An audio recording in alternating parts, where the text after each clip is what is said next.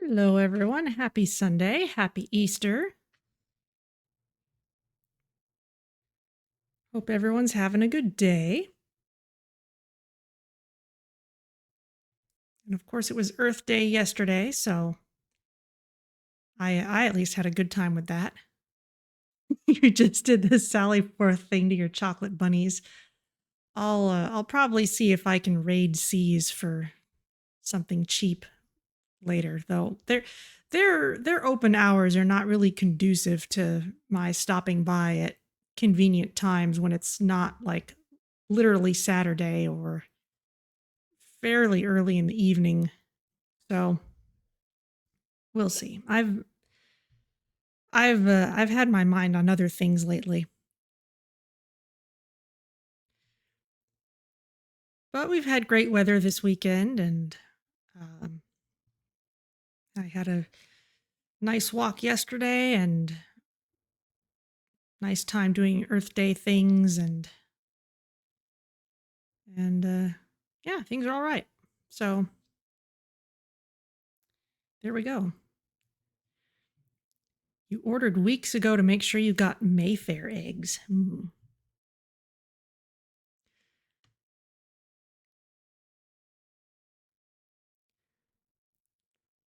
Trader Joe's has had chocolate bunnies sitting out for a while, but their seasonal stuff tends to disappear pretty quickly after a season has finished. All right, I'm going to start up this game.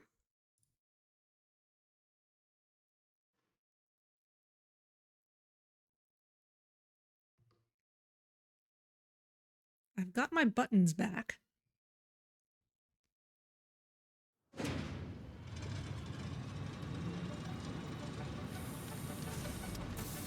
There we go.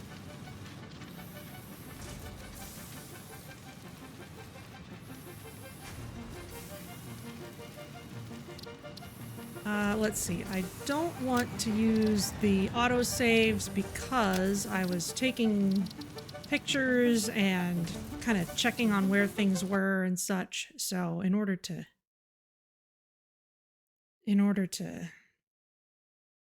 get things started properly, we're going to come back here and we're going to do a couple things right off the bat before I even try to explain anything. Do they fit with my new setup? I'm not sure if they fit all that well, if they fit any better or worse than before, but I think they're not responsible for breaking things. First thing we're going to do is we're going to turn off this modular engine maker, because we don't actually need any more modular engines. This is just filling the belt. And to that end, also, we are going to turn off the machine that's making smart plating, because we don't need that anymore either. So both of those machines are just wasting motors and rotors respectively. We would rather our rotors get used to make more actual motors. I'll just put these into the pipeline. There they go. So we're going to do that even before time starts, before we do anything. And now we can talk more about what's happening. So we've basically got a few things that we're waiting on. We're waiting on our ballistic warp drives to get made. And those, I think we're going to get up to 199, and then we're going to have to put one more nuclear pasta in, which is fine. The nuclear pastas and the AI expansion servers, those are both moving along at a pretty good clip. So those may get finished today, especially once we move the Somersloops from the warp drives into making nuclear pastas. And or possibly AI expansion servers. I'm not sure how the timing will work out. I've just kind of been eyeballing it.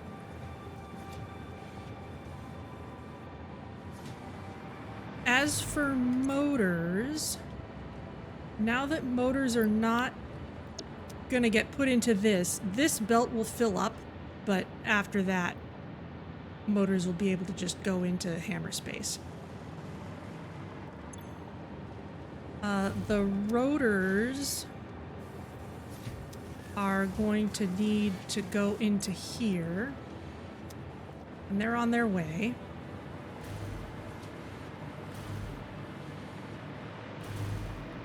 So before we do anything else, I think I'm also going to... That's making modular frames. That's right. We need to increase our production of screws. That's the other thing we need to do. Now, our supply of cubes has actually been pretty good. So, one thing I found over here, making heavy modular frames, was this stray Somersloop. This doesn't need speed overclocking since it's not getting enough modular frames for it to be constantly running. And I'm actually going to move this Somersloop over here. No, not here. I'm going to put it into the motor machine. There. It'll actually be more potent there than in a manufacturer. You'd love to see a count of how many screws have been manufactured so far. That would be quite something, wouldn't it? So motors, we're going to make loads more. And for rotors, it won't do us any good to speed these up when we don't have any screws going that way yet. So let's head off to the screw area. Because I did go and see what the holdup was, but you all have not seen it yet. Rather, you probably have seen it, but it's been a while. And I know it was something that I swung by at one point and said, oh, this is an issue, but we won't solve it just now, we'll wait till later. Well, now is later. Because now it is actually an issue. And the issue is that all the screws I've got going towards this top section, that's backed up, and it's not actually getting used fast enough to pull these screws off. And I've only got a couple machines that are sending screws off in this direction. So what we need to do is retool this belt, especially now that we've got smart splitters, so that we can actually make use of everything.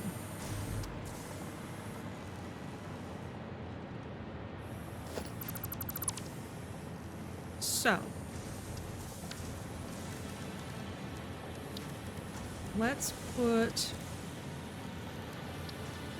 a regular splitter here.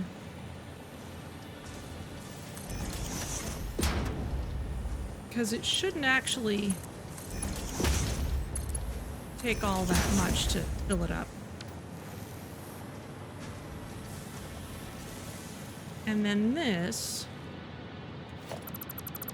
let's replace this with a smart splitter.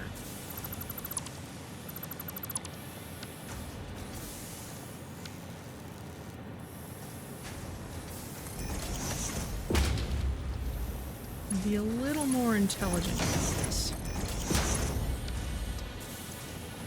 So out the left, we're gonna say, I'm actually still gonna prioritize screws to go out the left, and out the center, it's gonna be overflow, which there will be plenty of. Which means that this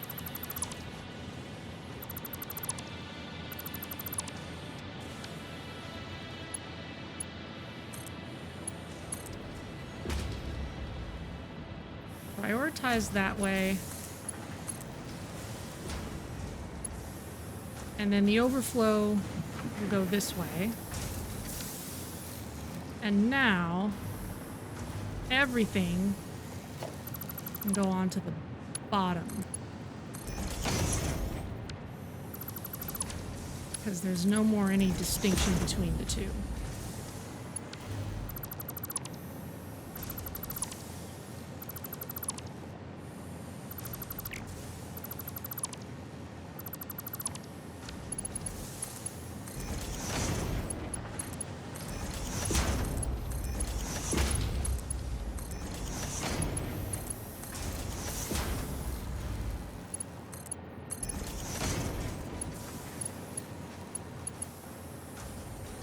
Hello? Oh, is this going... It's going the wrong way. Let's get rid of this top layer. Make things easier to see.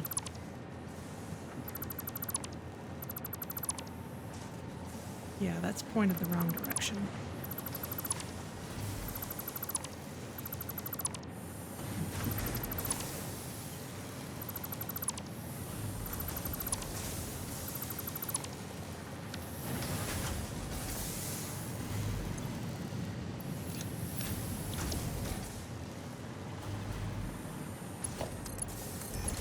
This one's fine.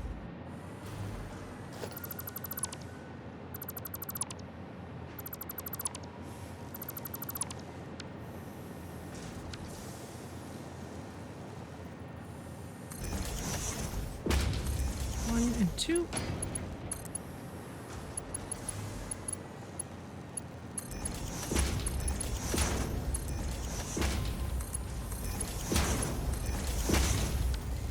Beautiful. Now let's make sure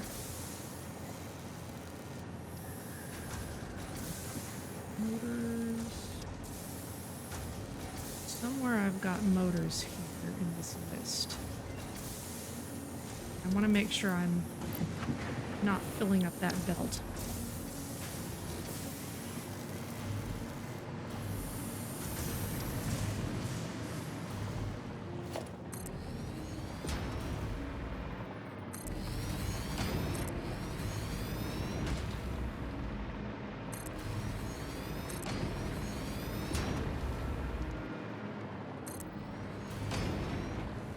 This is an extremely long belt.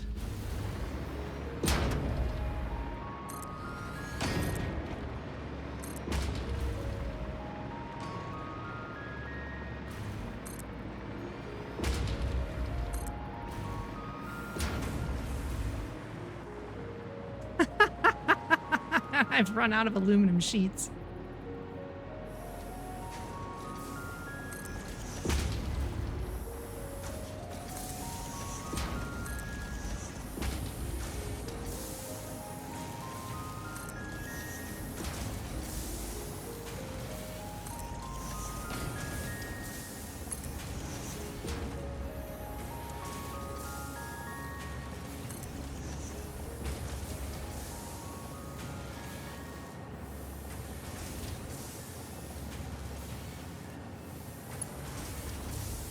Okay.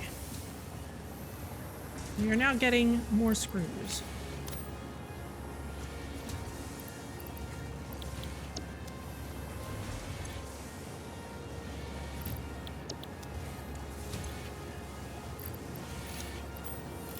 Means it now makes a little more sense to overclock these a little more. In fact, these machines don't use as much power as some of the other big things we're working with, so there we go.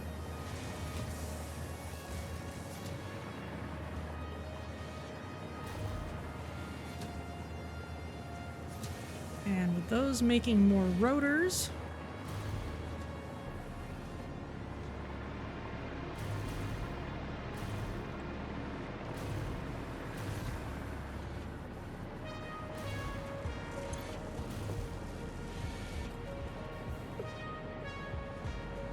we should be able to get more motors. Haven't quite caught up yet. But that's something. Plus we've got the Somersloops now. Where's the motors? There we go. Let's pull these out. Pin them to the top because we care about them.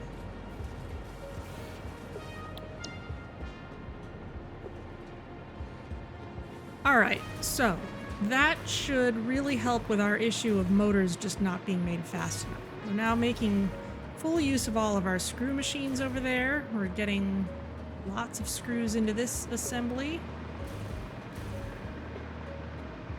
And let's just check on our advanced stuff over here. I know that we're using a lot of dark matter crystals. I would like to double check that we have enough of them to make things run.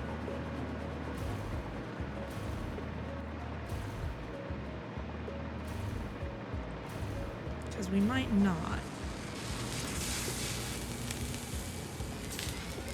Yeah, we may run out of these. And that won't waste any nuclear pasta, but it will slow things down, which we don't want. So, where is our dark matter crystals here? We've got some in hammer space.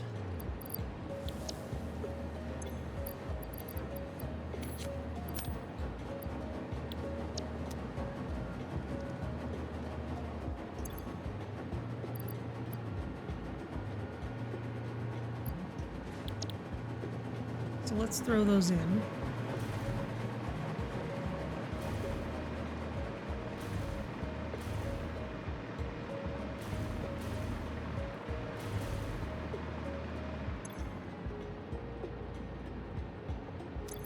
Yeah.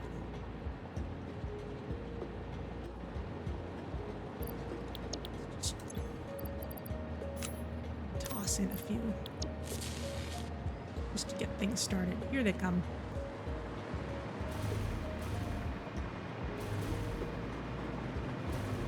At this point, dark matter crystals are only being manufactured as we're able to manufacture other advanced quantum things. So we do need to make sure we're actually making enough of them. We've got some that we've stored, but that's not an infinite supply. And in fact, the way I've set things up, this is going to run out once all of the dark matter crystals are really just sent to get shipped here. I'm not sure where our drone is. Now we can just manufacture dark matter crystals if we just pump more dark matter into the system. Which isn't something we want to do for very long necessarily, because that'll lock things up and we won't be able to do anything but make dark matter crystals out of dark matter, but that is an option if we start really running short. So I'm just going to wait till another stack of these comes in. Maybe we can head over there and check on our supply.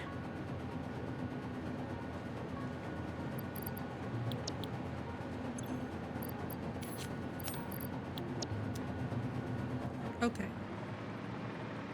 Well, that's doing fine for now.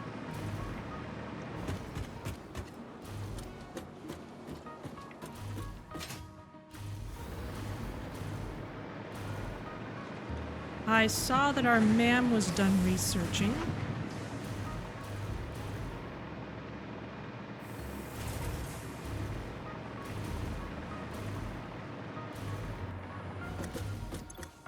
So let's see what we got. We got fine black powder or bolted iron plate. Okay. Well, let's scan something else. Got plenty of hard drives. Okay, but with that done,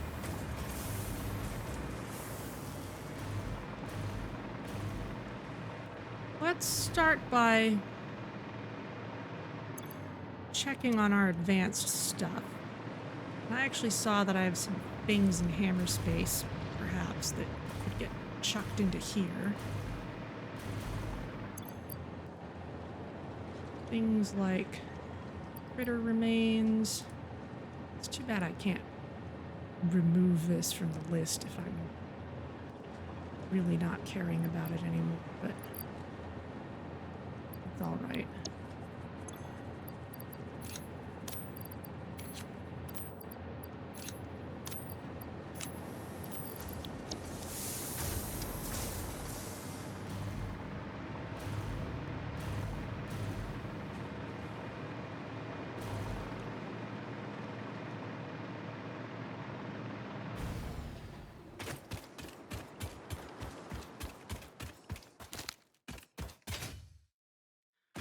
Oh, there should be a new thing you can redeem with channel points. So take a look if you like.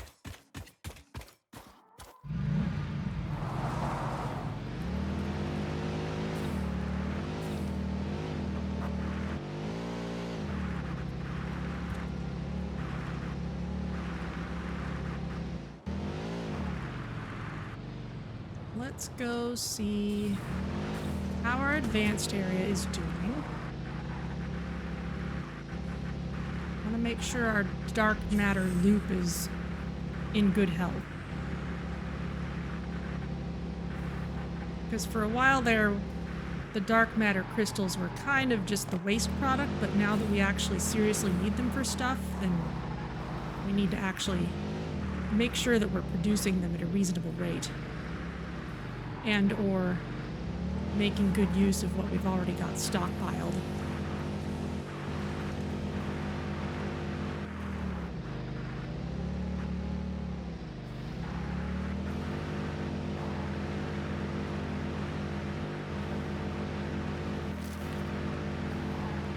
Up we come.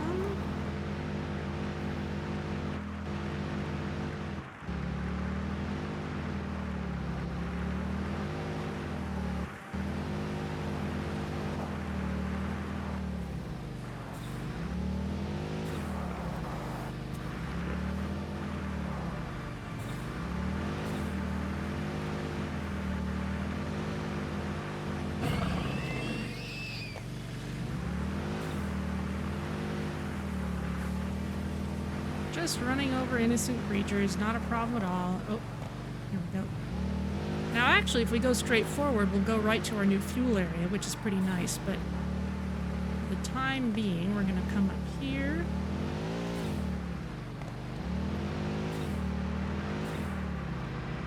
Gonna see how our dark matter is doing.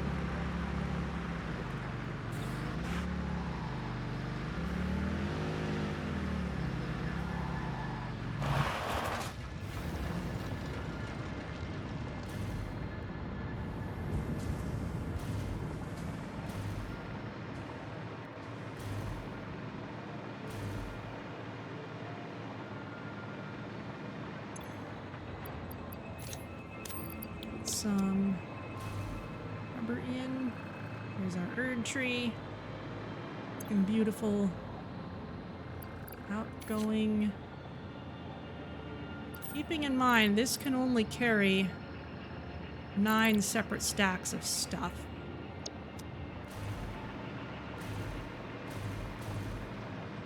I'm clearly not making all that many dark matter crystals, so what's going on here? I think we may have run out of other things. Crystal oscillators are starting to run low. Kind of had a backlog here because things were gummed up. Ah, supercomputers. We are constantly running short on those. These are doing pretty much fine now.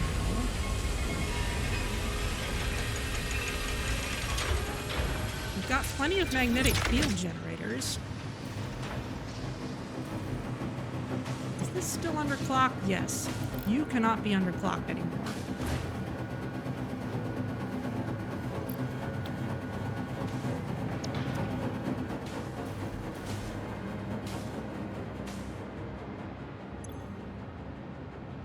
Okay, these are getting evenly split between the stuff up here and getting shipped out.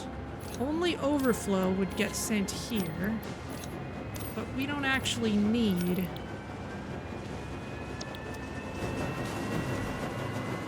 to just keep that there.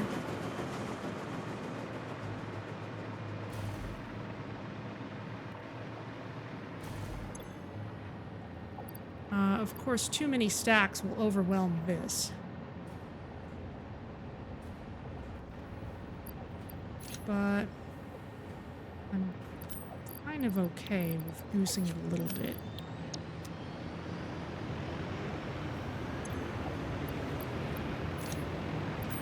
In fact, I'm just going to load this in. If shipments of other things are interrupted for a little while, that's actually okay.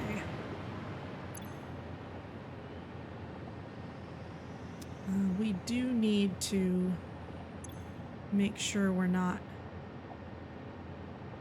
overflowing on diamonds, and making more dark matter crystals will help.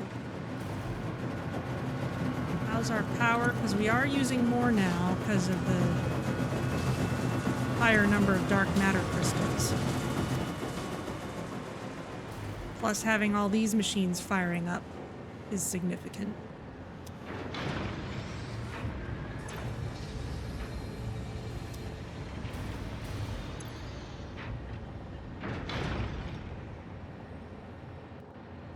Crucially, though,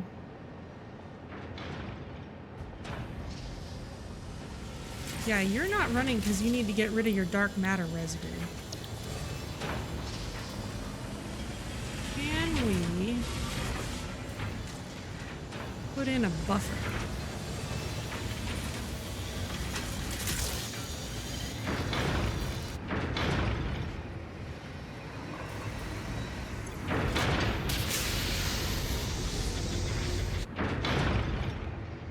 As soon as this fills up, it can't make stuff anymore.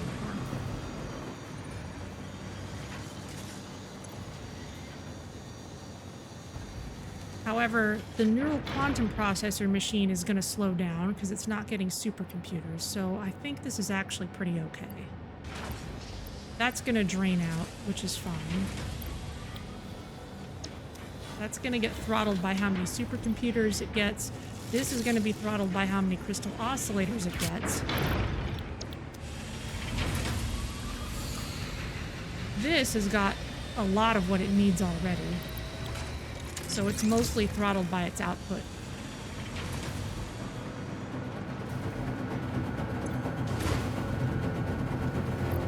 And that's getting dealt with a little faster. So I think this is pretty okay.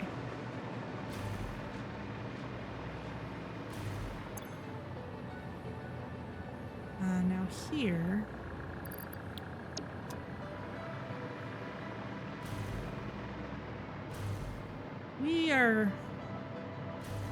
We are receiving way too many cooling systems. We're backed up on those, really. So I'm gonna find the machine making those and turn it down.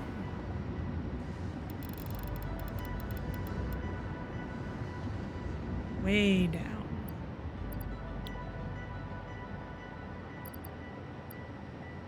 Why am I carrying all these heat sinks? I think I picked them up out of crash sites. At least they can sit somewhere useful.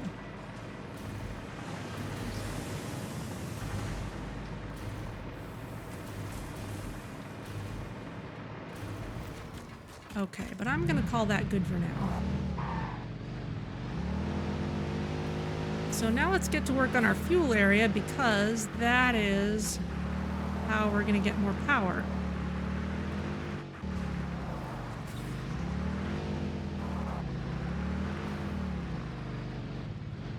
Rock.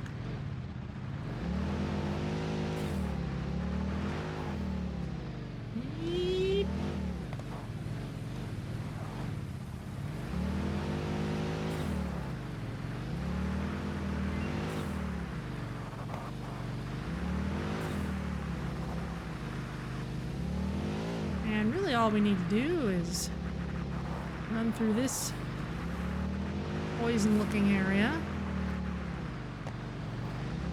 Is it shallow enough to run through? It is. Nice.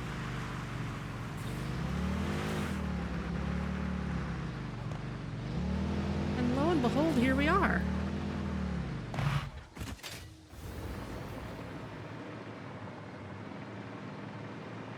Okay, we've got our blenders, we've got our water, we've got, I think, was this coal over here? It was either coal or sulfur. It's coal, and we ultimately need both of them.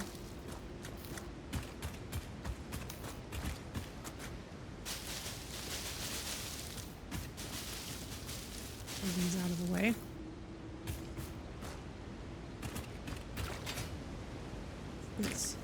That's just a rock. Okay.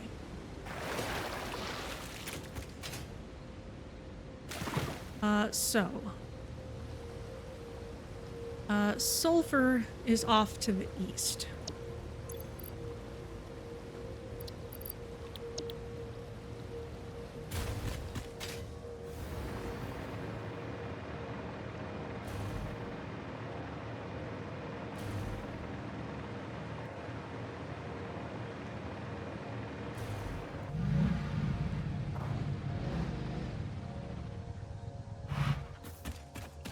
Actually, let's pick up some of the stuff around here that's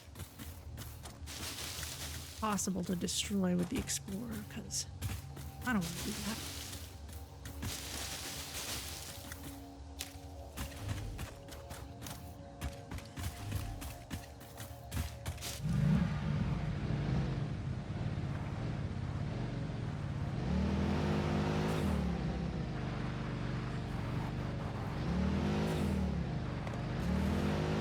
Okay, eastward we go.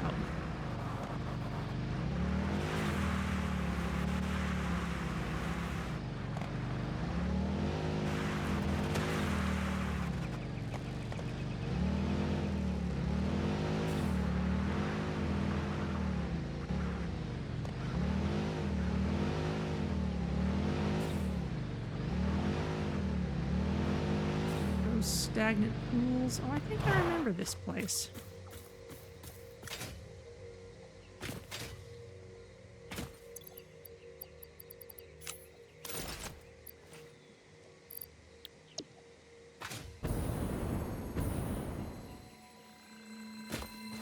Slug.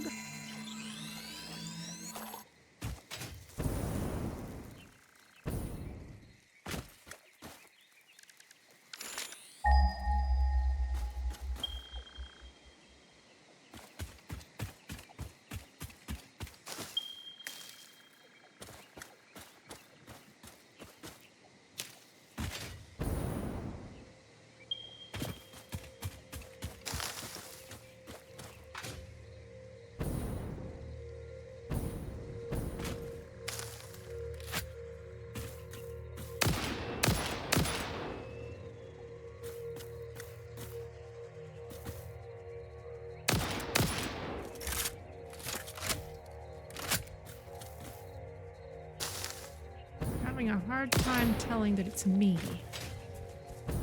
Oh, you are not. Oh, that's right. I still have these subtitles on. I'm actually not finding these especially helpful. So I think I'm going to turn these off.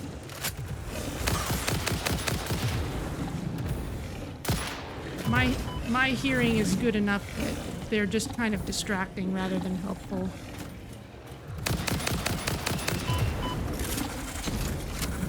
They're taking up a lot of screen space. Should probably focus on the spitters first.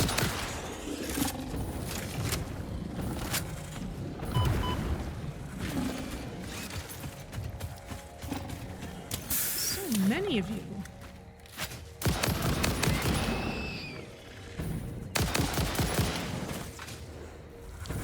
Gone. Oh, the camouflage on the green spitters is actually really good.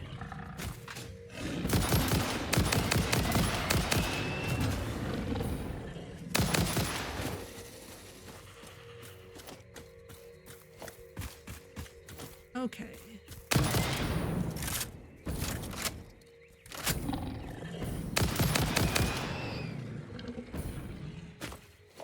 Is that everybody?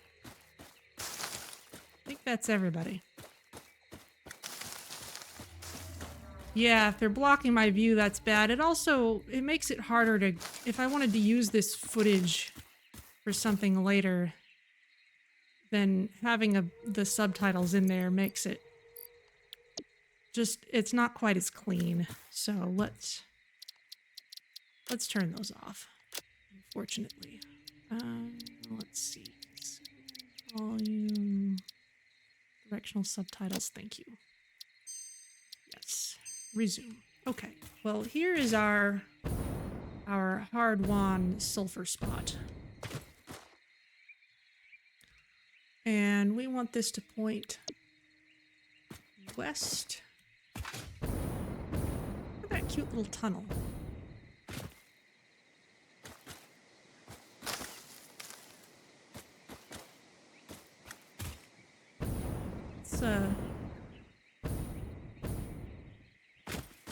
Let's run the conveyor belt through there just because we can, because it's cute.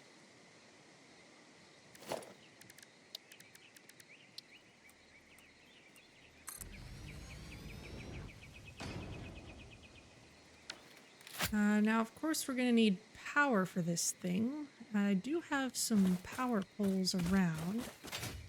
Let's see where the closest one might be. There's some that are just over there.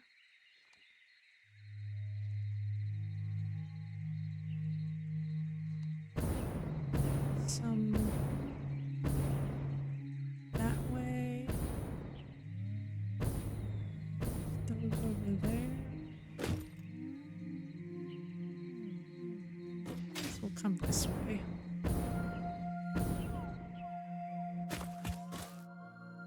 Oh yeah, look, there's our bridge and everything. Okay. Let's put you here.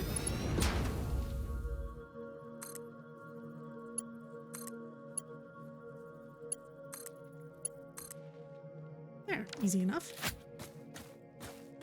How's our power situation? Pretty okay.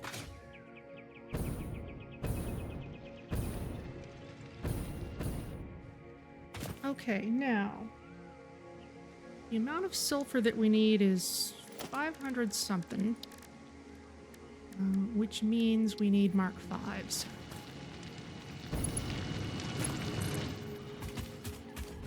Oh, look! Even more random sulfur in there.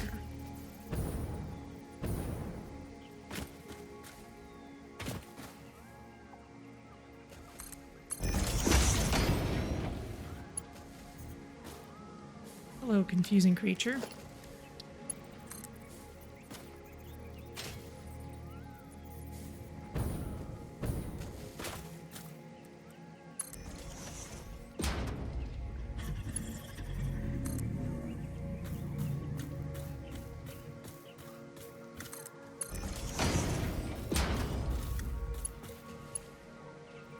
Now, if I wanted, I could blow up these poison rocks, but it's not exactly critical. However, I will lift this up so I can potentially drive under.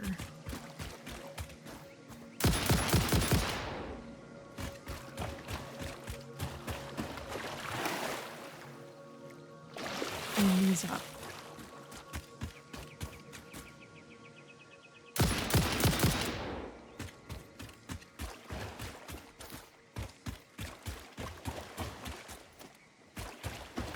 However, I don't want to be sitting in poison because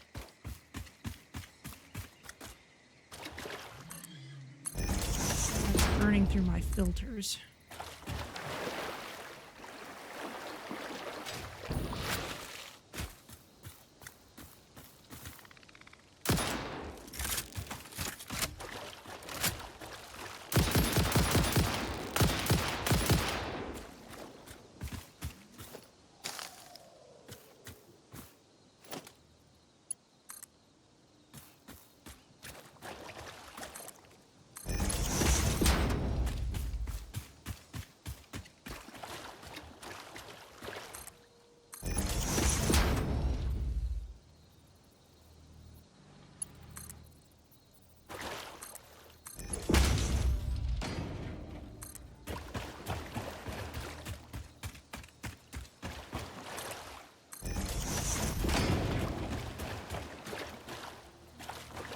Okay, and we want to bring it over near where the coal's coming in, so we're gonna come this way.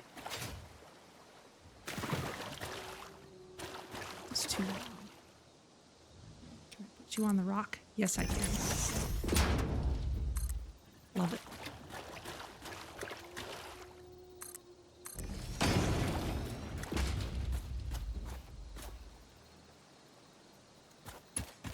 I don't think it's worth taking out the poison source unless I'm gonna be like standing in that area a lot. It'll just use up explosives and also take out other scenery around it. And so if I'm not actually going to be walking back through there, which I really probably don't need to, it's just not a priority. Okay, now we're almost at the right place, which means I need to extend my floor over here and make lots and lots of compacted coal.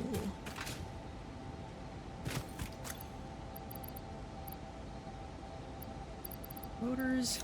Yeah, now I'm getting enough motors.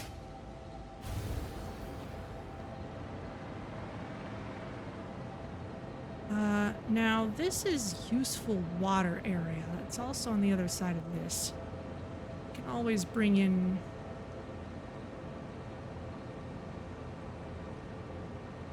What we could do is set this up high enough that we could fit water extractors under it. I like this plan. Let's try that.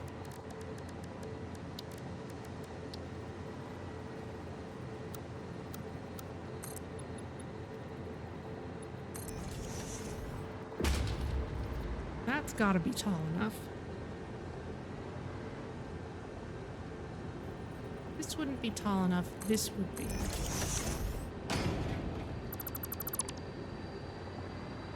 We're gonna just use that as a measuring stick for now.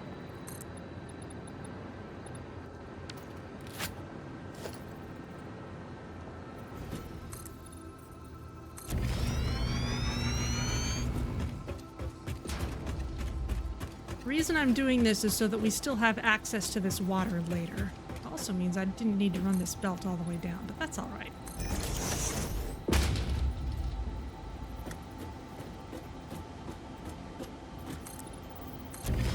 That can go on as long as it needs to. Suppose we build one more.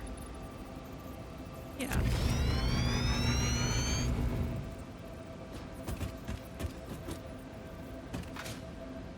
Okay, let's build some power out here, just so I can use my hover pad, if nothing else.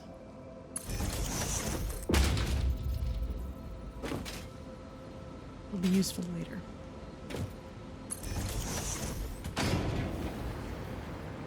Okay, so now build this out a little farther. Now we need to start using smart splitters. And actually, let's see. Assuming base production levels, we're gonna need 22 assemblers, which is ridiculous.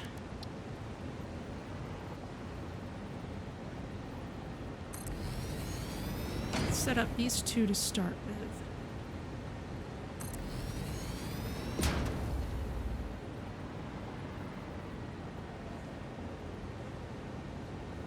And actually, I do want smart splitters for these. And I actually kind of feel like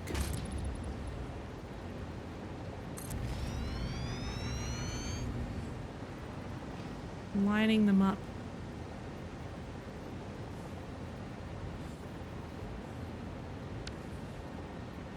on one level.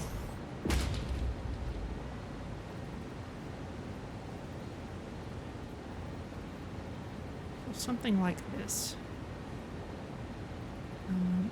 Okay. But just because we can.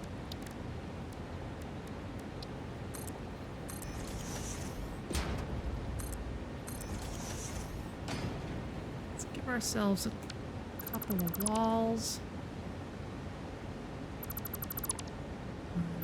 Considering that, let's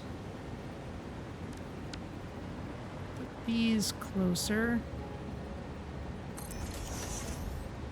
because it really doesn't matter which one you put in where. Give this one a little bit of room to shimmy over.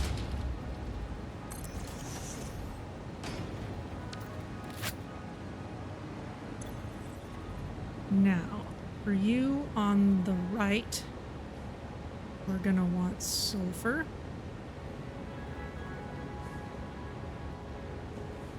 And the center overflow. Copy. Paste. We'll copy and paste a lot more of these later. Paste this here as well, but out the right we want coal. We copy that. Paste it here. We can go on down the line later. So coal in this close one.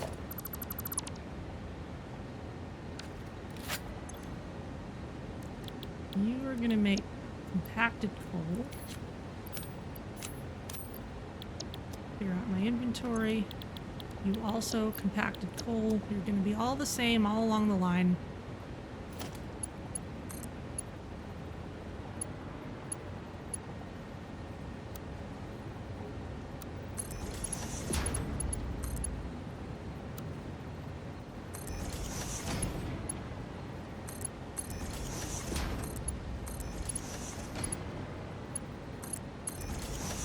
This will eventually take sulfur.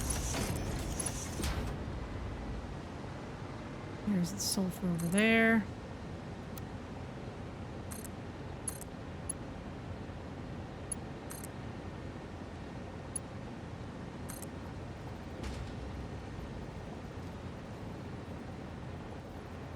Grandpa Meow, hello! Welcome! We can do it. I think we will. In fact, look at those AI expansion servers up in the upper right. We're within 50 units of finishing those out. Which means we'll have to run over there and change what's happening. But now, we need 20 more assemblers. Isn't that fun?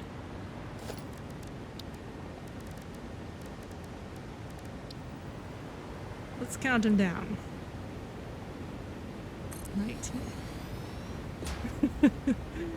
There's 19. How's it going, Grandpa Meow? 18. 17. 16.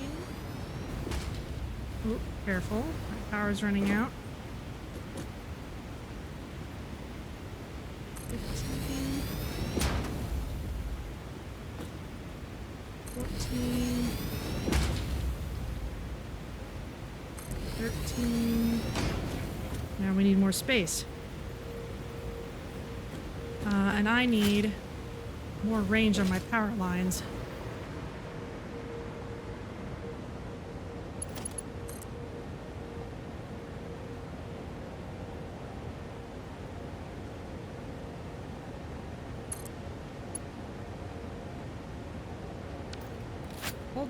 Pulled a muscle in your right arm cleaning, but doing good. Well, I hope that heals quickly.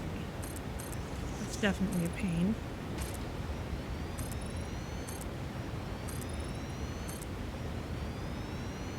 There's more floor. We'll be down to 12. Where's our assembler? 11. 10. 9. 8. 7.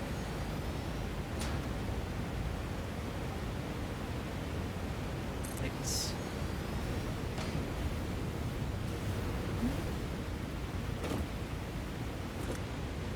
5.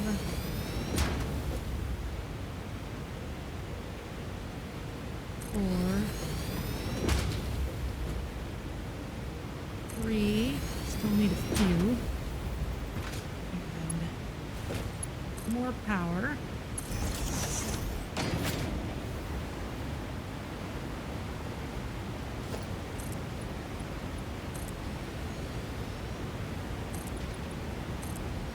Go only as far as we need to.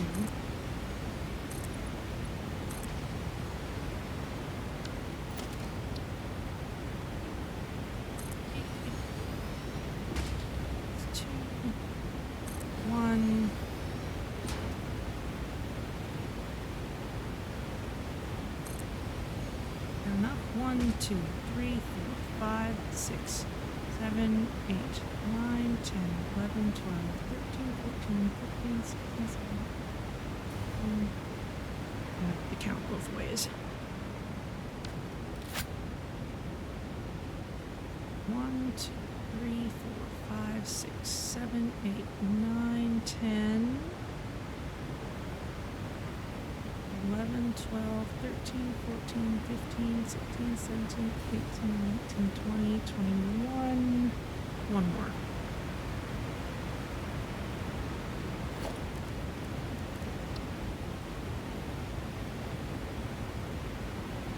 One more row of these. Fine.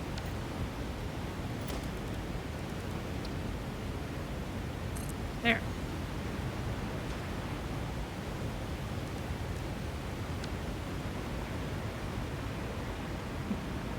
Happy New Year.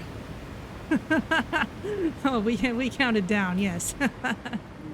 Can't forget.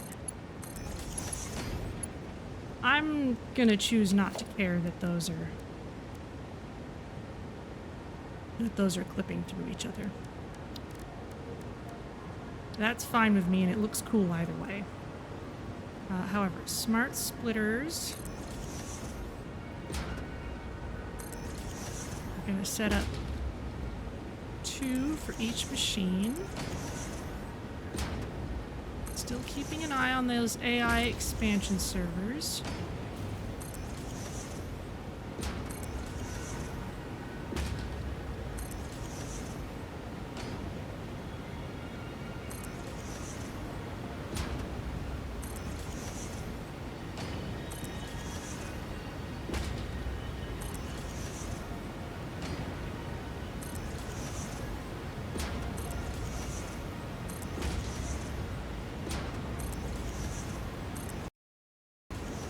Oh, Unreal processes crashed. All right. Let's start again. We'll probably have to rebuild 10 minutes worth of machines.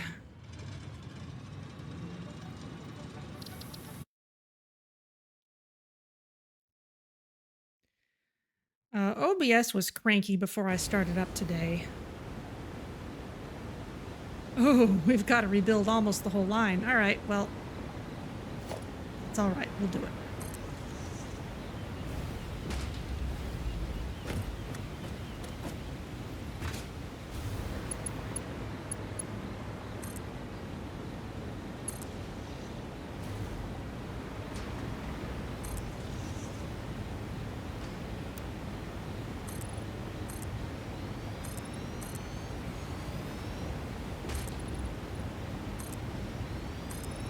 Maybe I'll have to be extra careful with my saves again this time. Motors are fine. Now the assemblers just use rotors.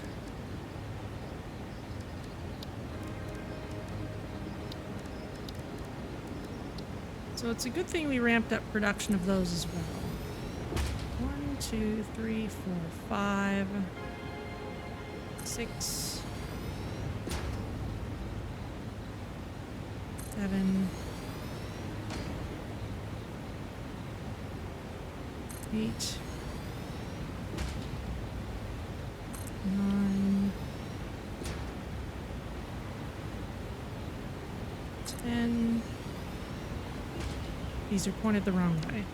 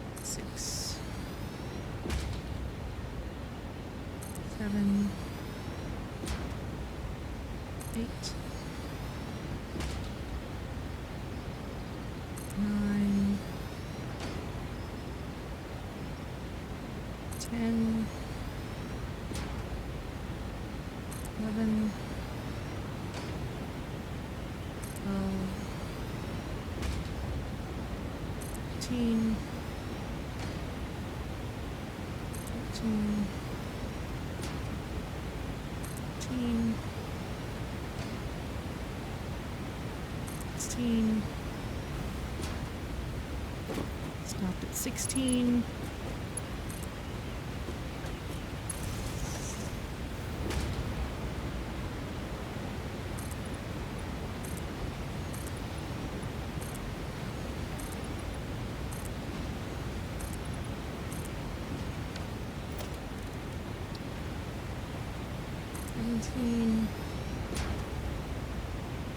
Eighteen, 19, 20, 21, 22. Ooh, all right. And now we save.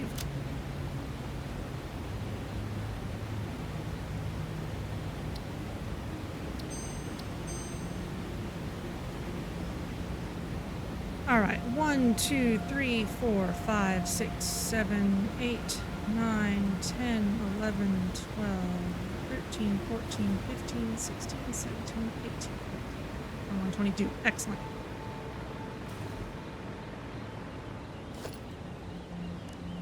Now smart splitters, and still keeping an eye on those AI expansion servers.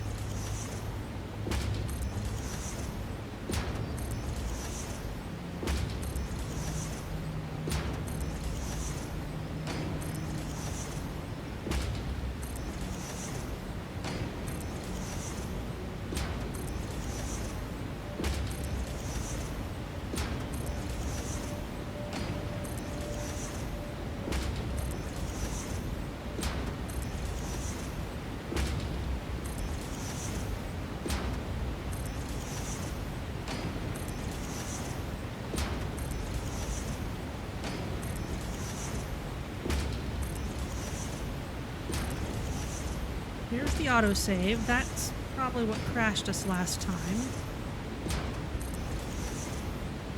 It's good news that it got off this time. Maybe it just has trouble when I've built so many things between autosaves. Alright, well that's impressive.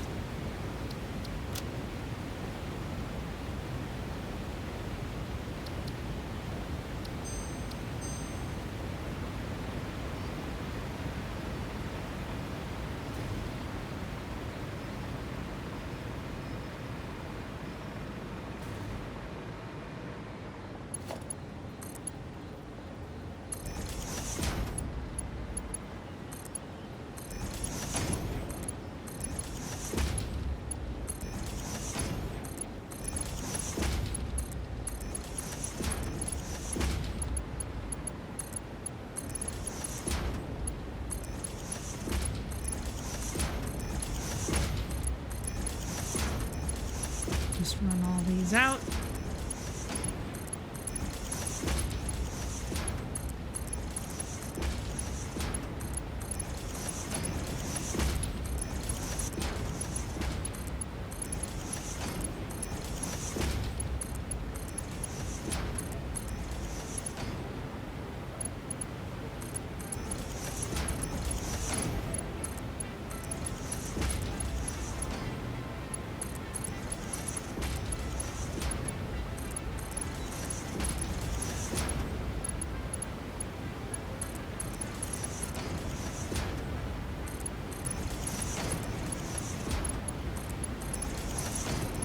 There.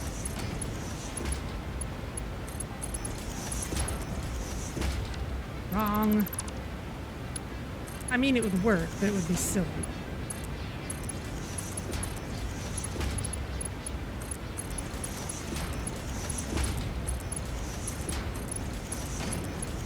Now, none of these machines are actually filling up their inputs yet.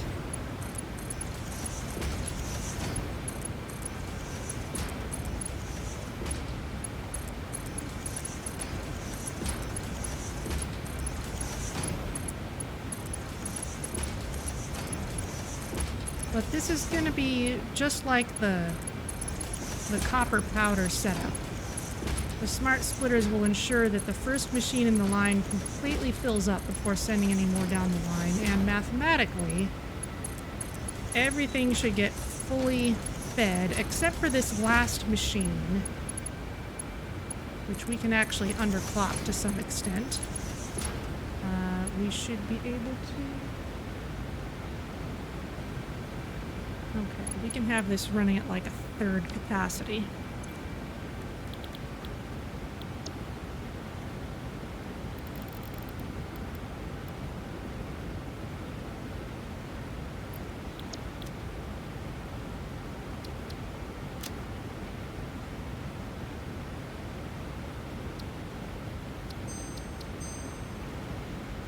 Looks good. All of these will be set for compacted coal.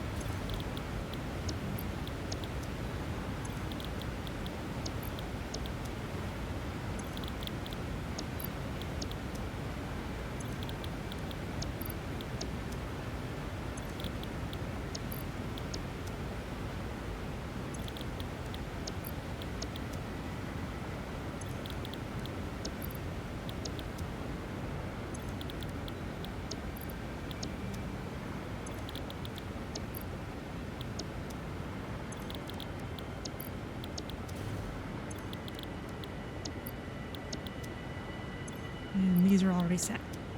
Okay.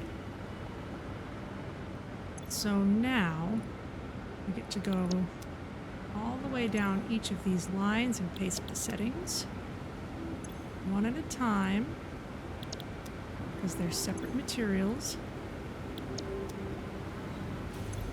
Now I could have said for both of these lines, send anything out the right and overflow through the center. They didn't need to be set separately for coal and sulfur. I like to be specific.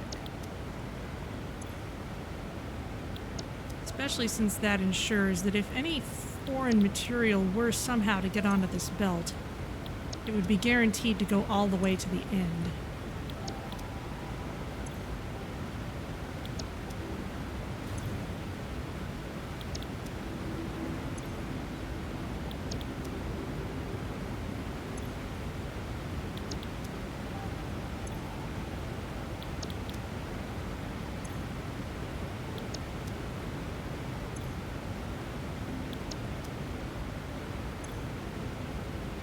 And even with sulfur being set for these, because the machines aren't powered on, the machines themselves are still not filling up.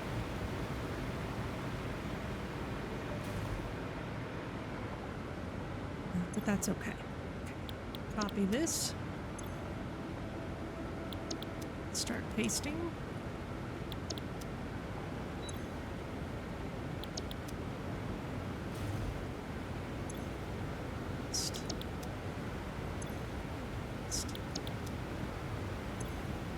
Paste. Paste. Paste.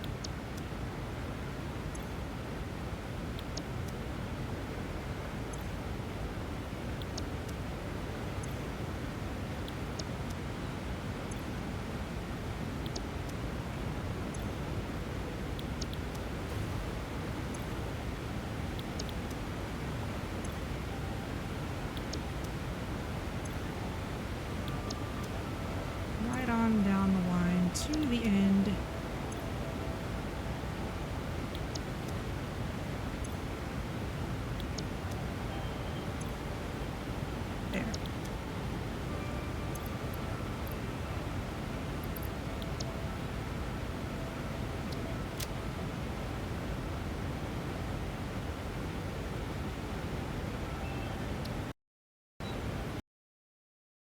Oh my goodness. Oh, please tell me you at least got the save off.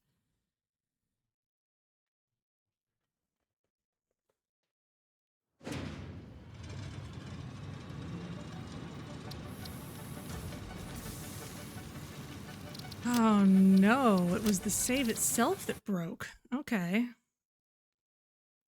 Well, I think we were partway through saving settings, maybe? No, we only just got started. My goodness. Alright. Well, we'll just start again.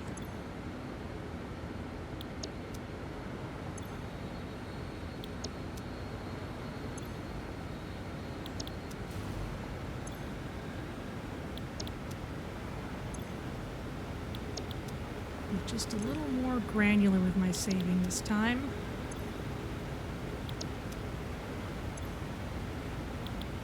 Don't know why it's so cranky. Now, I'm not actually hooking these up to power yet.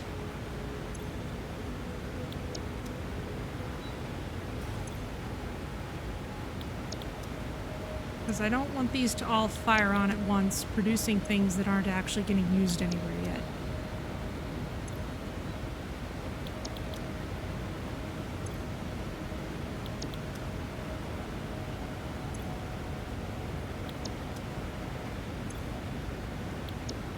Okay, you are done.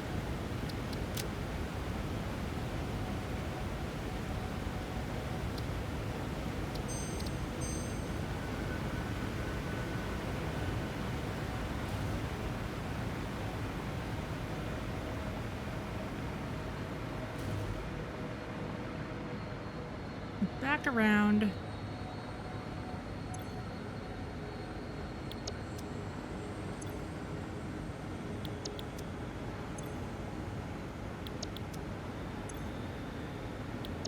Let's do the last of these.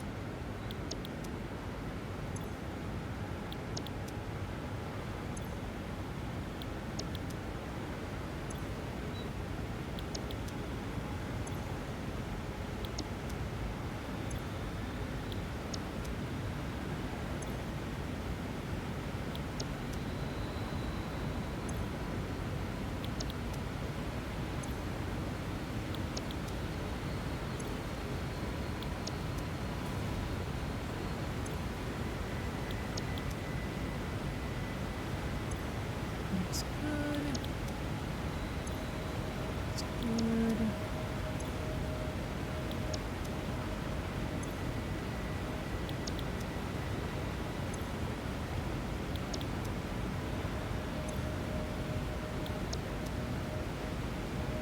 There.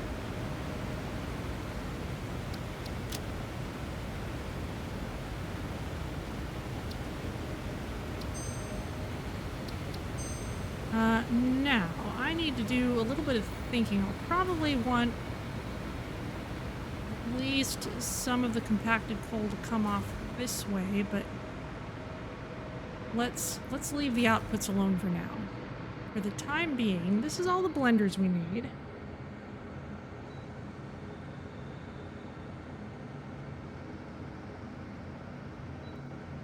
And now we're gonna need a grand total of 36 refineries, which is ridiculous.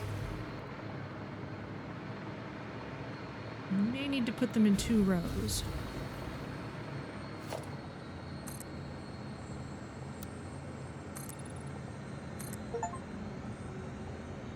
I've just gotten an achievement for building 5,000 foundations.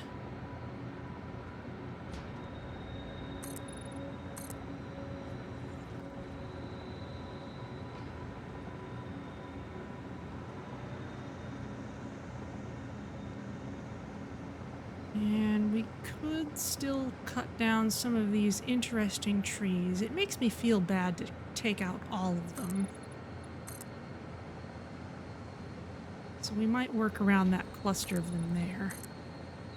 Since they are in a spot that's literally on the map, it would be nice to preserve it. I don't like destroying scenery if I don't have to.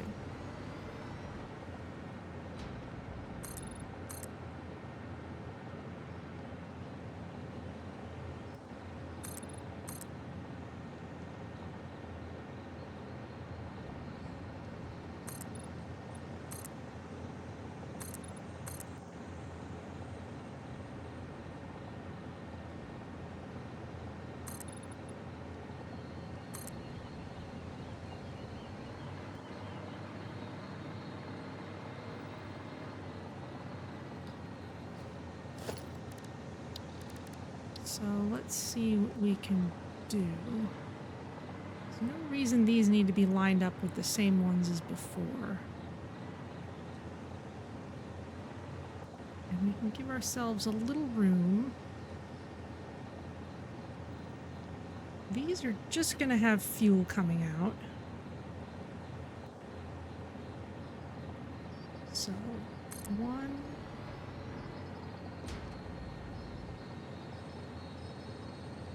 2.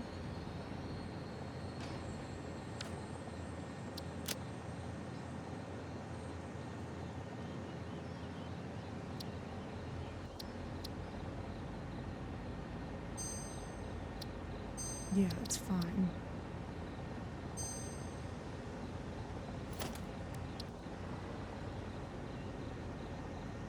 Three.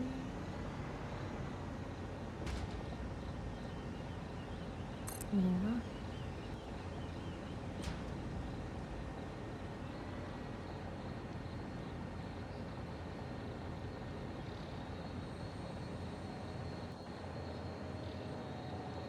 In fact,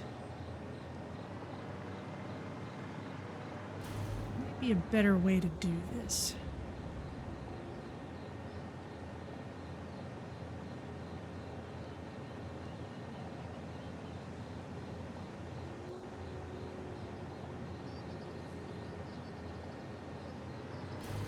Yeah, I'm actually going to go sideways with these.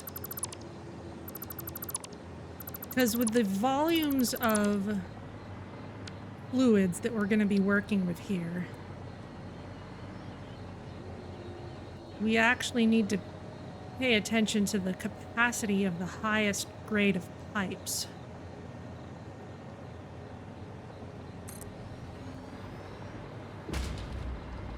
Set these up sideways and we do like 2 lines of 18. We can go 4 and 4 on the blenders.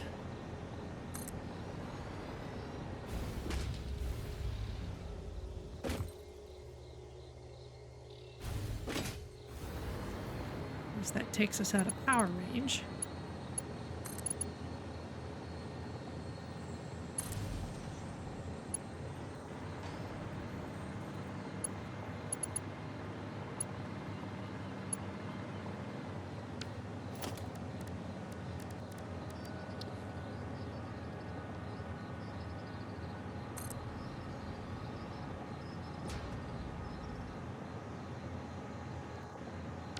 Let's make sure we can get our pipes in the way we want.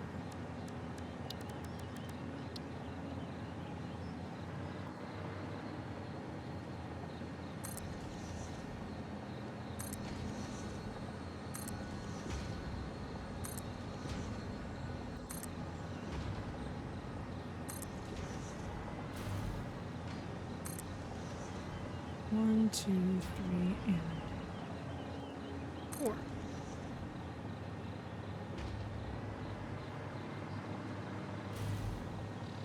Yeah, that's fine. We'll put the actual pipes in later. 1, 2. Each of these is a little more than a foundation wide.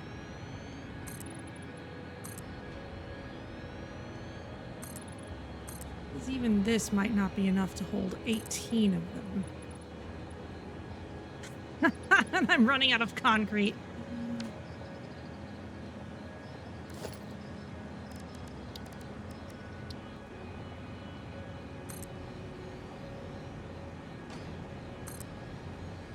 Two, 3, 4, 5, 6, 7, 8, 9, 10.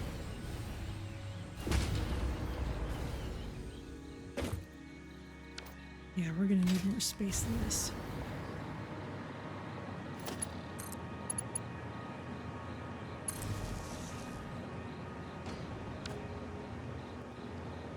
Might need to cut that out then.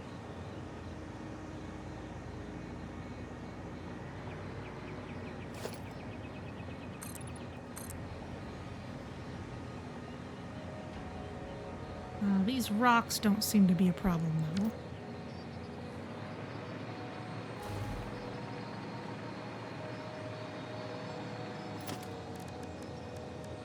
Let's lay some pipe. We will definitely need Mark II pipes for the trunk lines.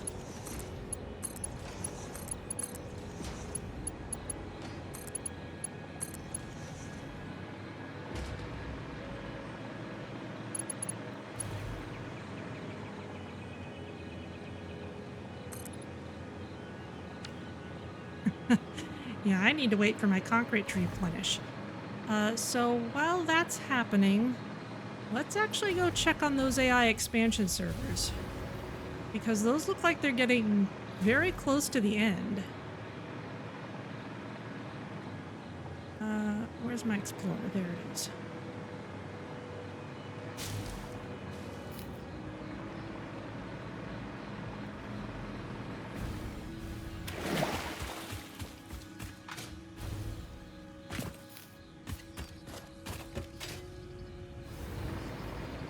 Oh, did I leave it all the way over at the sulfur? I suppose I did.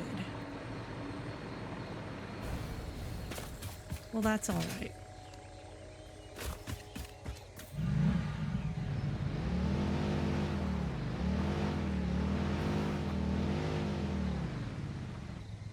We need to...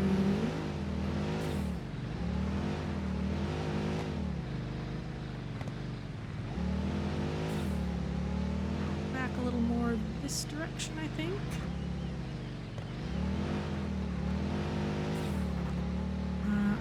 I might need to raise these levels higher.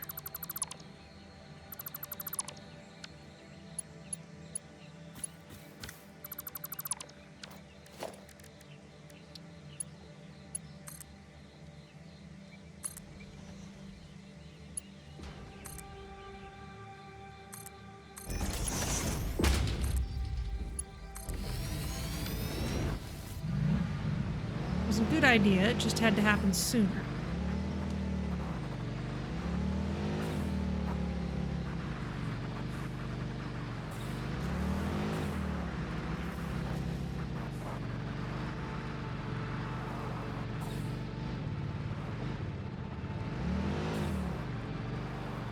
There's my bridge. And in fact, I could make this a bridge as well.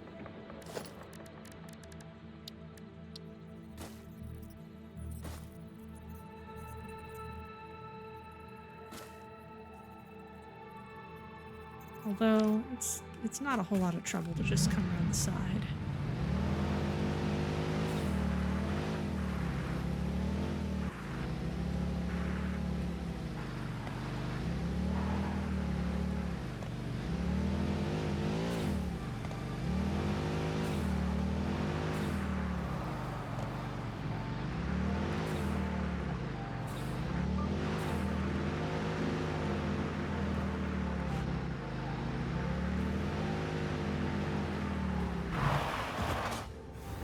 Okay, how are things going over here? We are very close to having enough AI expansion servers.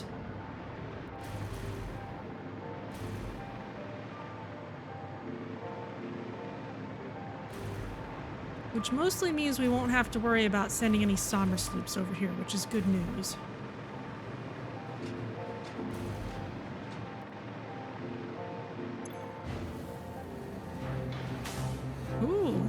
Actually aren't getting quite enough dark matter residue anymore.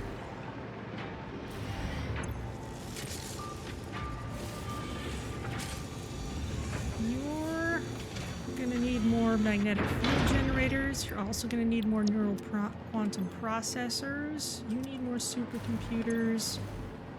You are fine. You are actually also using dark matter crystals.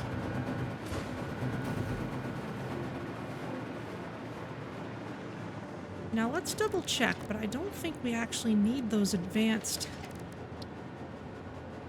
Yeah, we're not going to need neural quantum processors for anything else. And superposition oscillators, we've already partitioned out as many as we need for the ballistic warp drives, which means once we're done with AI expansion servers, we can just generate dark matter and make crystals just for their own sake.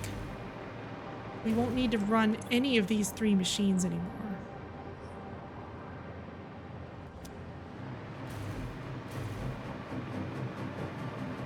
So let's actually camp up here and stop things when they're ready to be stopped.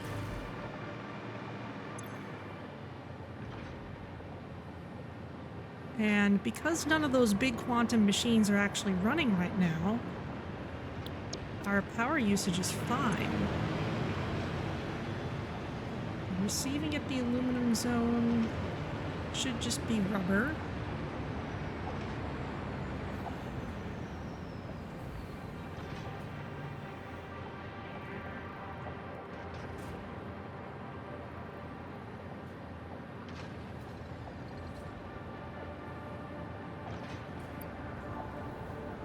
Yeah, which we honestly have more than we need. Okay, we've got 6 outgoing AI expansion servers already. We might have some in the pipeline that are just waiting to get put in. So we're up to 242 at the very least.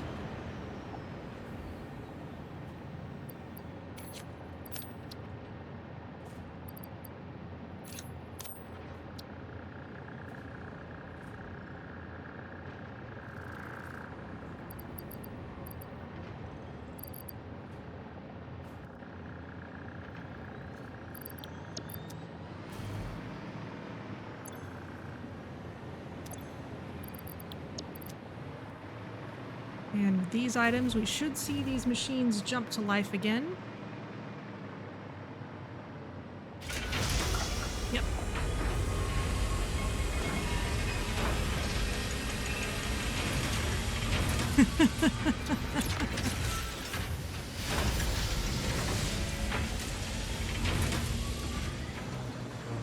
And once they make some dark matter residue, then this can fire up again.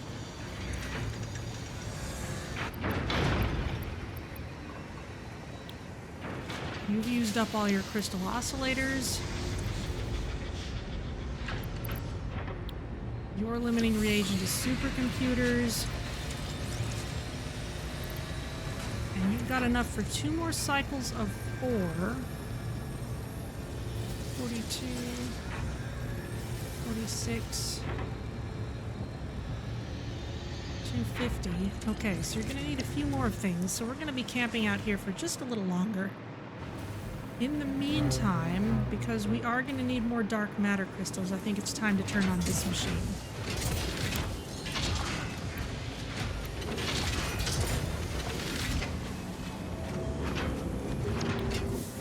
At least at half speed.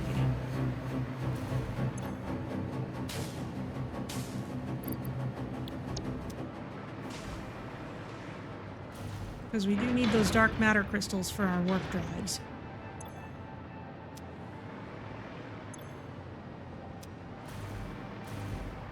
And what are you doing? You need more stuff.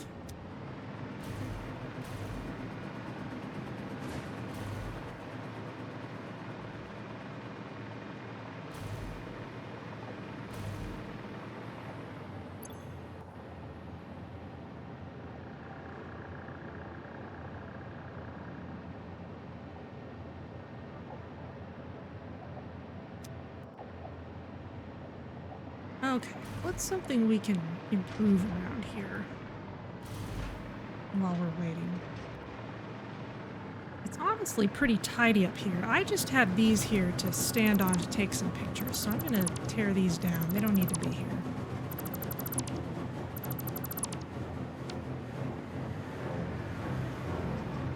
You are not running full time quite.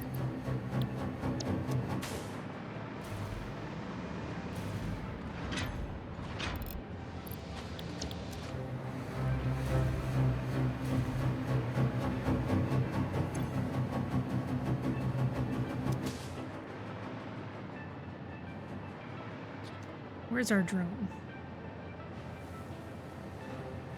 It's coming.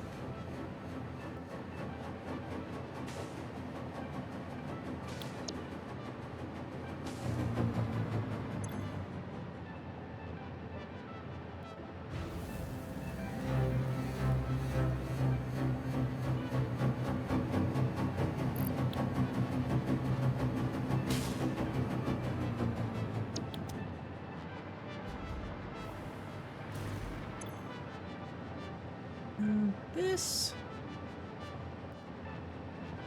don't think we actually need any more of those at the moment. So I'm going to cut this belt out. I'm actually going to make it obvious where the break is.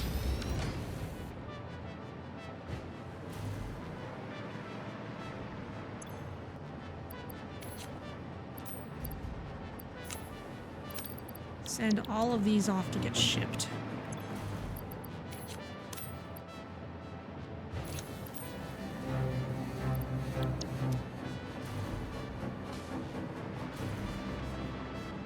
Shouldn't see any going into the overflow.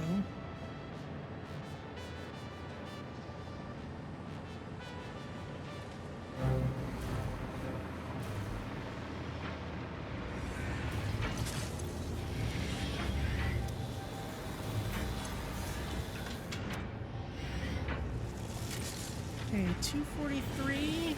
Don't need all that many expansion servers anymore. These are shut off. This still isn't getting enough.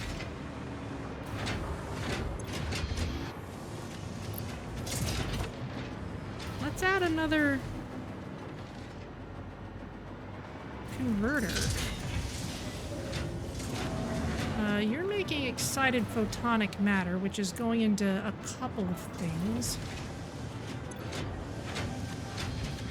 That takes no inputs at all. So you know what? Let's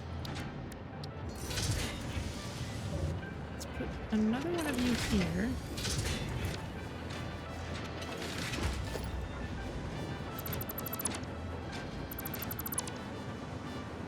We're going to switch our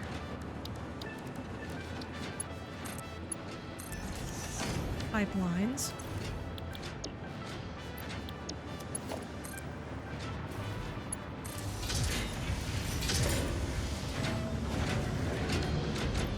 And you can instead make dark matter residue.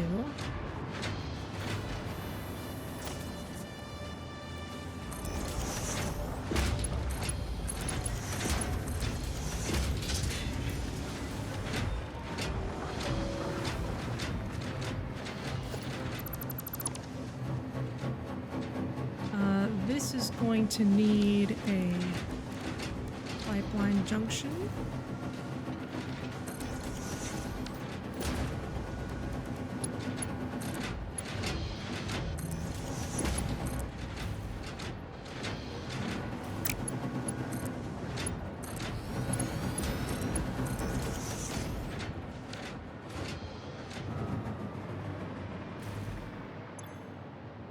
There.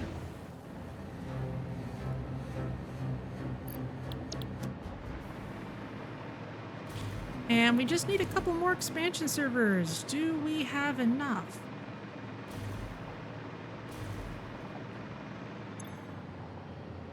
Yes. Wait, no, not quite. Almost. It's 256, not 250. So we're not 100% certain yet. We should be sending more dark matter that way, though. How are you doing?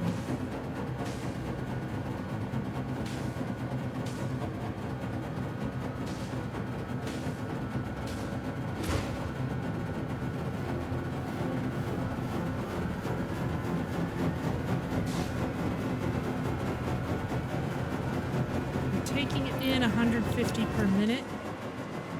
And these two are producing 100 per minute. Okay, so this is... This will overflow if these machines keep going, but they're not necessarily going to keep going. What do you need? You just need more supercomputers. And then you should be fine. Okay.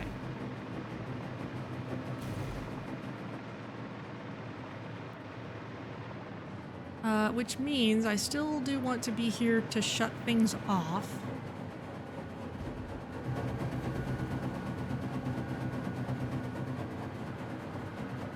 And then we also need to stop shipment of some of these items.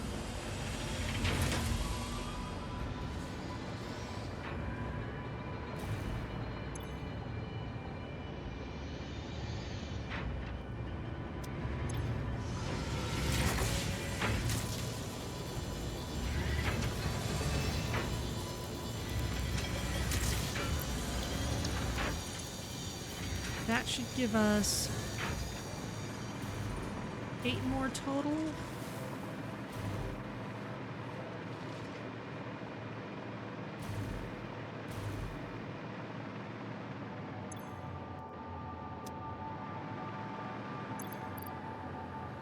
I'm gonna toss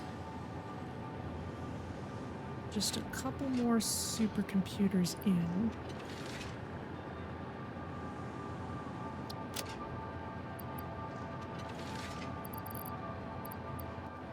Where's the other split?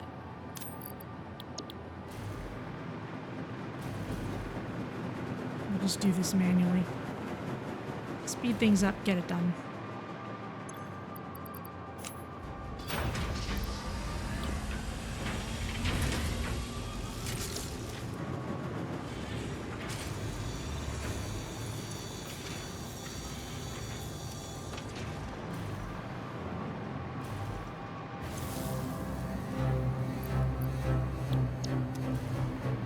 This is gonna overflow a little bit, so I'm gonna...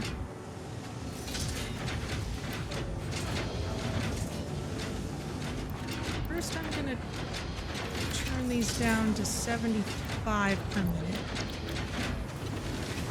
which will be mathematically perfect.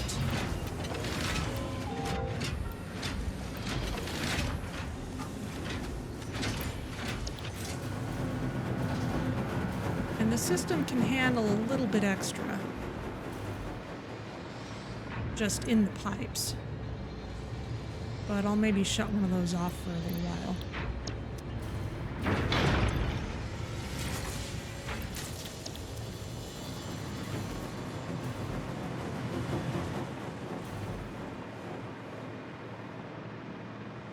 We need 7 more.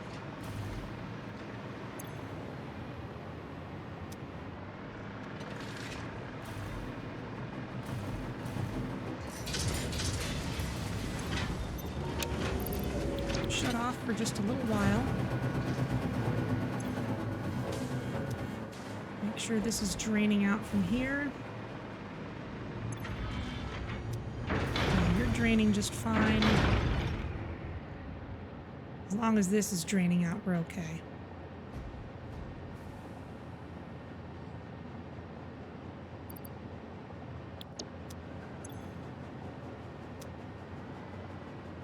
I guess some of these are going into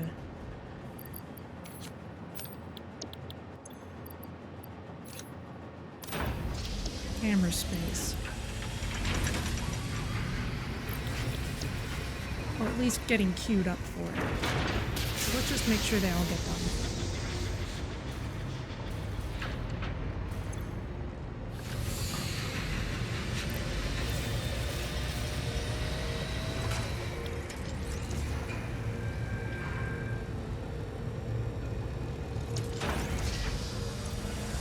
This is up and running again. We just need this to run for 2 cycles.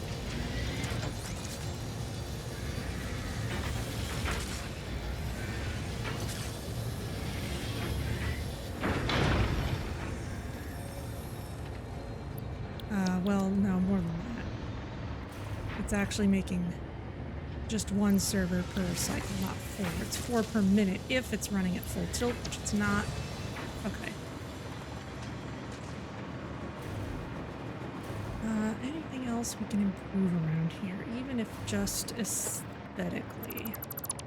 This doesn't need to be here.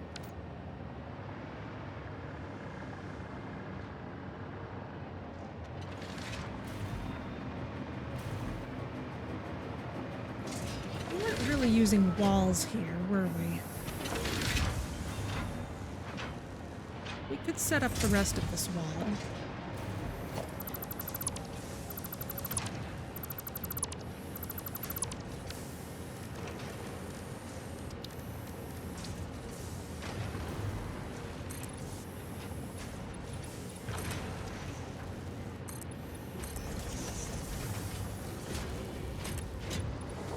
Deal with that gap in a sec here.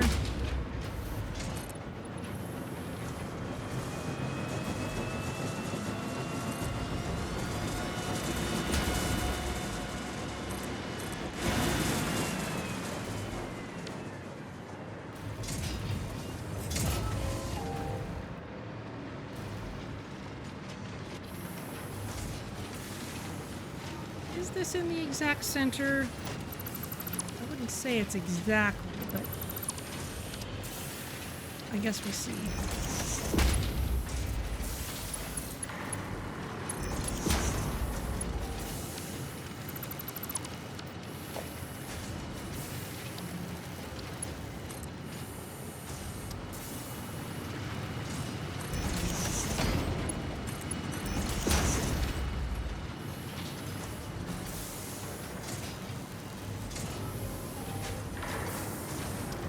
There we go.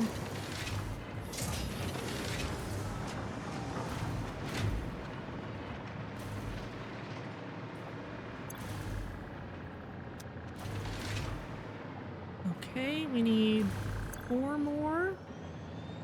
We need just 1 more in this load.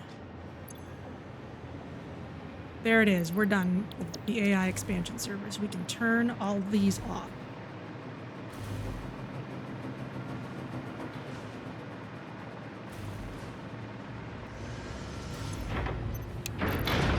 This off. Shut this off. It means they won't be putting any more dark matter into the system, which means we need to turn both of these converters on.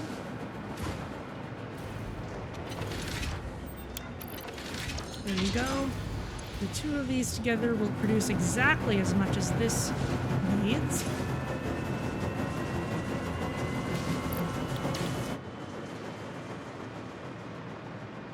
And that should give us the dark matter crystals we need.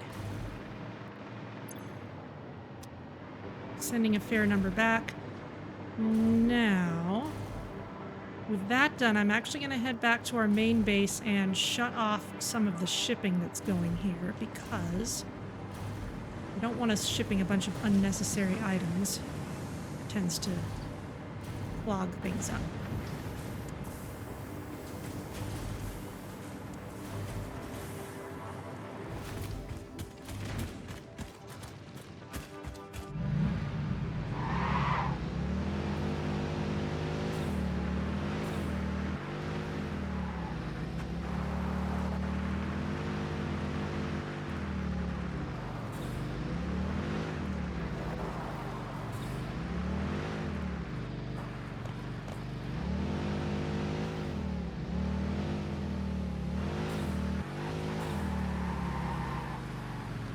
I was not expecting AI expansion servers to be done so quickly.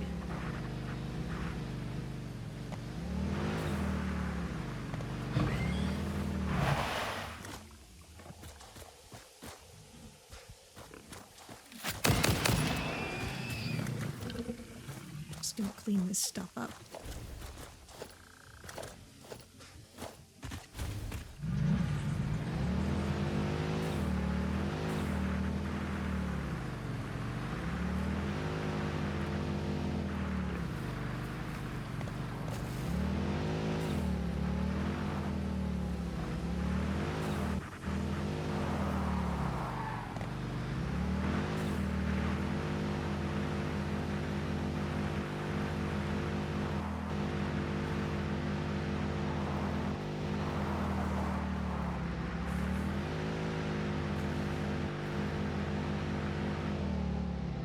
Whee!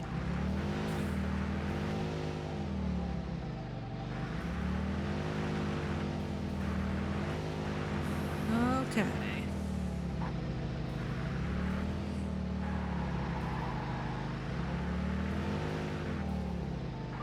Now, if we're not getting enough dark matter over there, we could overclock things.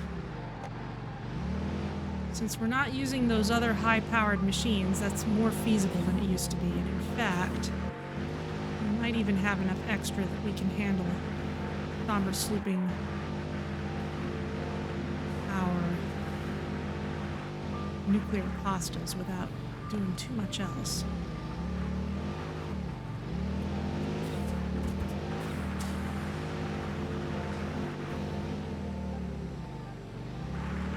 But we don't need any more of those electromagnetic control units.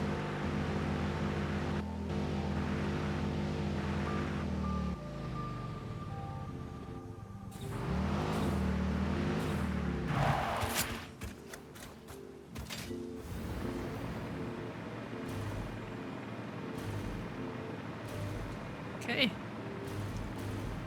256. All finished. So wherever we're making electromagnetic control units... Well, look at that. We filled up that motor belt.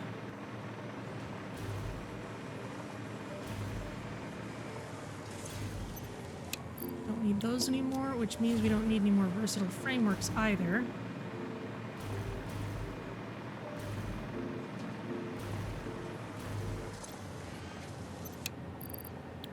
Please, thank you. That was full, oh my gosh.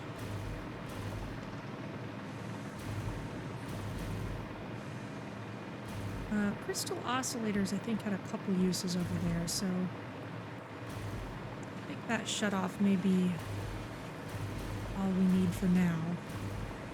I'm not sure what the post-game would want in terms of continuing to make the advanced items, so we'll just find that out.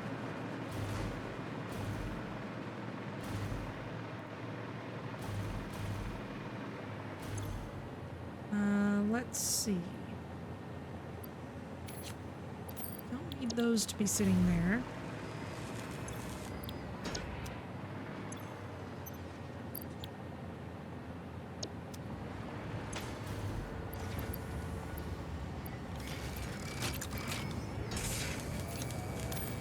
You've got enough in your pipeline. Take this stack of concrete because I wanted it elsewhere. I'll just redistribute this dark matter.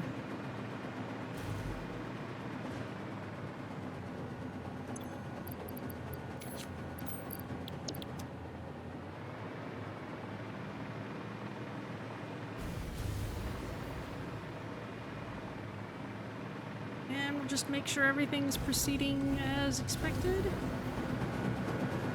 Take another look at this. Look at these. You don't have enough pressure conversion cubes. That's a serious problem.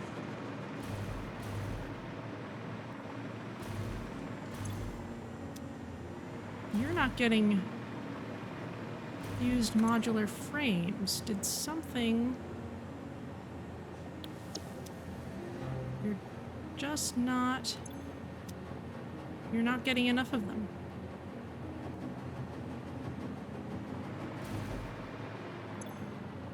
We don't need any more thermal propulsion rockets. So, in fact...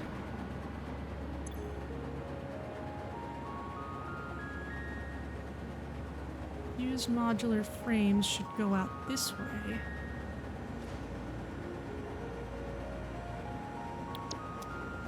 Just treat it like an even split.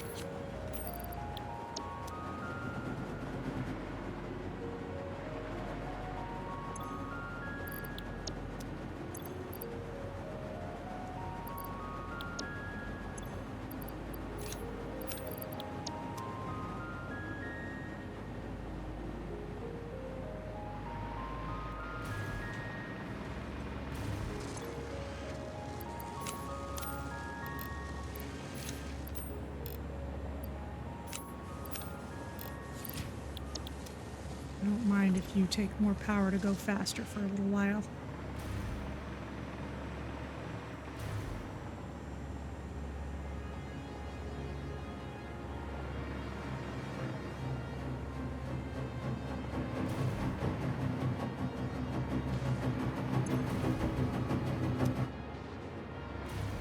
Just because we desperately need more of these.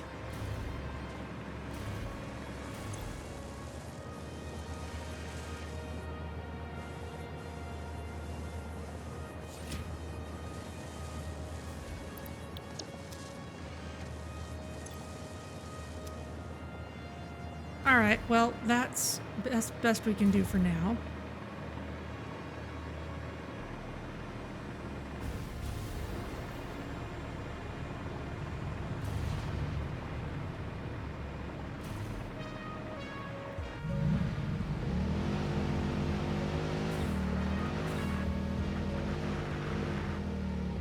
Let's go back to working on our fuel.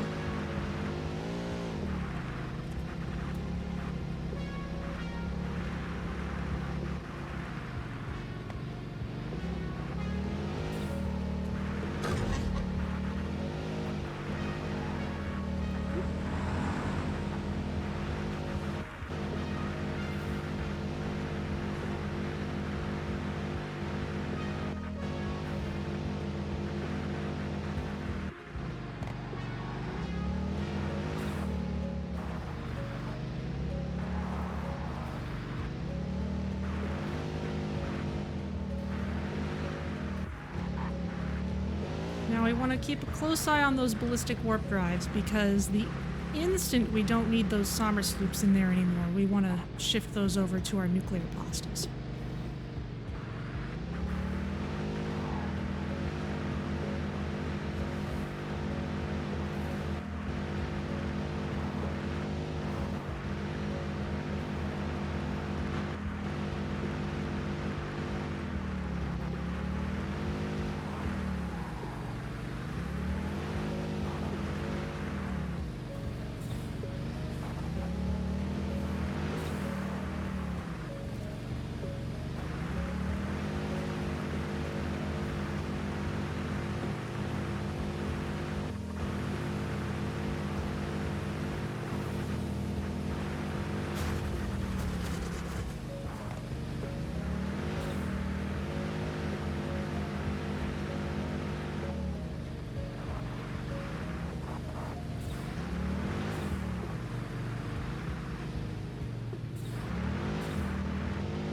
Poison doesn't affect me while I'm in this Explorer, so I don't necessarily need to clear them out. That's how I'm going to be traveling.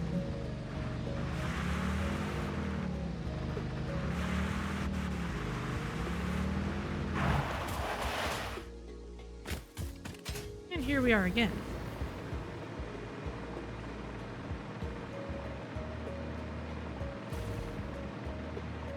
Two, three, four, 5, 6, 7, 8, 10. And I don't think I'm quite gonna have room for 8 more. If I stay in this same line. Not without cutting some things down.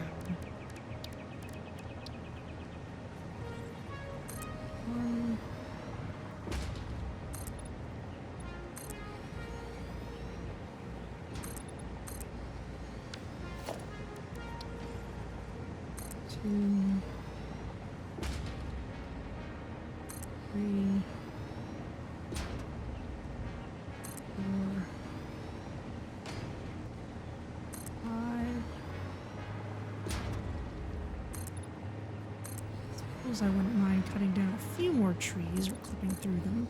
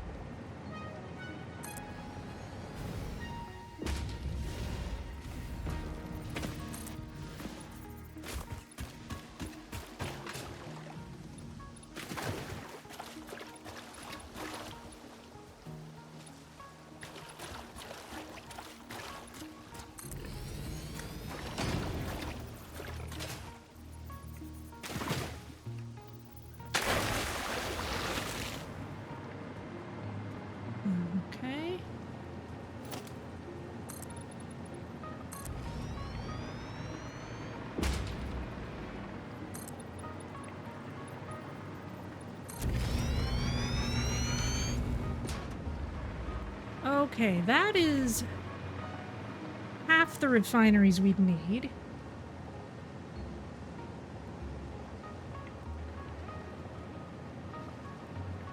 And in fact, if the turbofuel generators are all overclocked fully, then we need 36 of those as well. So let's see about putting those in the center. I'll leave a little room for this tree because I like it. I don't want to destroy it.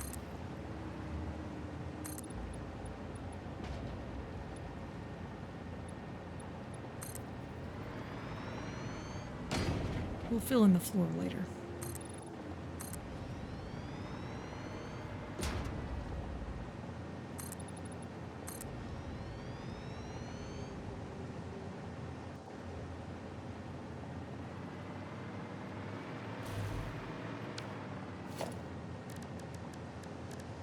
And in fact, as soon as we start putting those in, we can actually start firing this place up. Which means actually getting the oil extractor and various things. So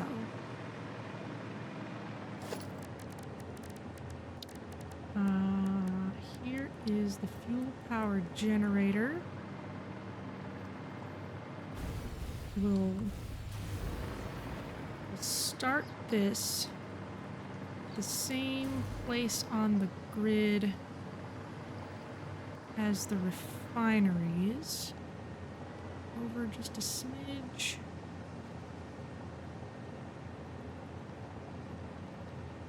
There.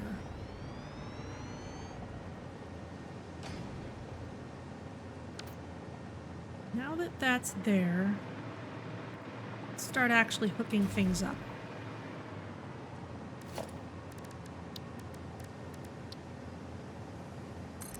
Put in all the rest of these. For completeness sake.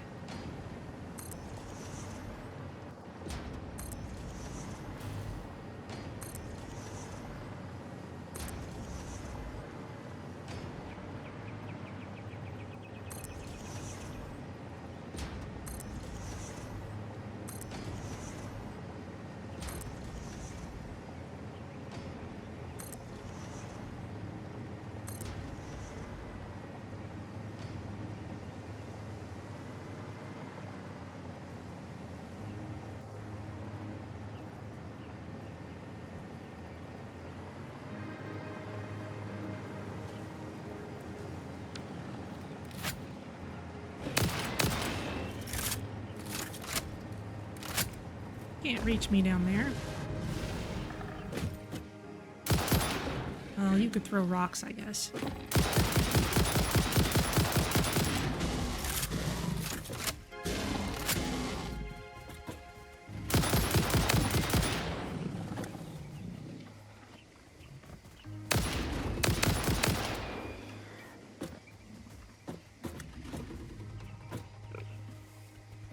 On. Oh, the space in the nice grid ran out. The land was too high.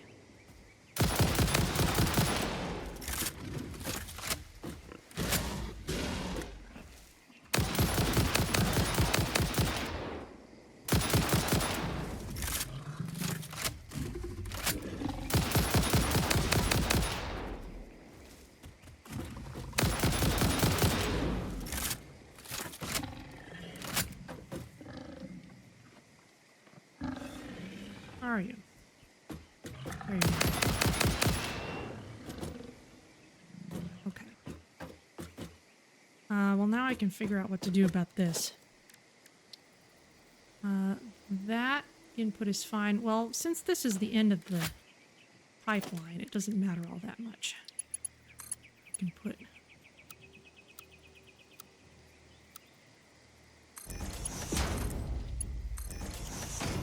can put an angled end and it's okay. The rest of these Mark 1s are fine to go into the machines, because each machine uses way less than one Mark 1 pipe's worth of material.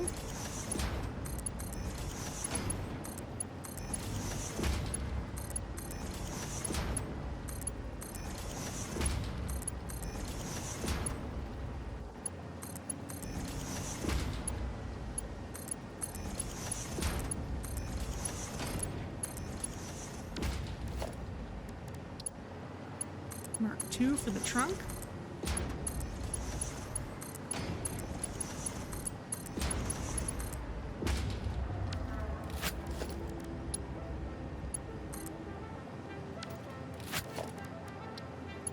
Click carefully.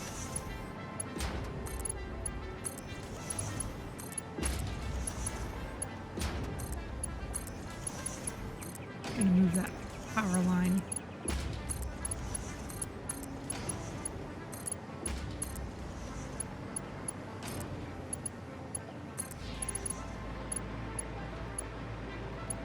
Okay, with that done,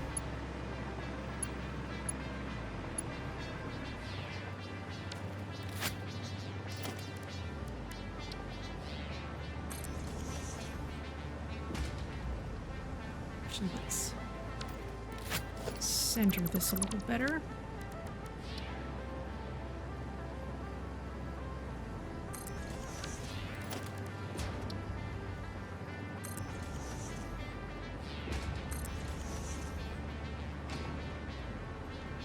Let's just start with you.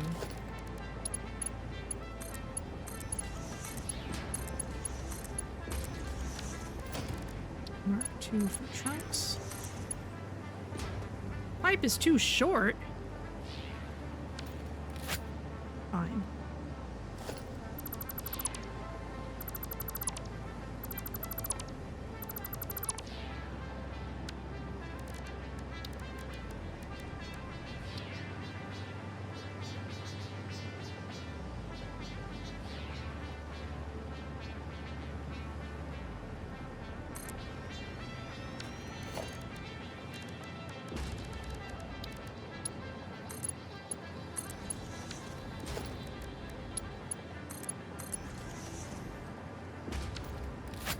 Okay. Maybe we'll have to fudge some other things later, but this is starting to be enough that we can start powering things on.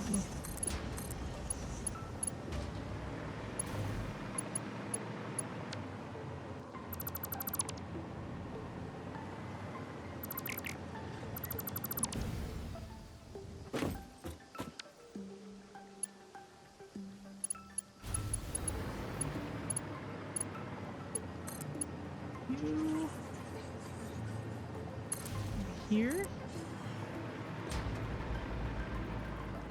Let's do this a little more neatly.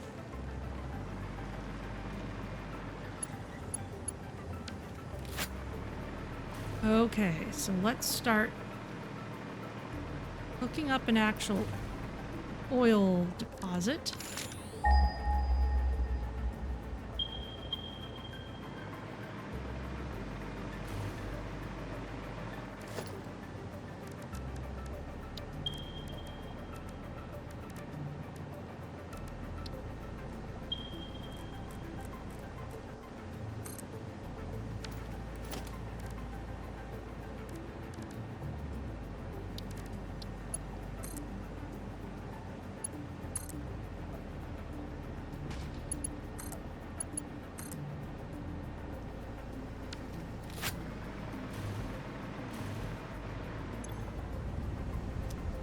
You are now extracting.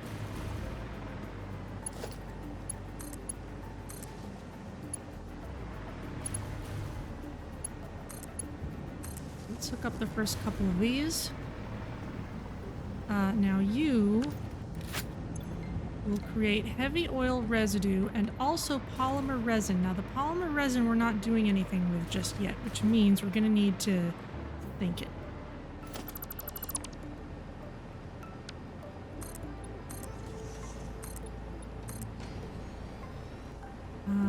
It might be better later to have it go the other way, but for now, we'll just put an awesome sink over here.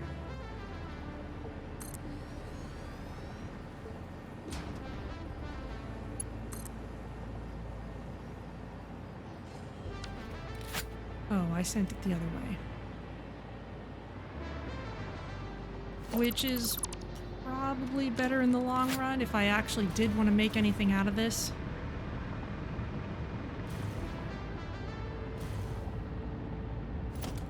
So, just put a little temporary place over here.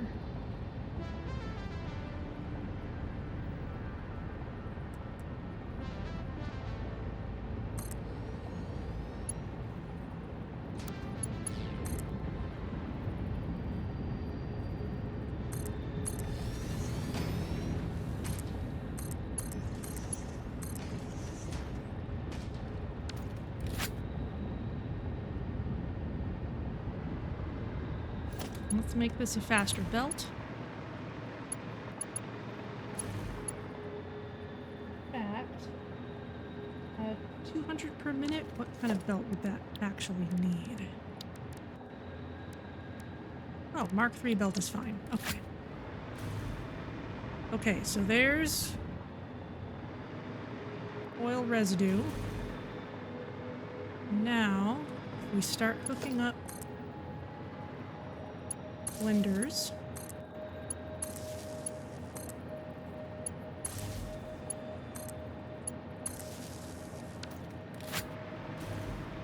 And water extractors. And the sink.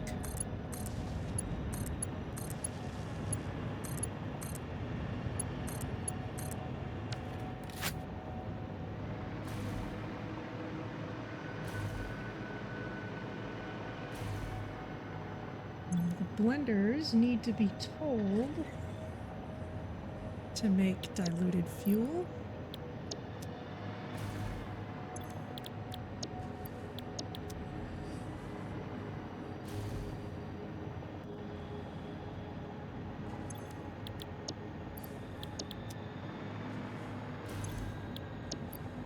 We'll set that up for all of these, even the ones that aren't powered on yet. Otherwise, I'll wonder later why I haven't done it.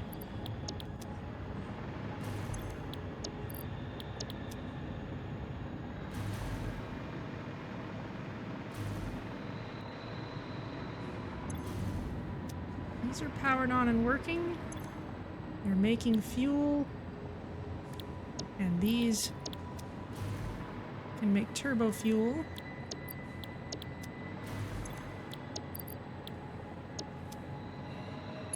Do the first few for now.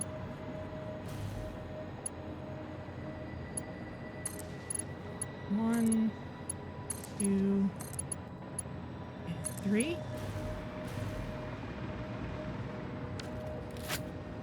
And let's set up another Mark III power pole here. Let's hook you up through here. Overclock this.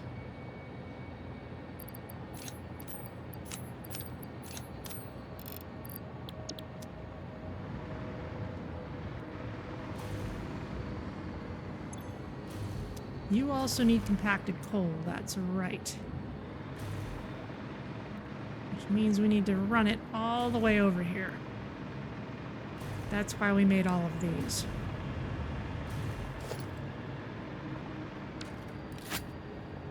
So I'm gonna save.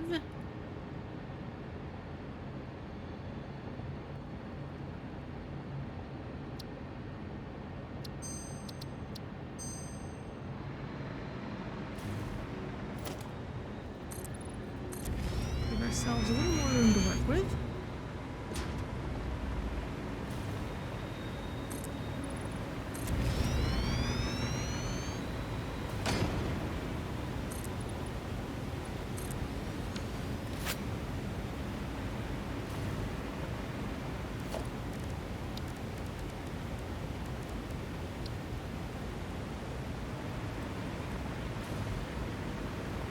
Just gonna set up all these at once.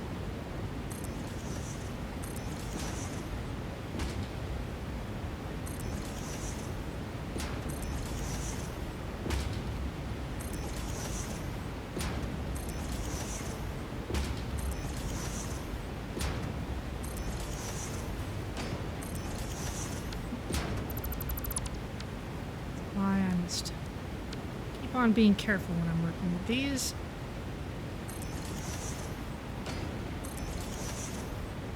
Don't want to misclick on anything.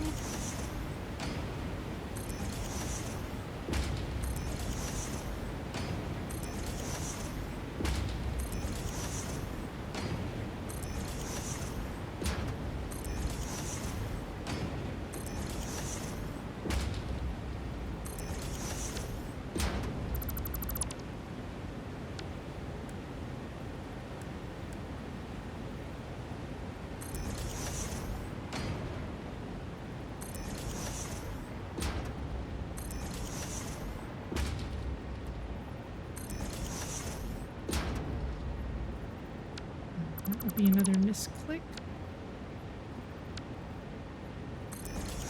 There.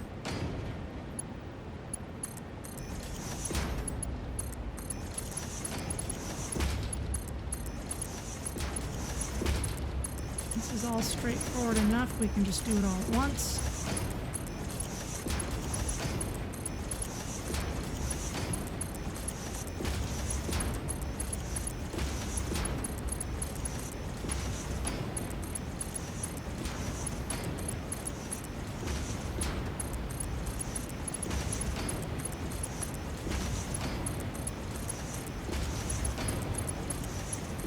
Still keeping an eye on those warp drives.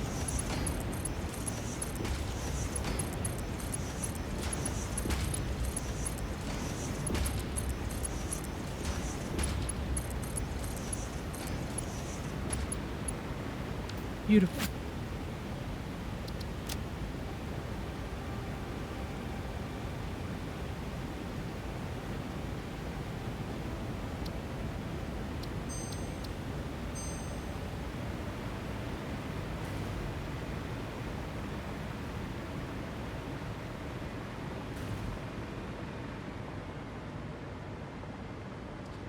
So,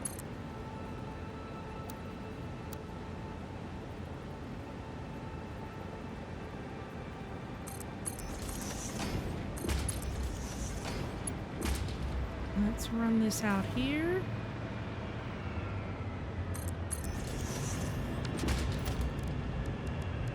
Since I did put a wall here, let's go ahead and preserve our wall.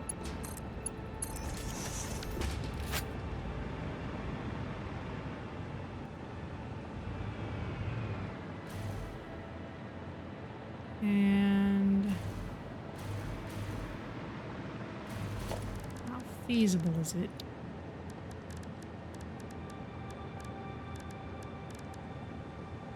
To run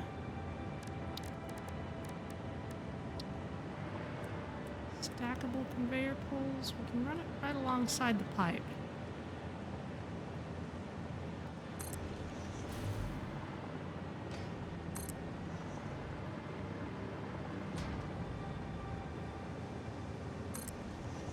Decent.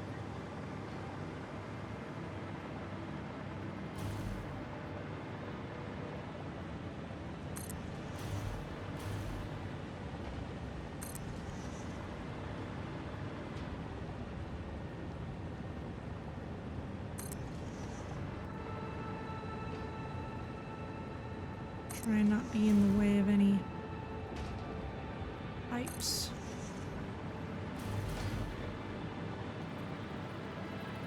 Okay, now if we come down here,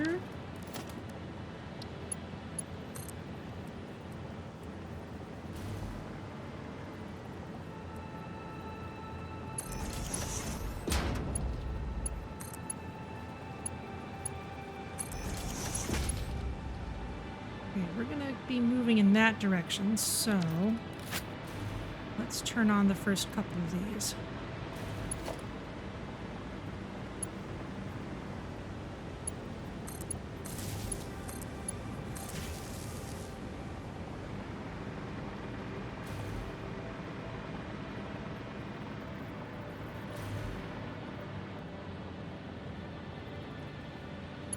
Starting to see compacted coal coming down the line.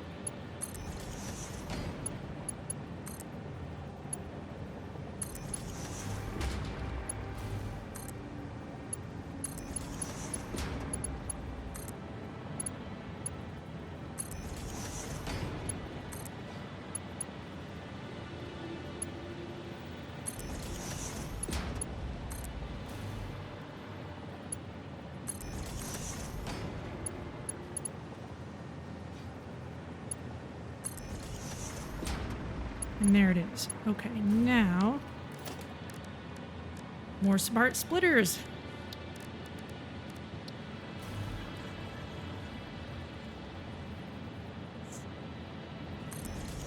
Give it. Hopefully this is enough room to maneuver. Yeah, that'll be fine. You out the left. Compacted coal, and out the center, overflow.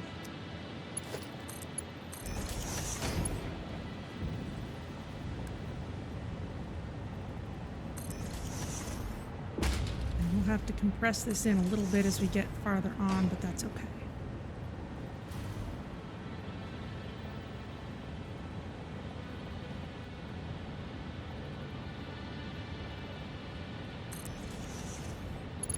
Won't set up all of them just yet.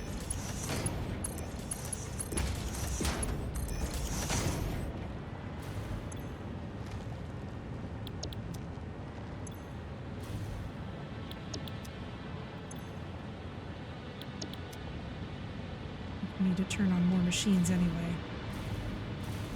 And there's our turbofuel.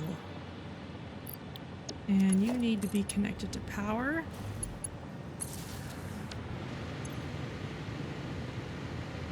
And there you go. And once we scale out with more machines, we'll be able to generate ridiculous amounts of power from this place.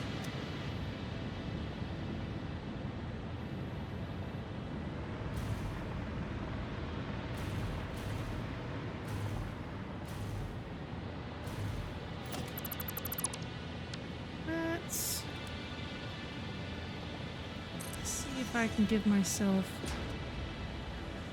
just a little more room. I have to clip through the tree, but that's okay.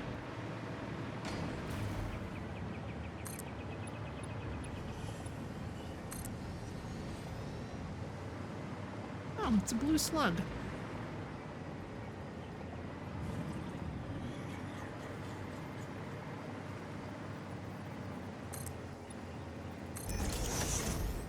That's where that ends.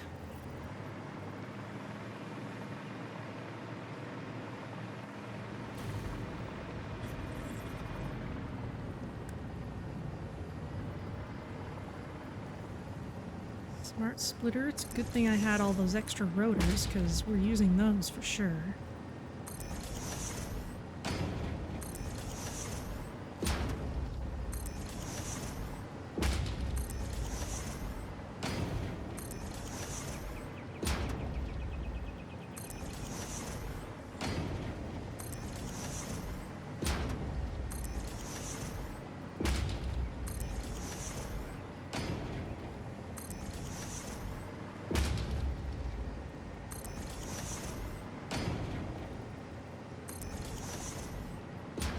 Just one more, we could do another angled line.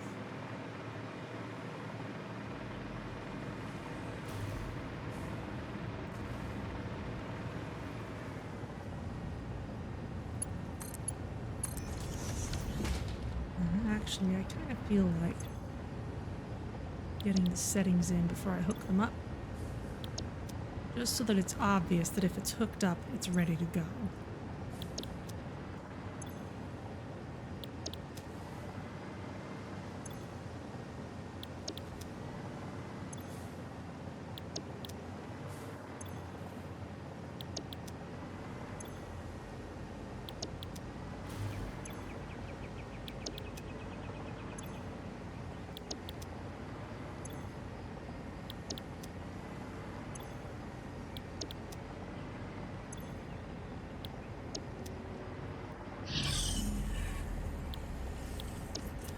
Yes, hello, confusing creature.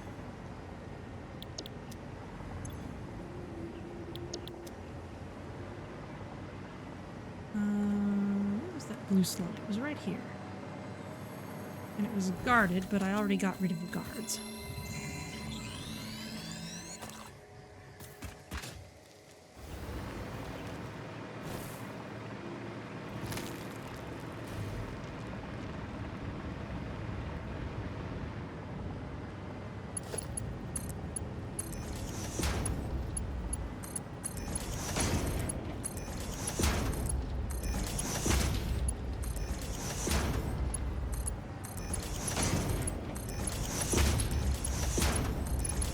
Nice.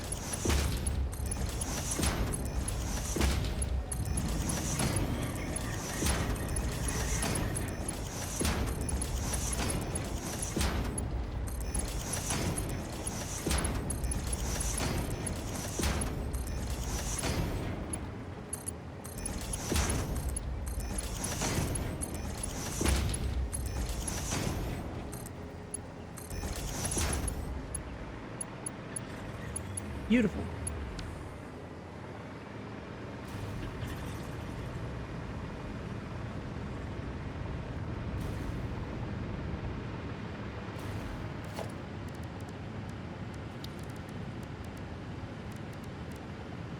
And let's just keep building them out.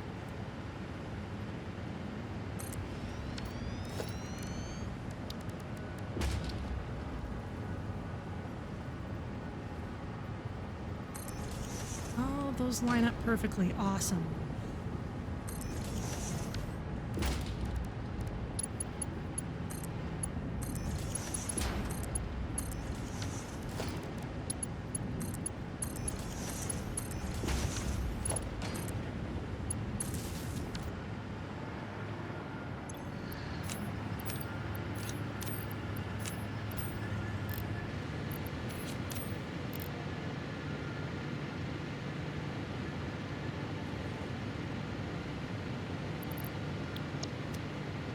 There we go.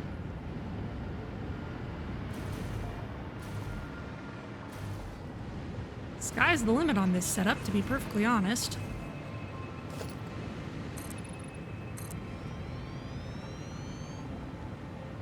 Maybe I'll work around the tree at some point.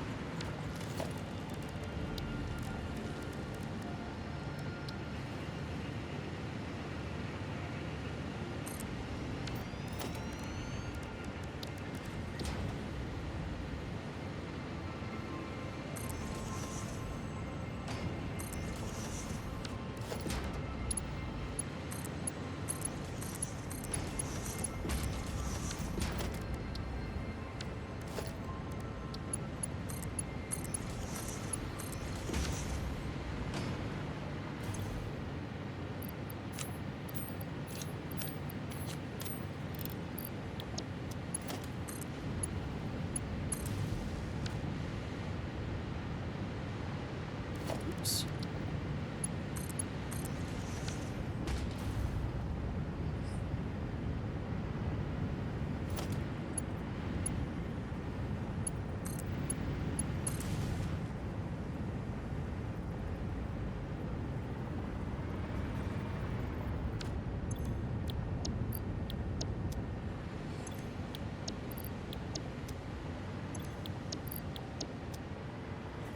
All of you should be making turbofuel eventually.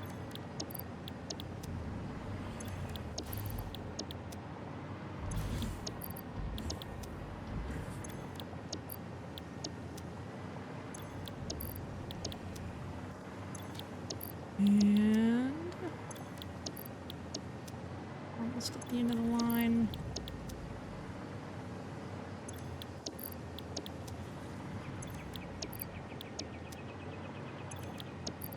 There.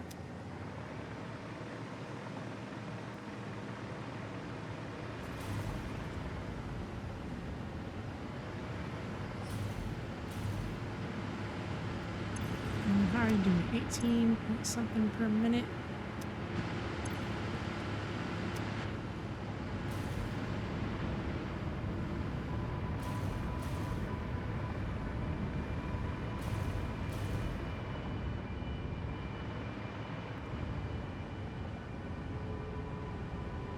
Plenty of fuel here, it looks like. These wires look a little better if they come from this direction.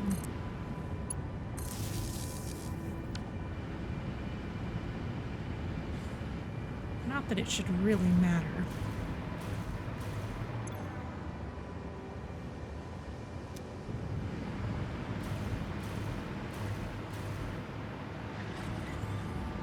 Plenty of capacity here.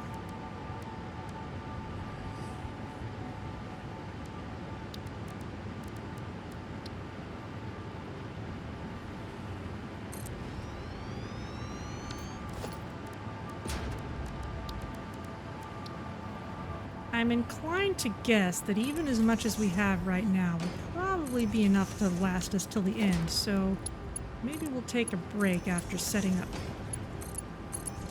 this little set of them.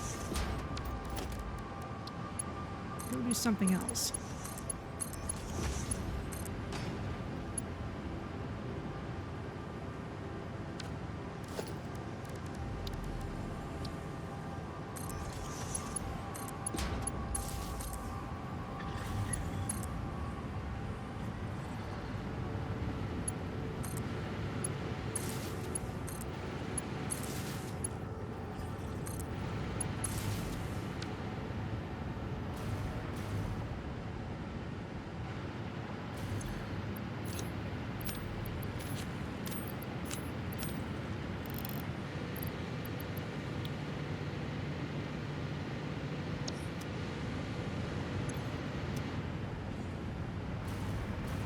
Looking good.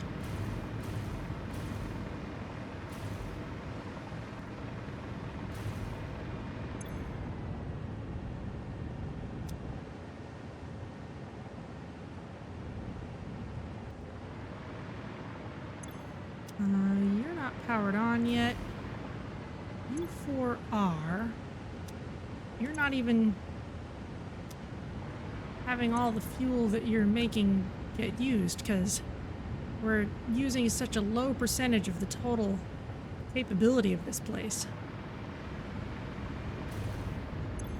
If anything, we need to make sure we've got enough compacted coal to run all this. Not getting to the far end, so we can turn on a couple more of these machines.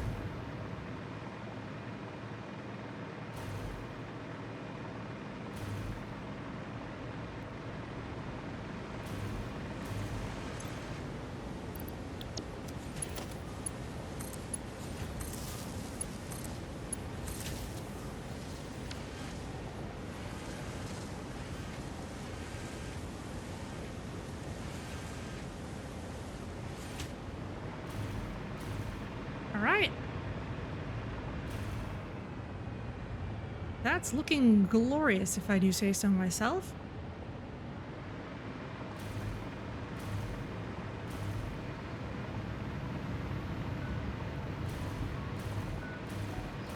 And because we know these line up nicely, we can actually lay out this pipe a little farther.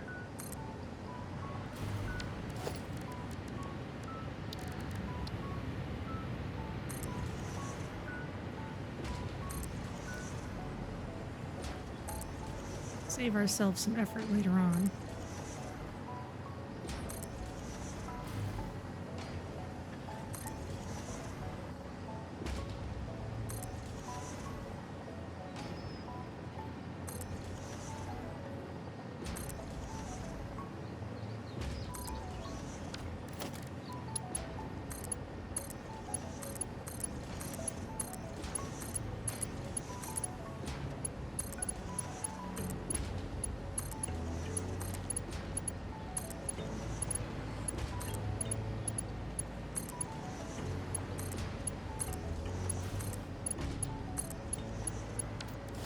Go.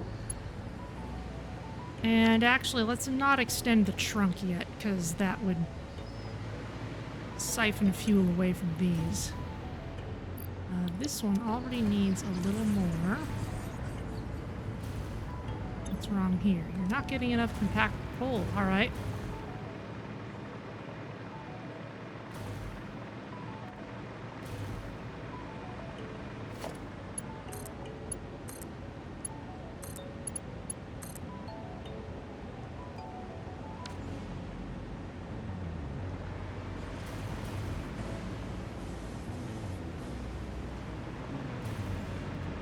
does take some time for the belt to fill up.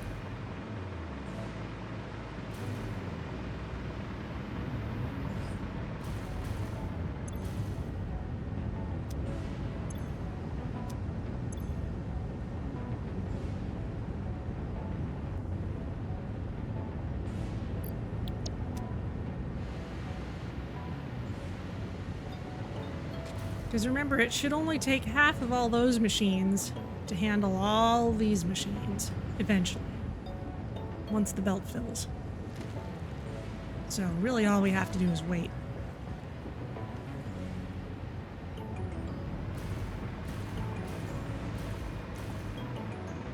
But speaking of waiting,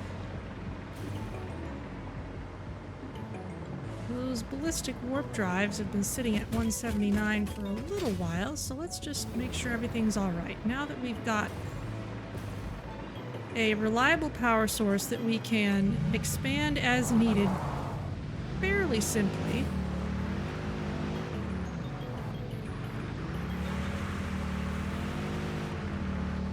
Hello, hatchers. Oh. That was too deep.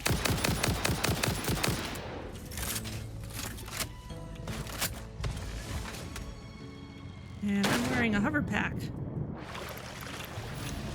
not a jet pack.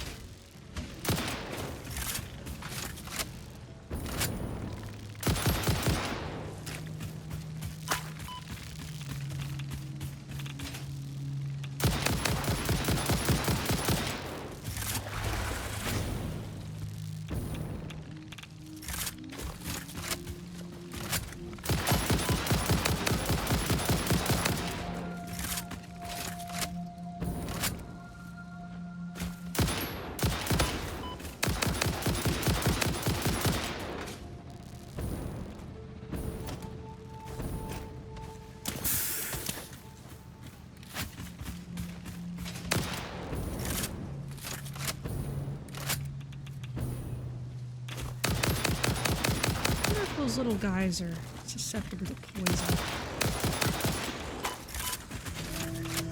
Other critters are.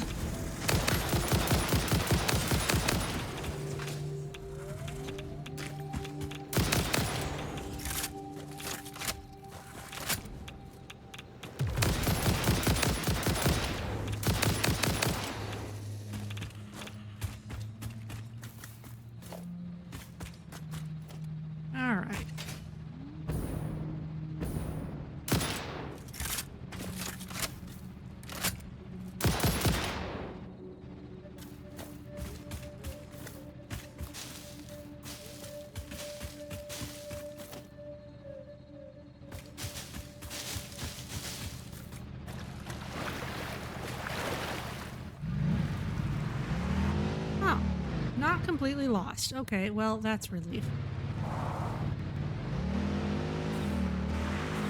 It's shallower over here.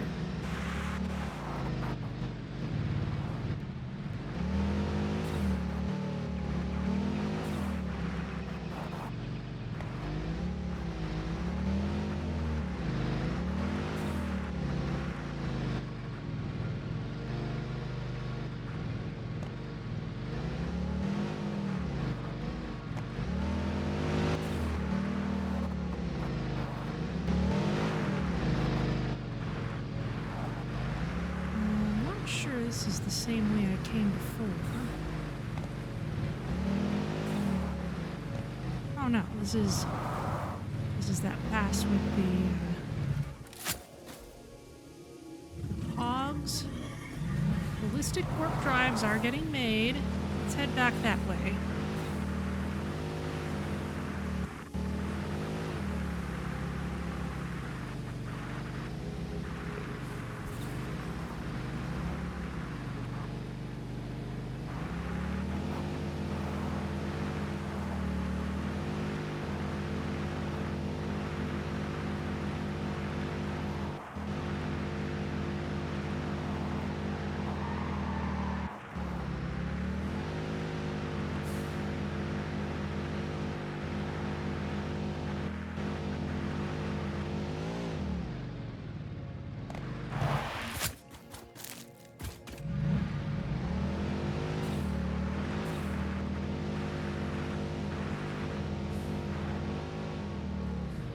Beep. Well, so much for that.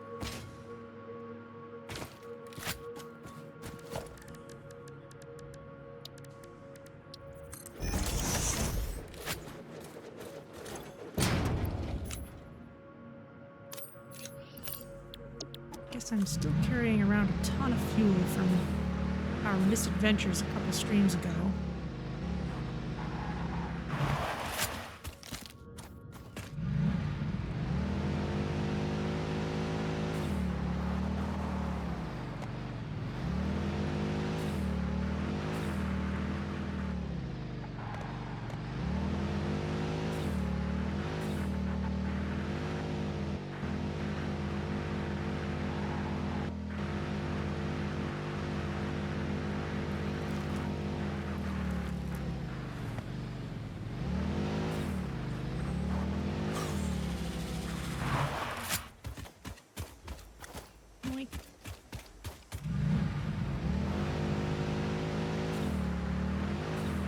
And up this way.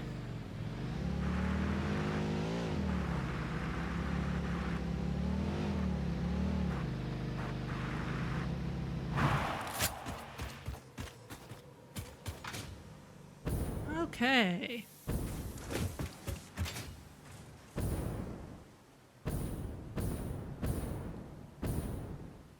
I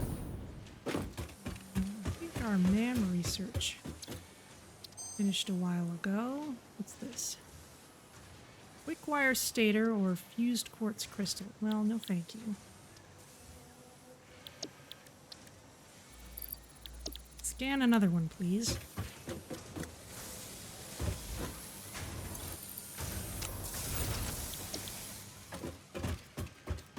Over here at the butcher shop. We have those. We have spitter remains somewhere. There they are.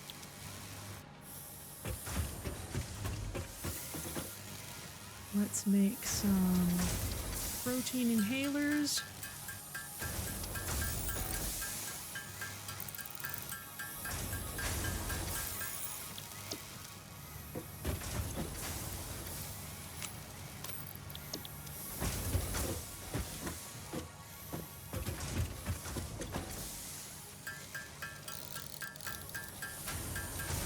That's the reason I've been collecting all those barrel nuts.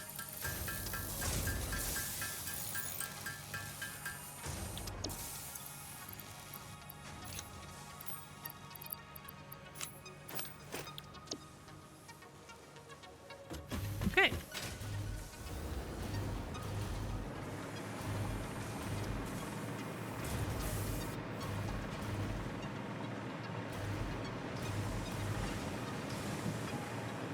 Now we might not finish nuclear pastas if we can't get the warp drives done, but honestly that's okay, because if we go for one more session, that'll give us a lot of time for a victory lap, which would be kind of nice.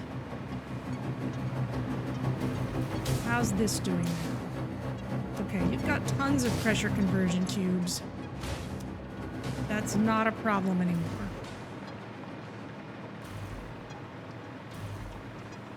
Meanwhile, over here...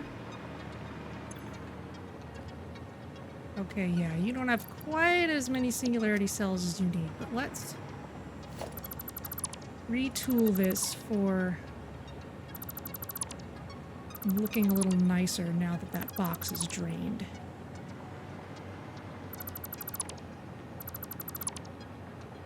In particular...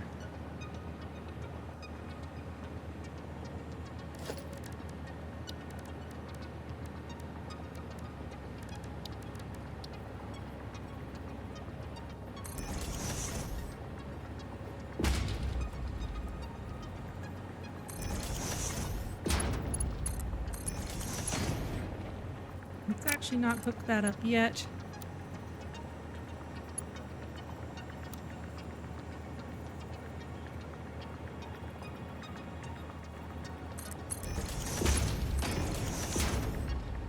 Okay, that will be better suited for what it will be like later. You need dark matter crystals. I see.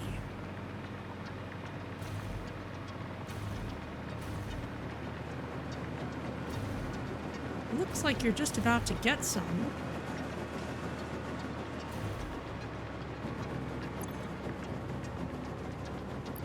Oh, including this stray one for some reason.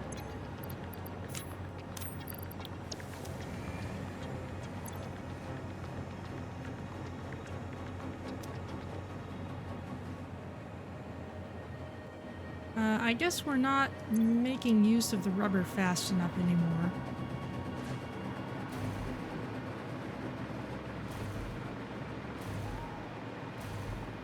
But it shouldn't take too many more loads of dark matter crystals before we're done.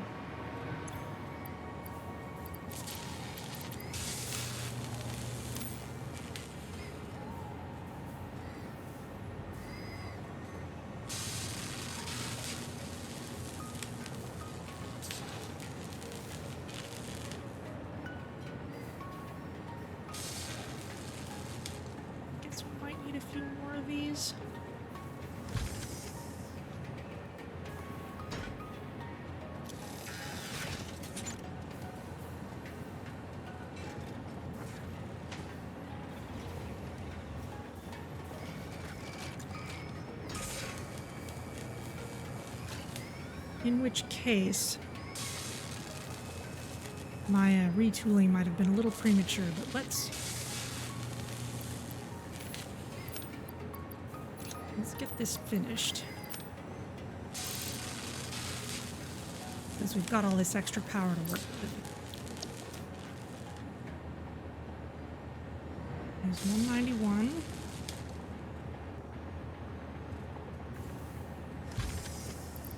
Yeah, we're gonna be a few short.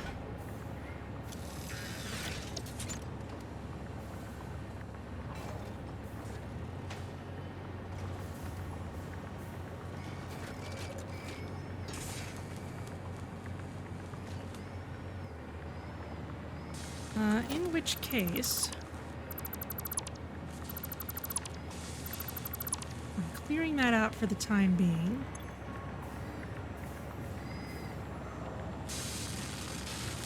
Because if we need to make more singularity cells, I need to be very careful about my resources.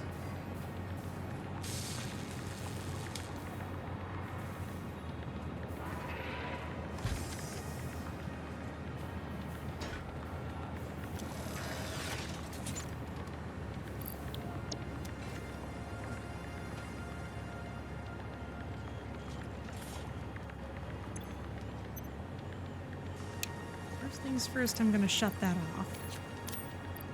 Put the rest of those in there. Okay, you are out of singularity cells. Make sure our count is correct once these go in. Ah, we might have a backed up belt.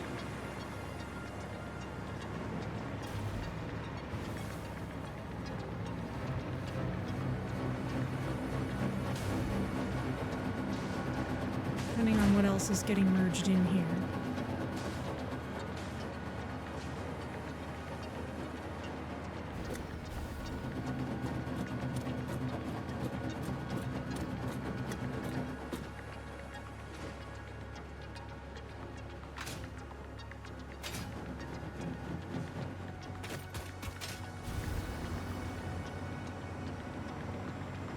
There it is.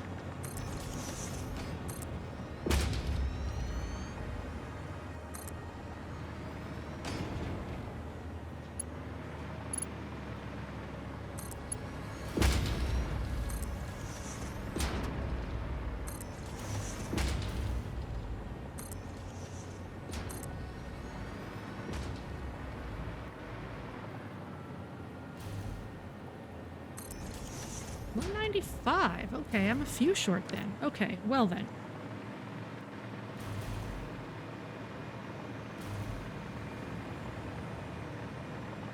The remedy is simple. We just need to do a few more cycles of what we've already done.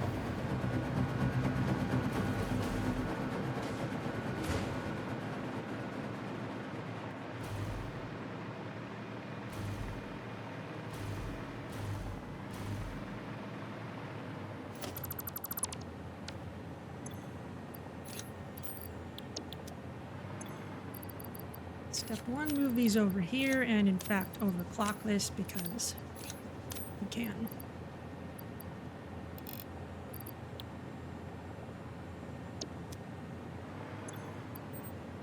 I'm gonna turn this on, and we're gonna go grab one nuclear pasta.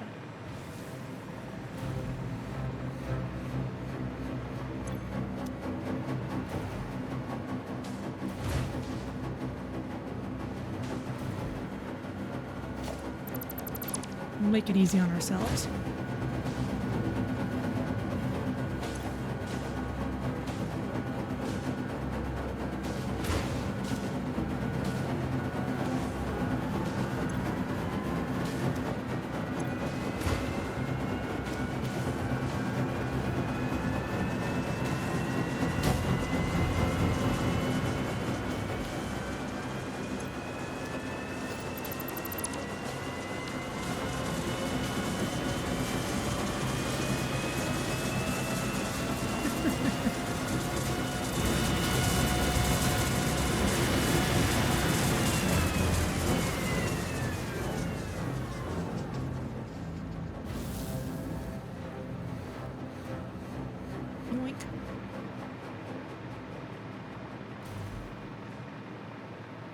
Okay, step 1.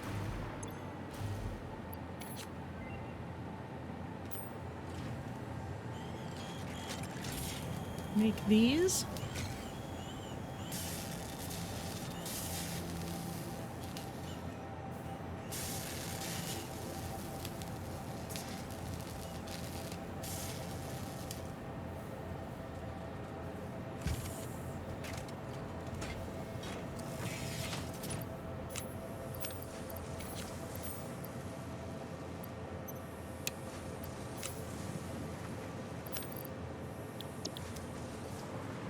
These off.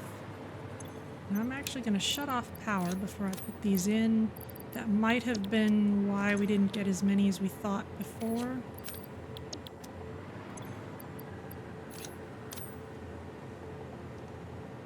And go.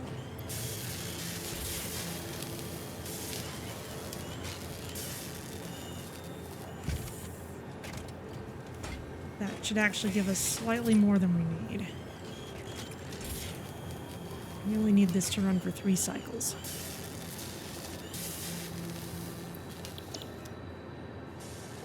But let's just wait for that to be finished. And now we should be able to set this up.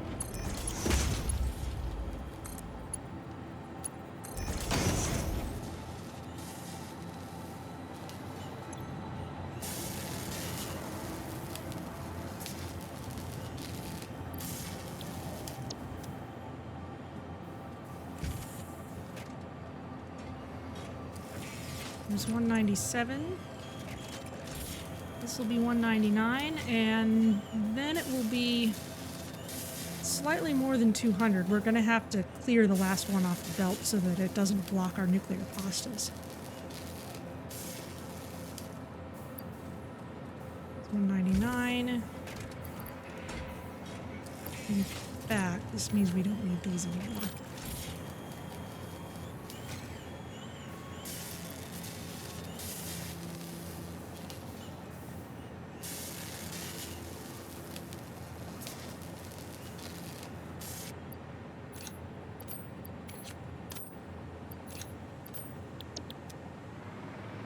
Means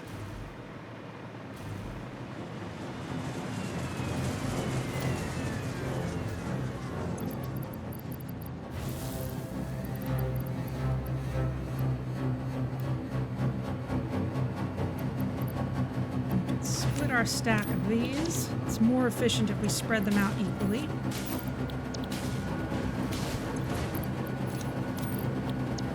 These 2 machines will alternate, making 1 or 2 per cycle.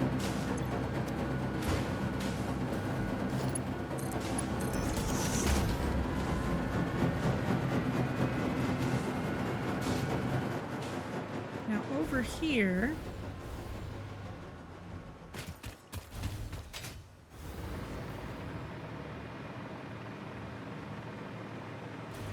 Let's check on our power usage while we're here.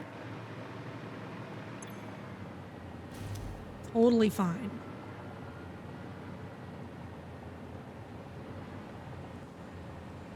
Okay, this is backed up.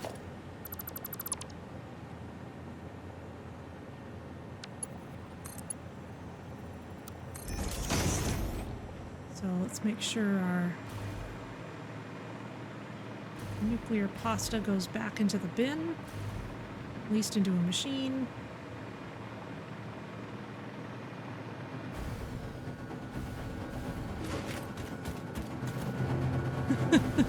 This nuclear pasta generator is really good value. It's certainly better value than it was.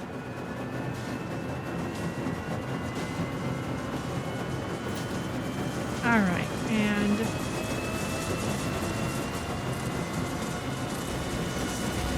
just for maximum speed, let's set those up as Mark 5s.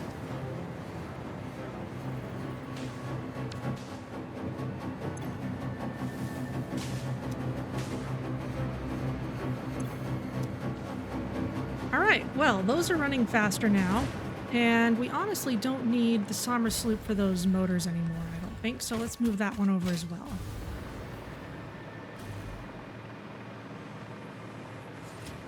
If you happen to see any purple smoke coming out of any other machine, then that's not something we need at the moment.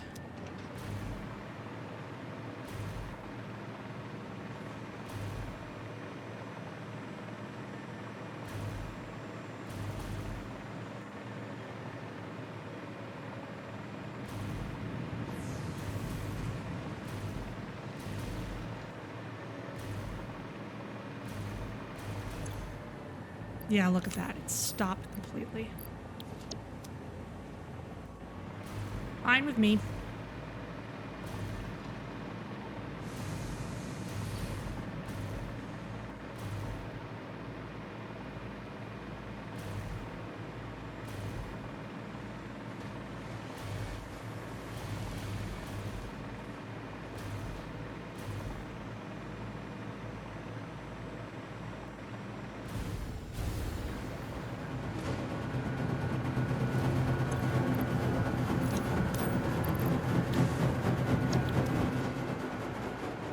Okay, so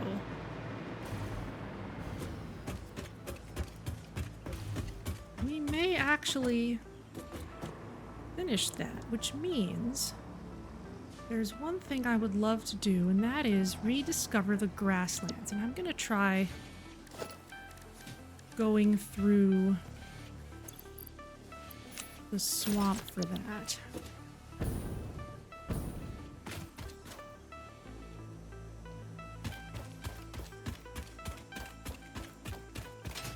Sticking close to the coast.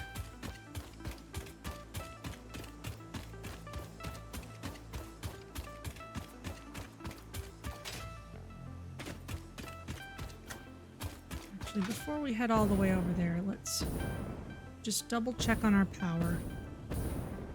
Make sure we're not leaving things in some kind of terrible state. No, this is stable.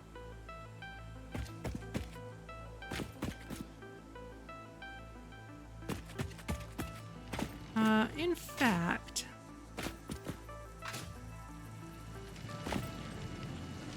no, it's no good overclocking these because we've already overclocked the miners and they're already at capacity, so that wouldn't do much, I don't think. And see what we find. We haven't explored the swamp much. If we head far enough that way, we should find the grasslands.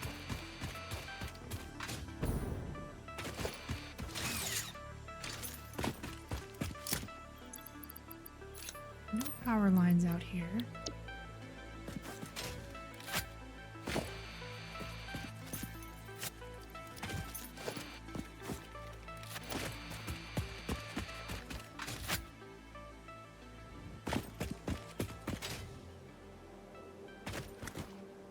So out here, we're in this kind of desert coast area. We've been here before.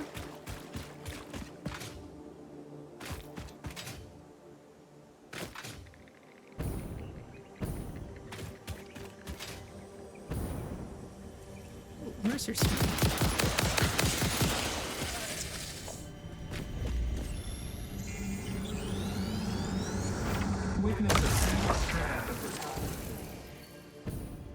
I have a feeling we won't find out what ultimately happens with that until we finish project assembly. That's just gonna be a slug under there. I don't care about that right now.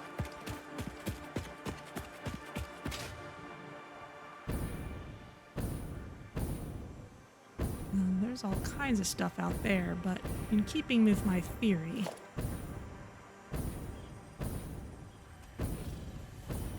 I choose to only care about Somersloops. Where are you? There you are.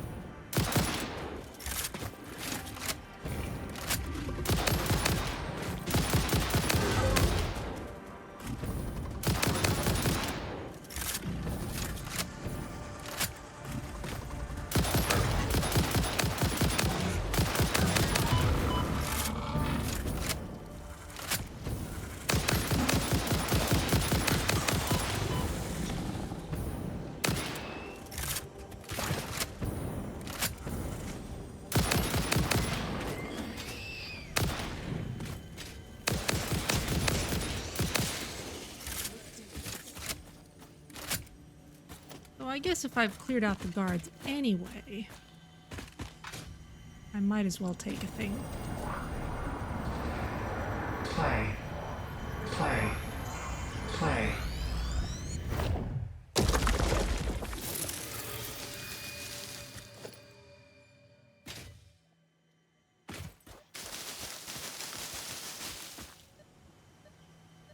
There it is. Oh.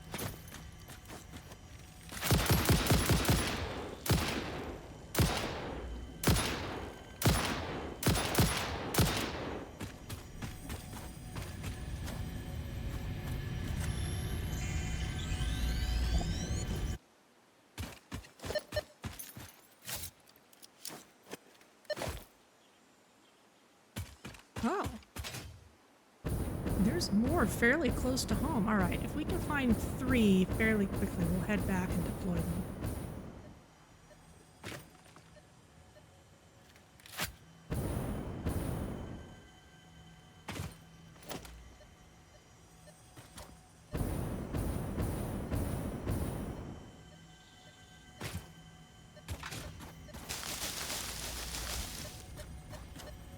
Huh.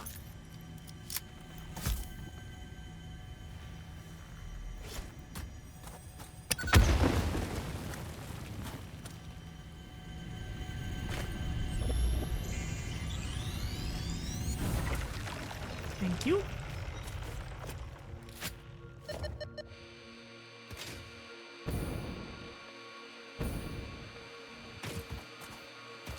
Okay, we're getting into a swampy area.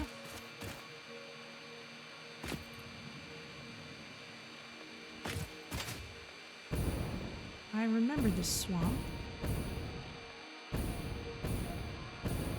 Sure that yellow slug is going to be guarded. I don't feel like tangling with whatever's here. We've got some sulfur.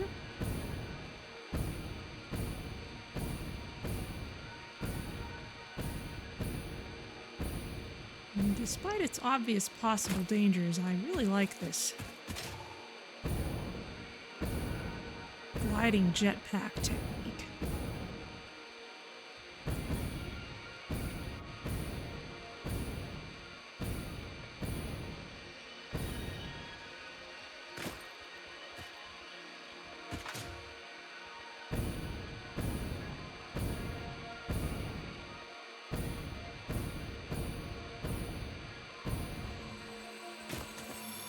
There's a purple power slug.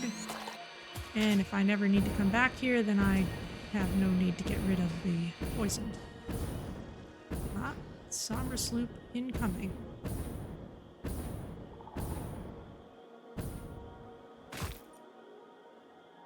There it is.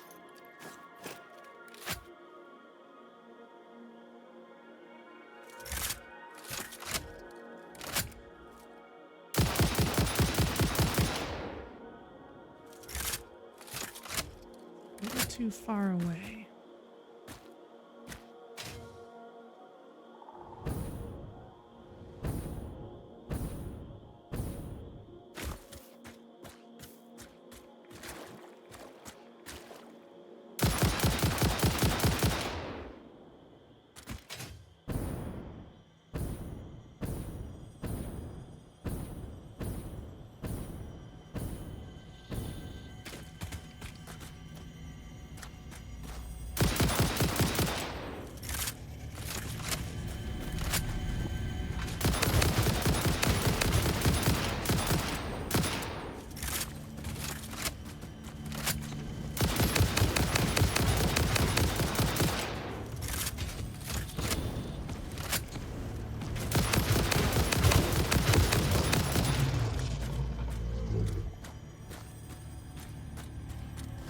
Okay.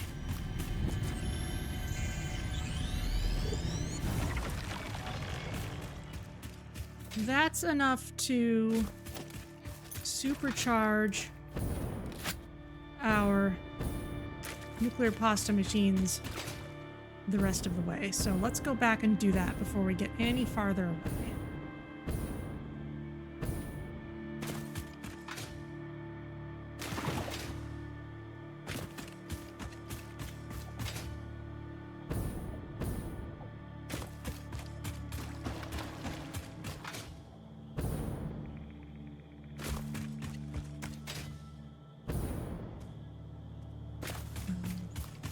Is a hard drive. That's really not my main concern right now. And oh, it's dark. Here be stingers if we're not careful.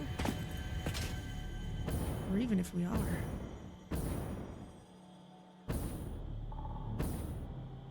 It got dark in a hurry.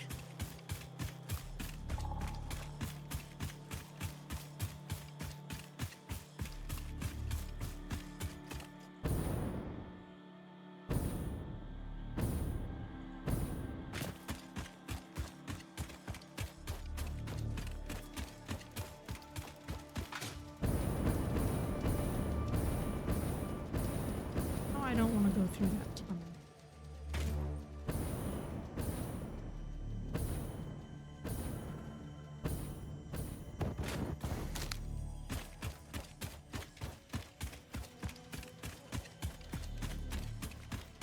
It's home sweet home over there.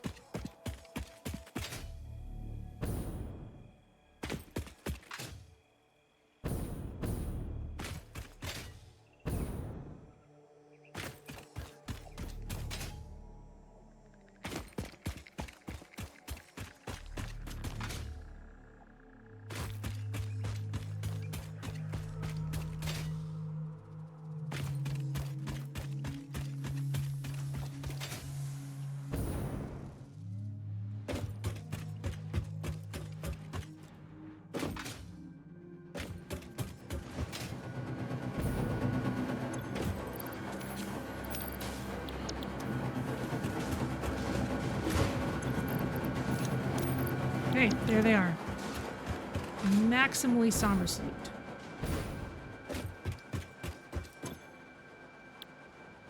And power's still okay. All right. So that's making 4 per minute. We still need 140. Yeah, should be done in less than an hour. So Let's assume that it's 5 when I start running. And we'll see if I can get to the grasslands.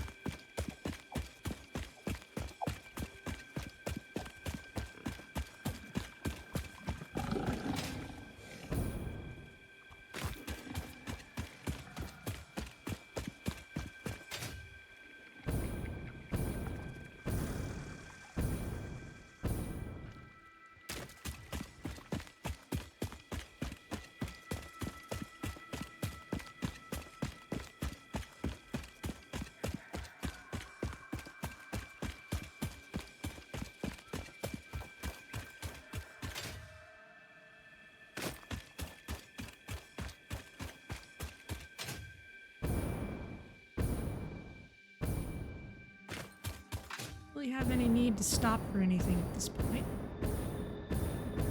Except one thing I should do. Get myself some more ammo.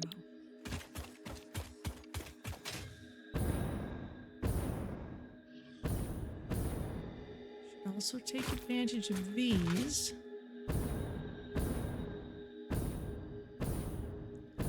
Because staying up high is a good way to stay safe from creepy things.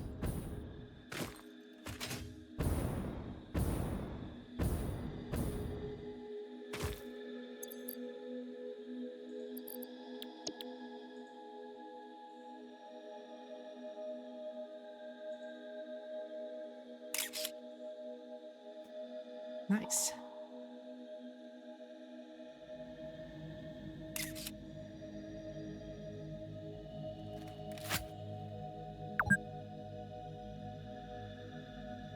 Okay.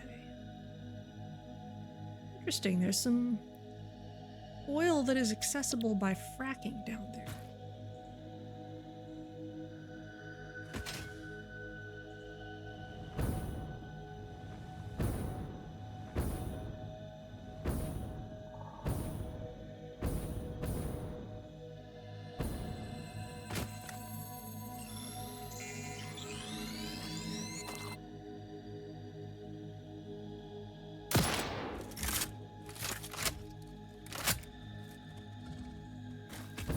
You know, on second thought, I don't need any of this. Let's just move.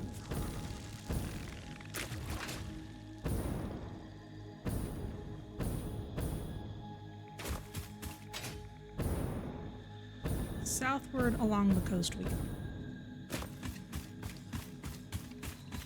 That's a crash site, but we really don't need that either.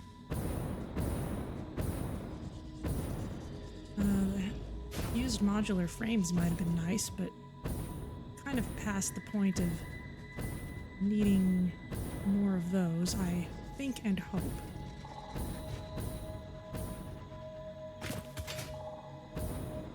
That would be a waterfall.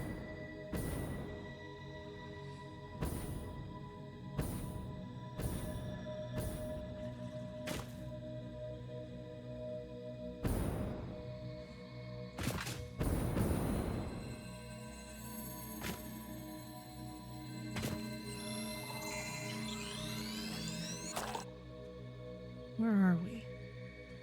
We're kind of at the edge of the world here.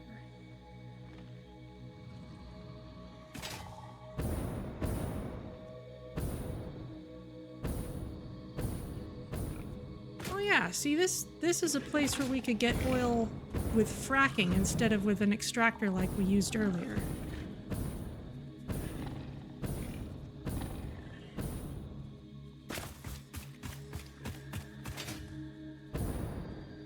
Now with water, I believe it's slightly more power efficient if you can get it from a deposit like that, rather than pulling it out of like a lake.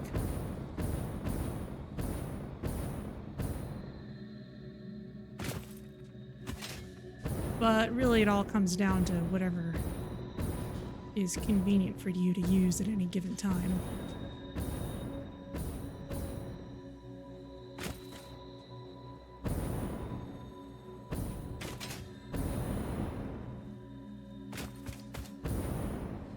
Oh, yep, that's the edge of the world. Oh. And those are unfriendly things.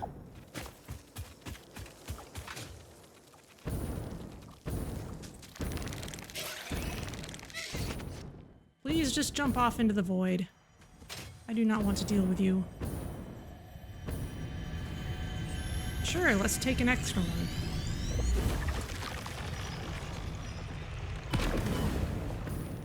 Oh, fine. Oh, and you're still chasing me, of course, because stingers are hecking persistent like that.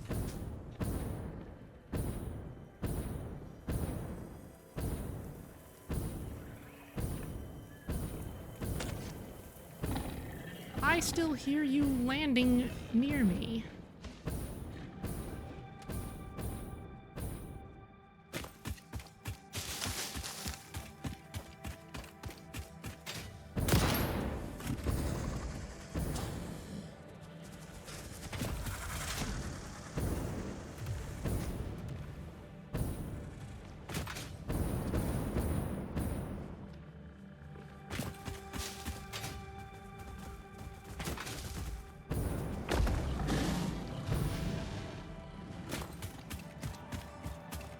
Have I ended up?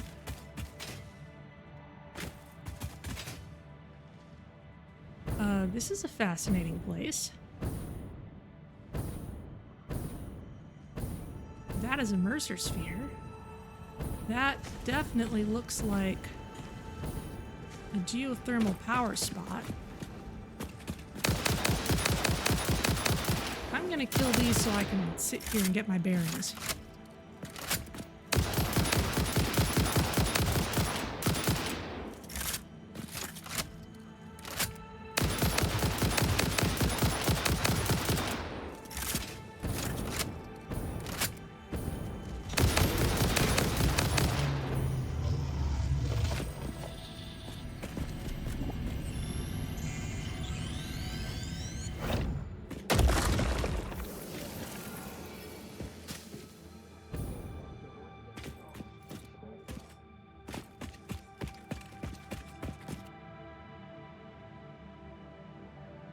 Okay.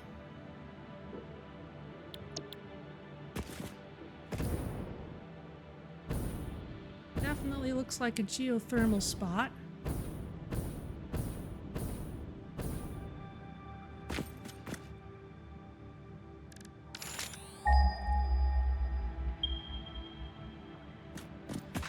Yep. Not actually interested in running power out to it right now, but cool that we found it.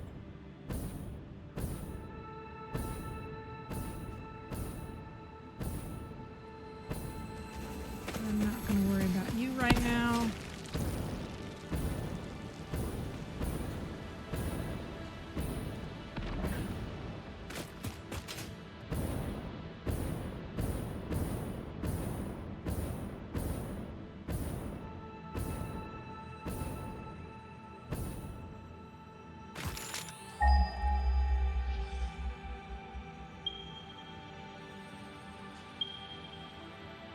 There's a bunch of them in a huge big, this massive clusters of them just to the west. Fascinating.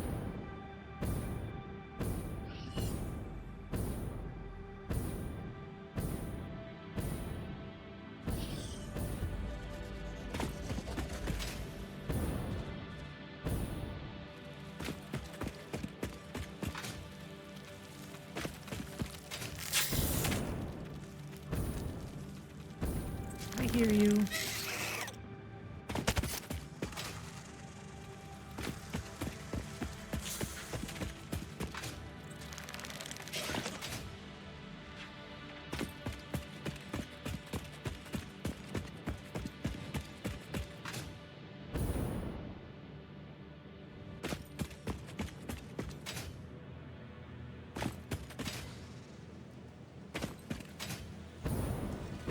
Gaps over the edge of the world.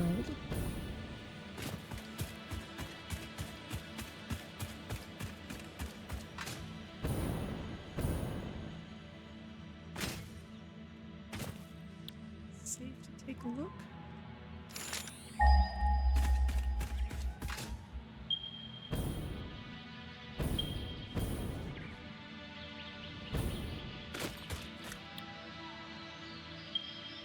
There's some big clusters of these. I'm gonna just mark interesting spots there. And we can start moving south again.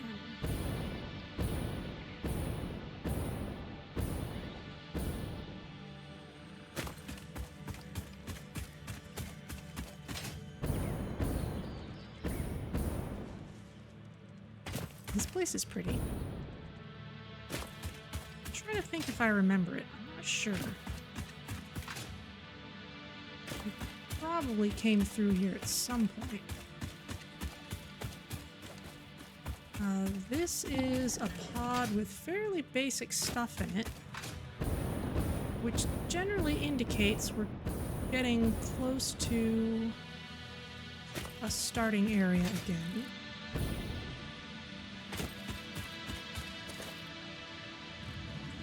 That's the edge of the world again. Yes, this is it. This is the grasslands. You remember that big arch? This is it.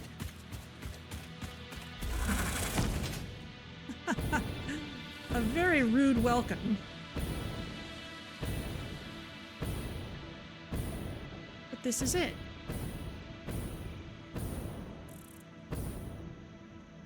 So this honestly is the place I started when I first played. And I think it's the place most people start when they first play, because the game kind of recommends it and it's beautiful. But this is the grasslands. It should look familiar if you saw my tour of my early access factory.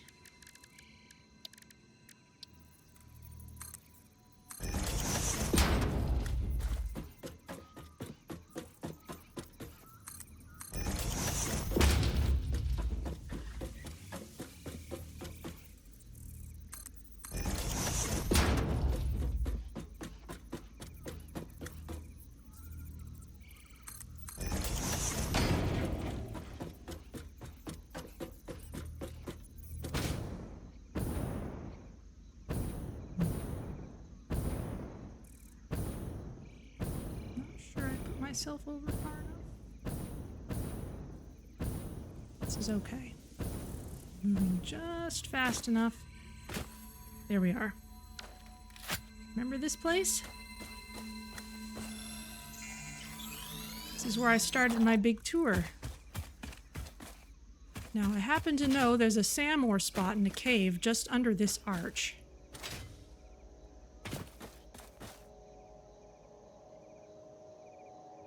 This is the grasslands. This is where most people start. And it's beautiful. It makes for good viewing too. But I'd already done this. I wanted to do something else.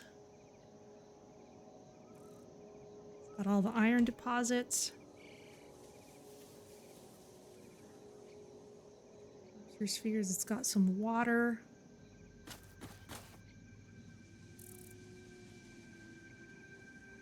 I think we should go for a ride on Floaty Friend.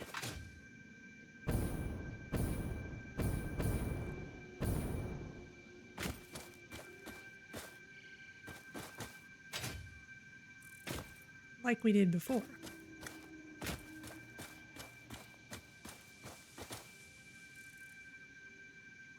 But how's that? And you can see where we went over there. We've even got one of our radar towers in sight.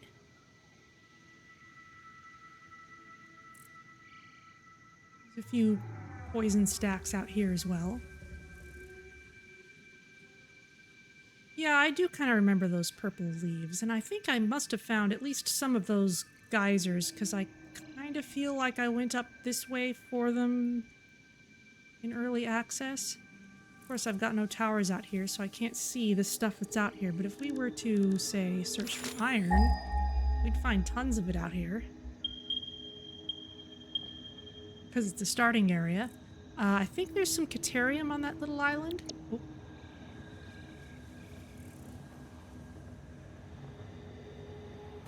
He's coming. Oh, he must be coming from the other side.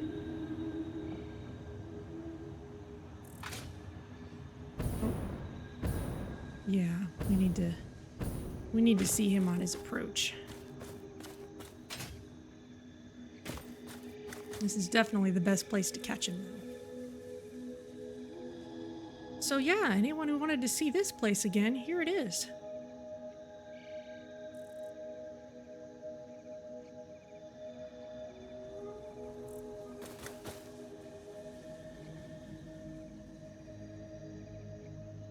So if anyone's got other requests for sightseeing type stuff that you want to do, I think now's the time to do it.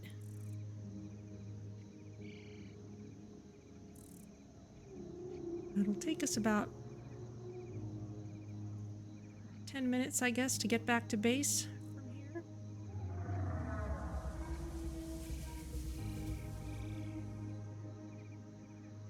Nuclear pastas are now ticking up 2 at a time. 4 every minute.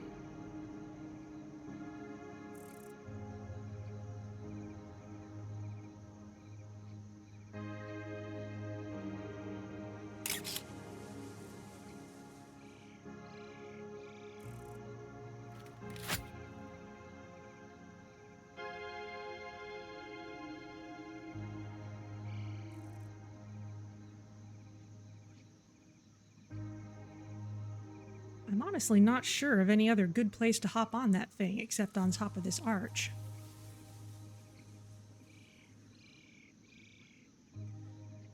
If you're just joining us, we are having a bit of a sightseeing tour while we wait for the rest of our nuclear pastas to get made. Which is actually happening fairly quickly now, because we've got some Somersloops in place. Would kind of like to go for one more ride on that guy.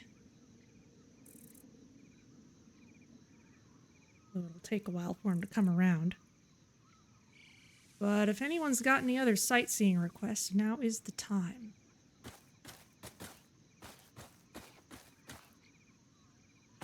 This is a good photo op, actually.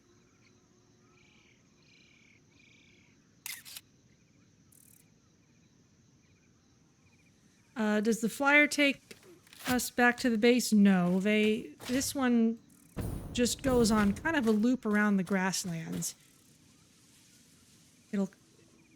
You see the way it's going. It's pure coincidence that I built my first factory in a place where the main base was kind of perfectly placed to see from on the back of that guy. He's going to go around that way and then kind of U back here and go under the arch.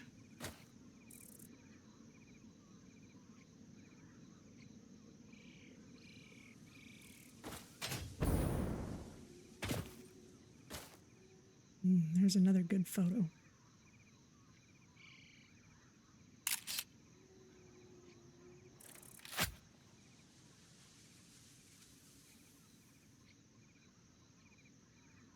So he'll show us the area where my first base was,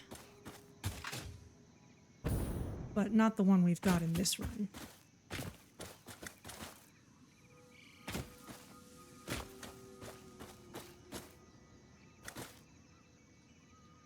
And I know we're right on top of a SAM node. Yeah, if we were to go into the cave that's under this archway, we'd find it.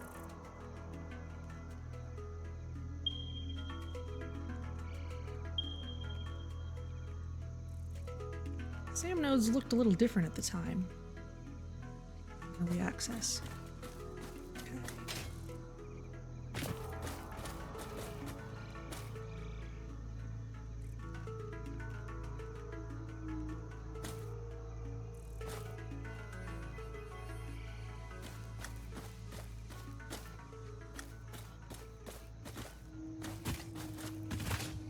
think I actually want to intercept you midair.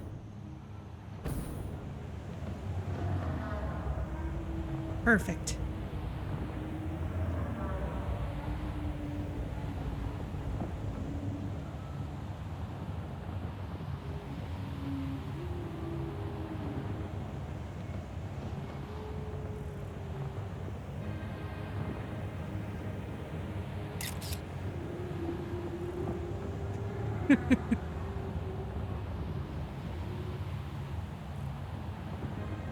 Yeah, I think I had already blown those rocks up when I did the tour last time.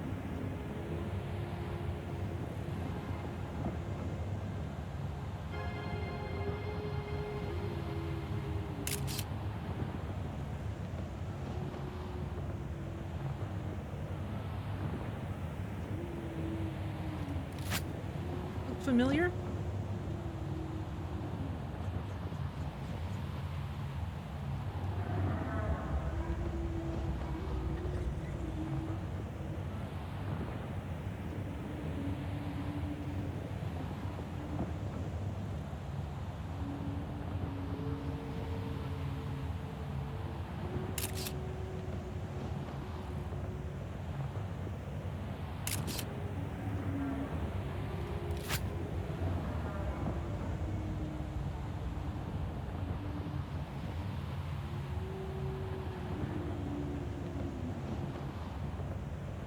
That lake should look familiar. That's where I got the water to run my coal plants last time.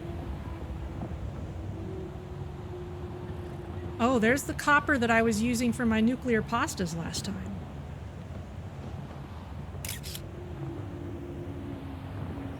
Not quite with the same efficiency as this time, because there wasn't a phase 5 to use them on. There wasn't much need for it. Those were my first few iron nodes that I tapped. I think that might have been my first concrete node.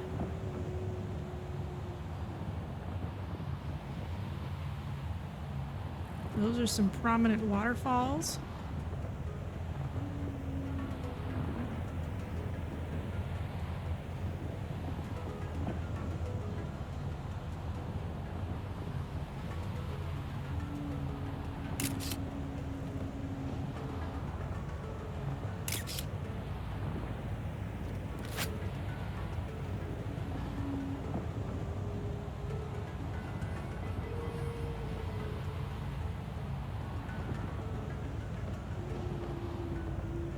Out here is where I had the conveyor belt of doom stretching off in that direction. We could circle around that way. I think I must have been using these iron nodes to make extra screws.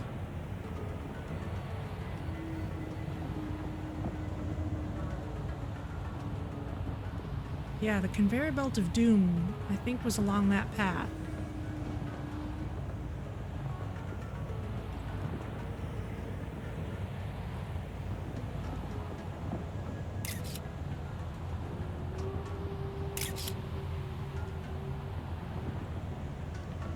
Nice postcard shots. Now this path here, I believe that eventually sends you through a big tunnel. There might be a uranium node in there.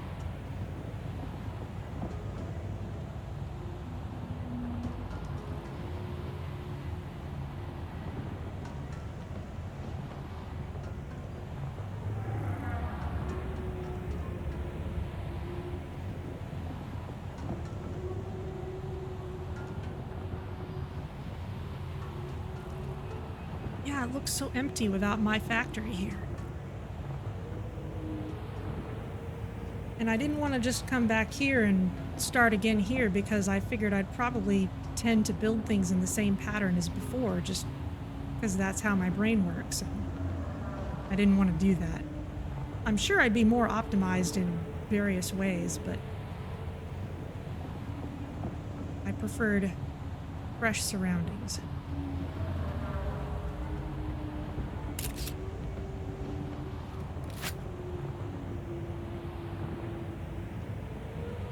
There's the loop. And there's the cave.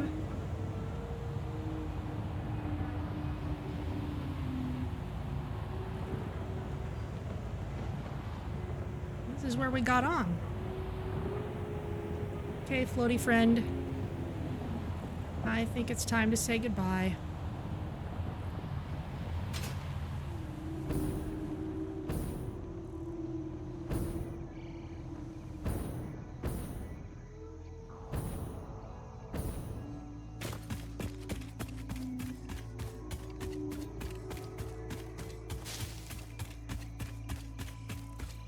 That was a good time.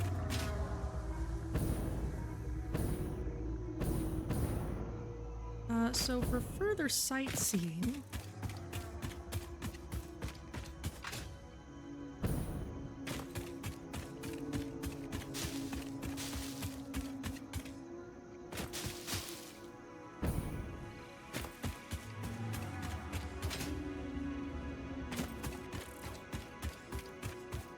we're gonna come around this way.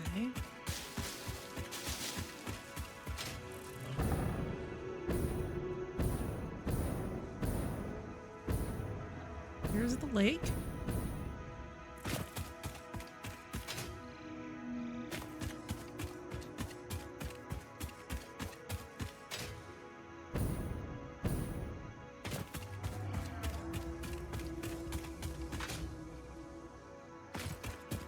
Now let's see. I think I remember this steep incline.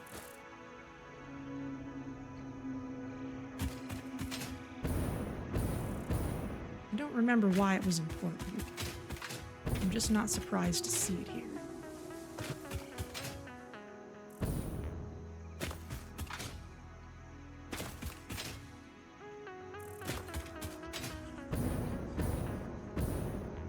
Now, somewhere off in this general direction is kind of a crater with a lake. It reminded me of the big lake in Riven.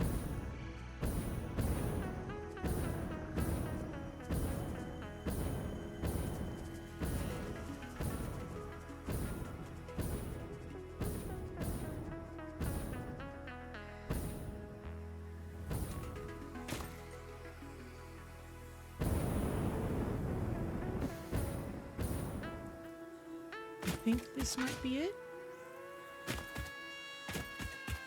Maybe? Yes. I think this is it. Wait, no. This is a different lake. It has the crash site in the middle of it. Yes, but the conveyor belt of doom definitely went through this way.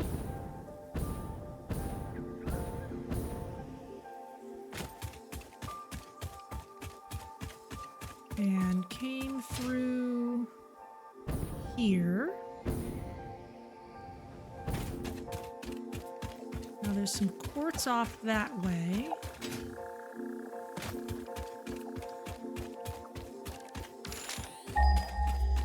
Yes, and that Mercer sphere on that spire. I remember that.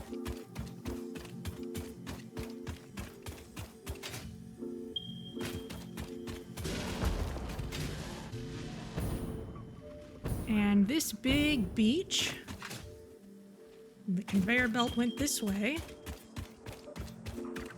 Prominent location out here.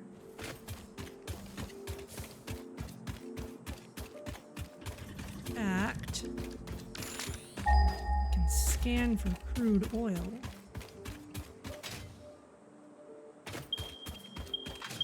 Yep.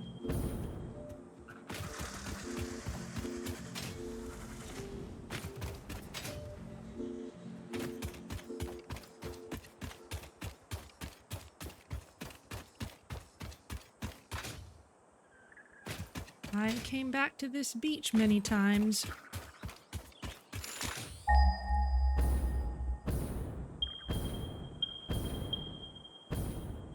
Because out here is where there's oil deposits, and I think it was that one that I tapped to build my oil area right out here.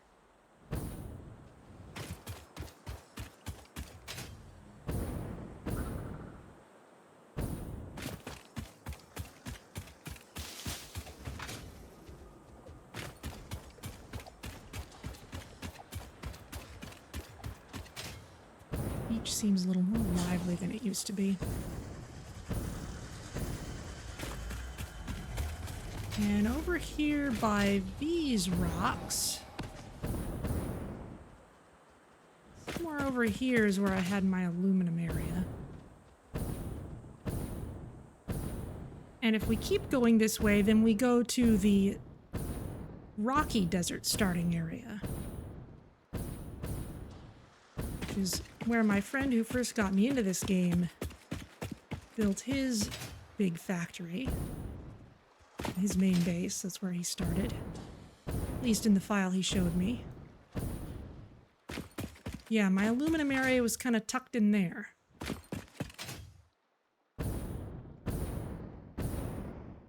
It's tucked in there. There's bauxite, like, right up here. It's way up high. Yeah, it's right up on top of there. And way over here is where I built that extra area just to make more motors so that I could build all the refineries and things I needed.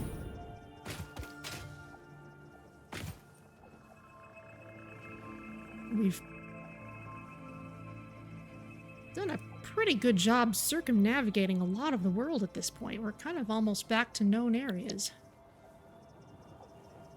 Because I remember we did make our way out here at some point.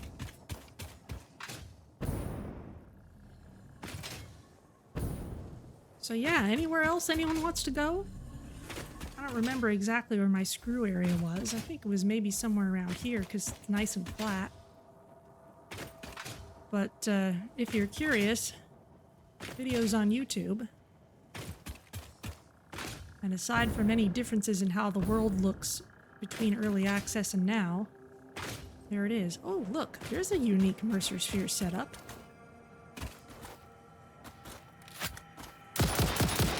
Let's get a closer look. Just because we can. It's fun to see a unique one. This is a shrine to windows and weaving.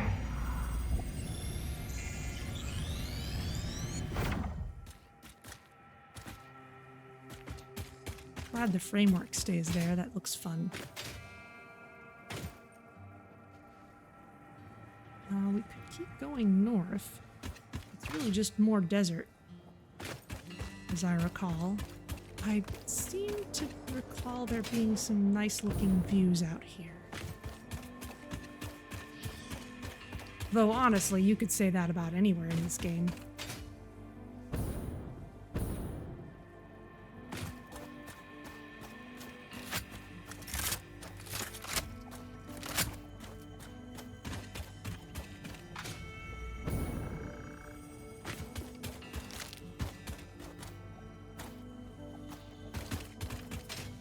Looks like the edge of the world again.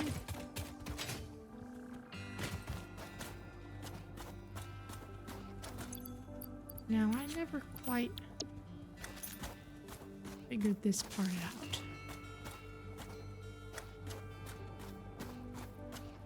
Where are you, little buddy? I just saw you. There you are.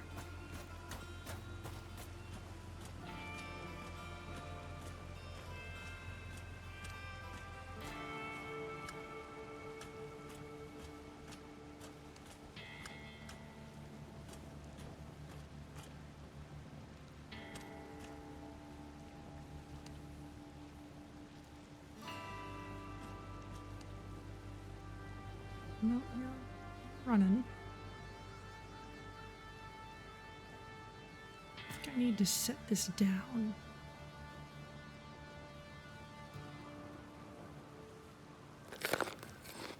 That just eats it.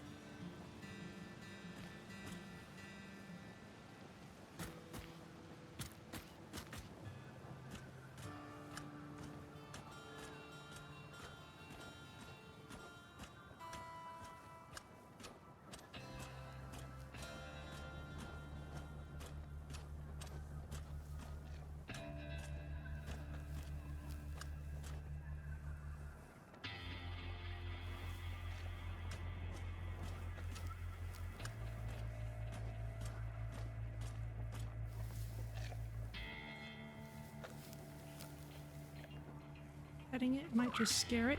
Nope. Yeah, that just scares it.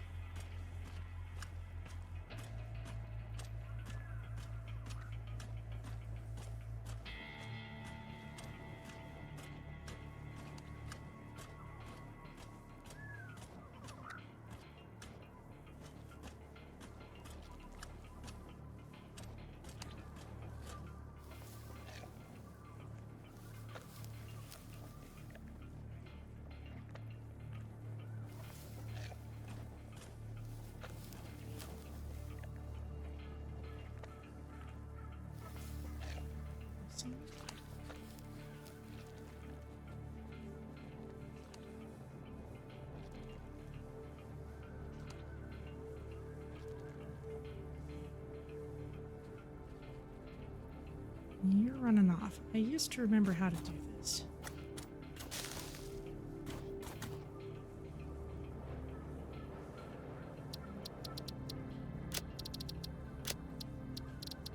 There's something.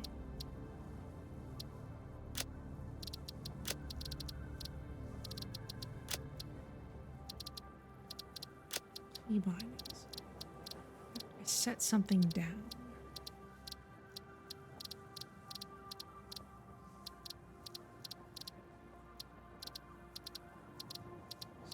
Fly. Put down is L.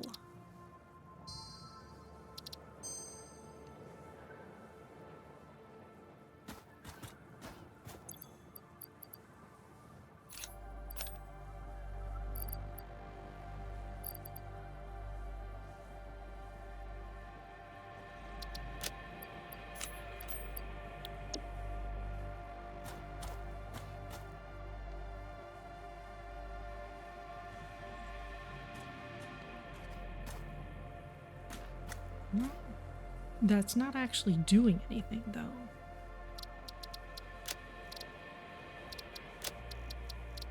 Looked for this before. Ghoster. Ghost fly.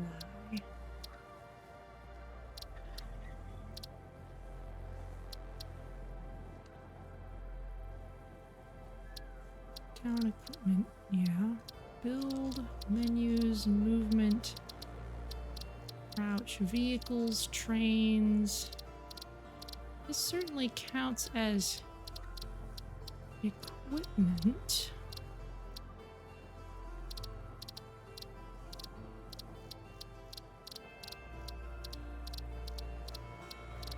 What happens if I put down some other item? Nothing. I'm pressing L and nothing happens. Is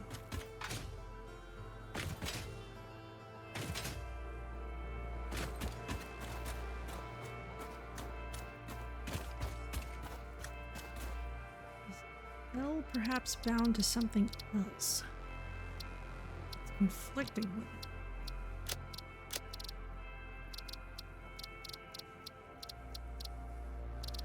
Down is L. Well, everything seems...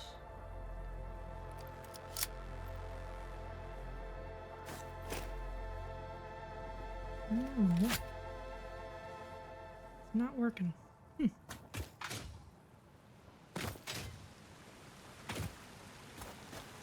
Well, alright. I'm not going to leave the rest of you in suspense any longer.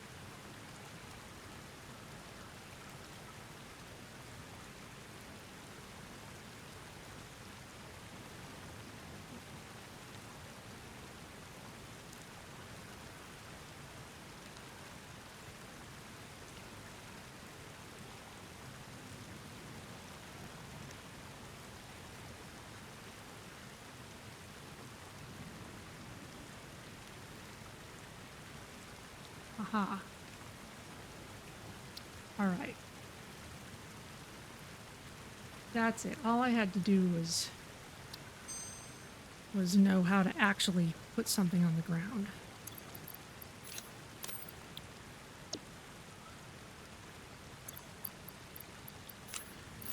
Apparently having these is also a liability. Which is not something I knew about before. go.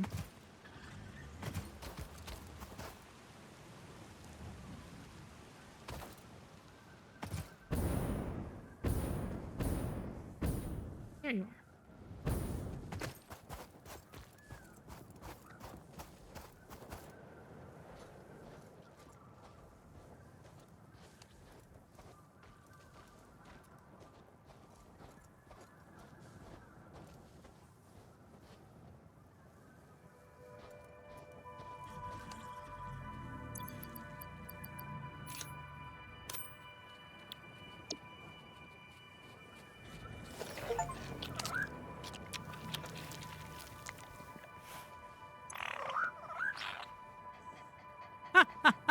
Doggo with long name. What shall we call you? Let's name you Victory.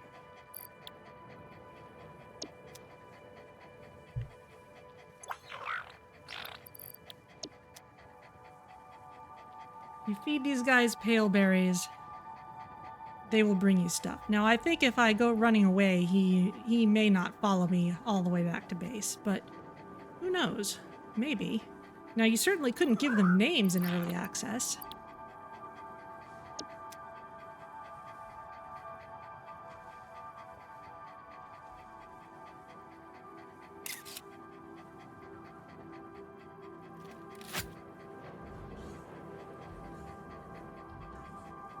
So yes, we have a Lizard Doggo now. You can in fact tame tons of these and coax them into an enclosed area and then just gather things off of them. However, it is possible that they may bring you things like nuclear waste even when you are not doing anything that actually produces nuclear waste.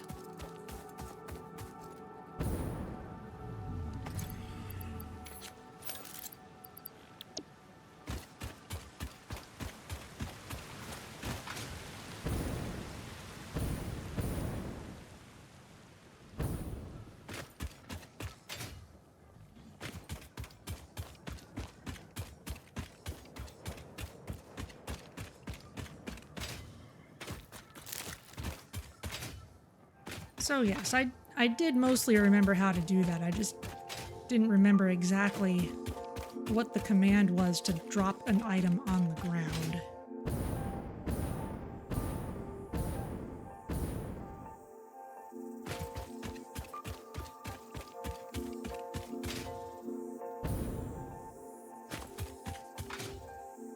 I seem to remember that big rock spire. Oh, there's the map doing something weird. I seem to remember putting forth a lot of effort to climb that thing at some point.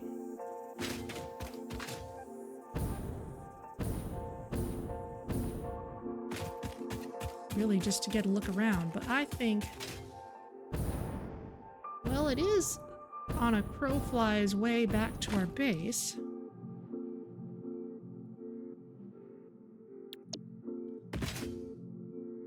We could do it again.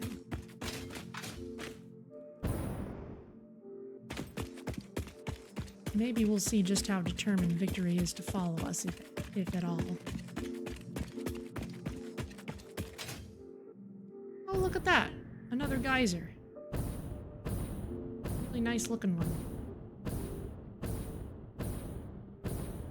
The ones that just sit next to rivers are all well and good, but I like the ones that go full Yellowstone.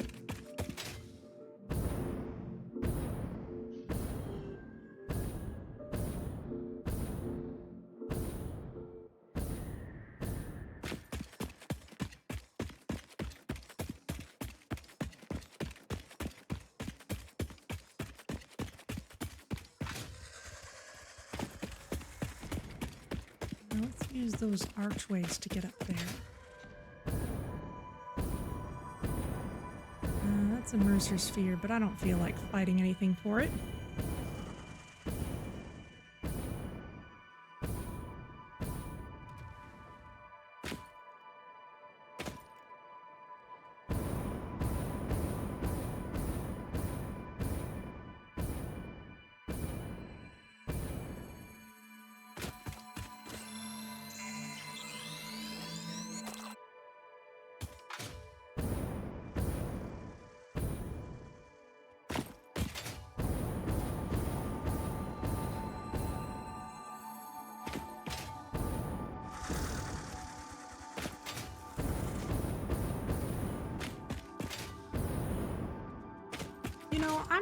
sure if I ever...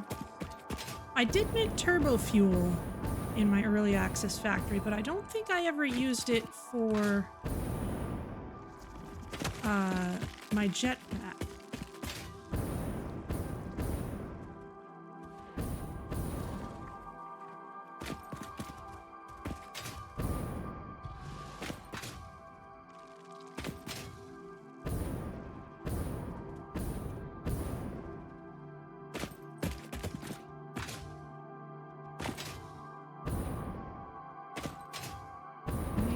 Intend for me to be able to climb this thing without needing to build too much.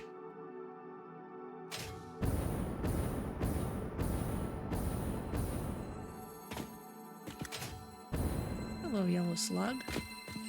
Oh yeah, this is giving us a great view. Look at that.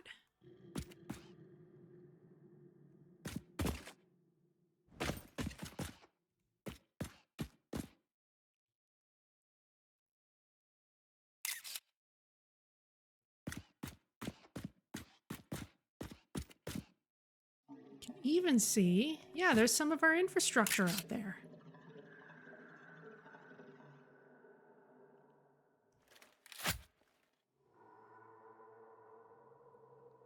There's the space elevator.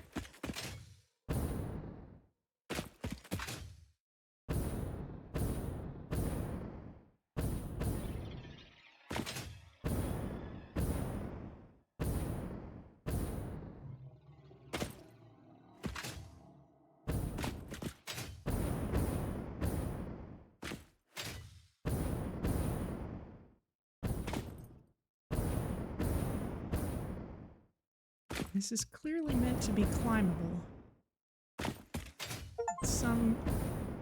Oh, I just got an achievement to reach the highest cliff in the world. And of course there's radioactivity at the top of it. There's an infinite ocean.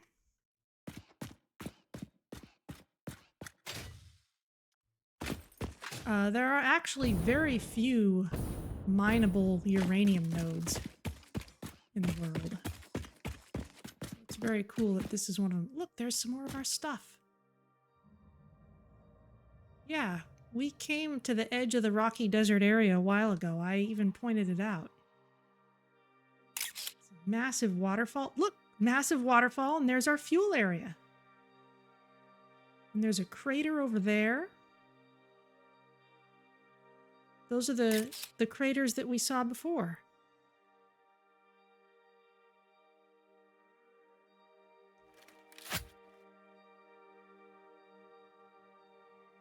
Looks amazing.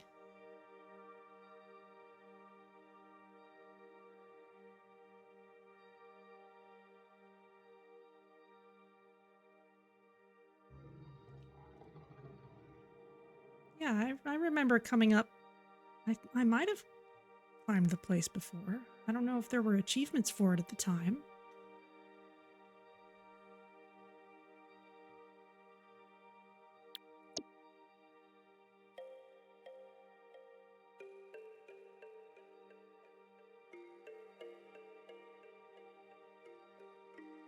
Beautiful. Oh, and there's another flyer. There's the one we saw earlier. It does a steep dive down the waterfall.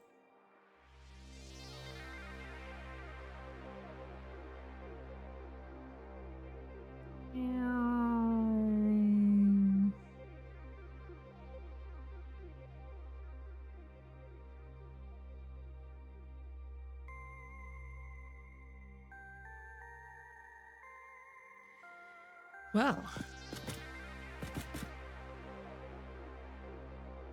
I think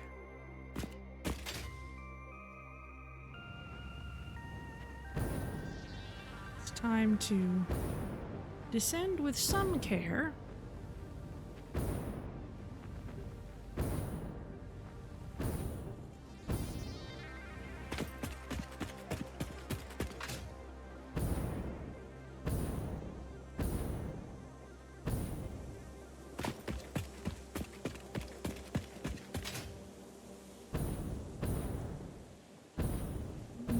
There's a Somersloop. You know what? I'll leave it for now. Just don't need any more at this point. Whoa. That was agile of you.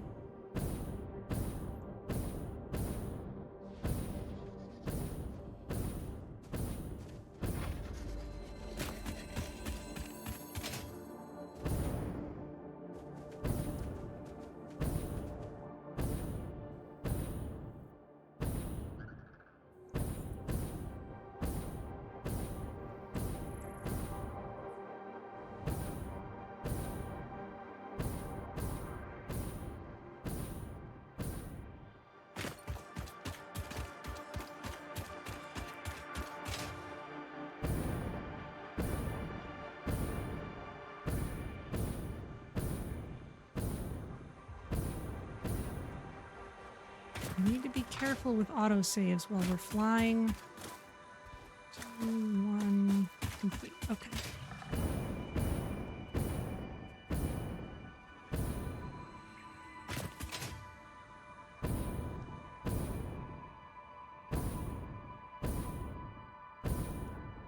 Let's just head all the way back.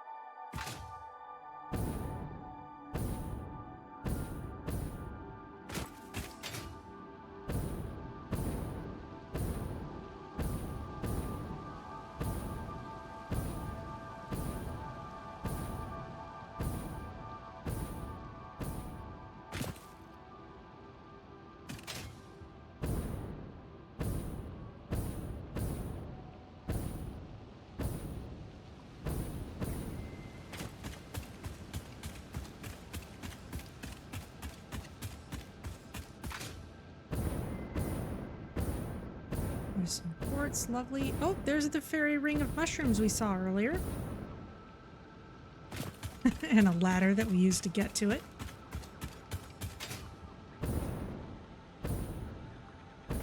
The cursed cave is over there.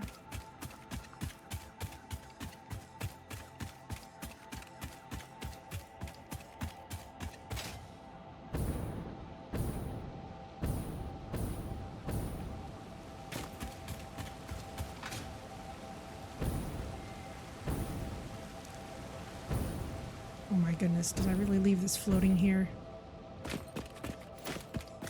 That's silly.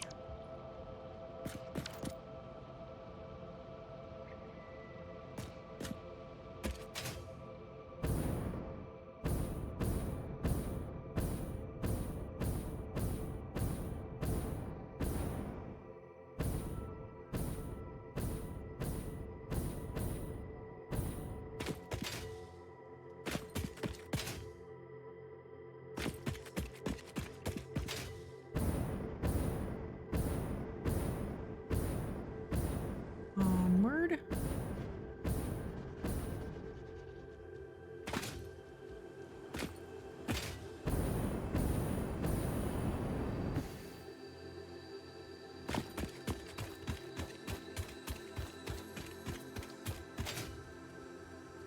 There's our road that we always use.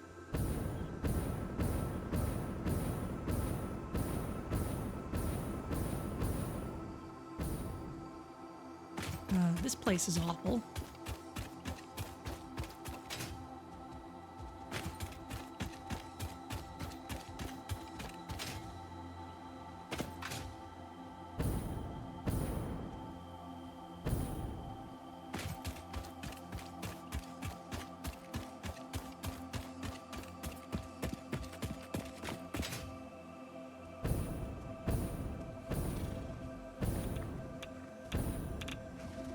Alright, you I will get rid of because I want to use this place for sightseeing.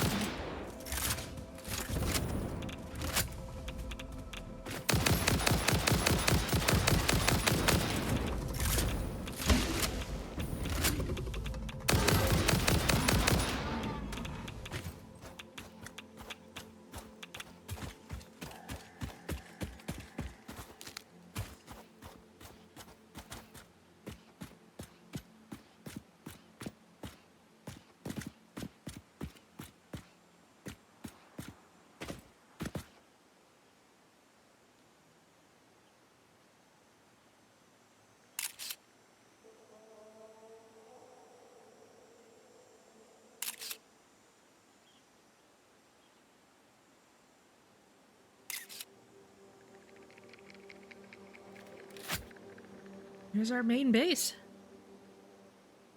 All the little subsections of it.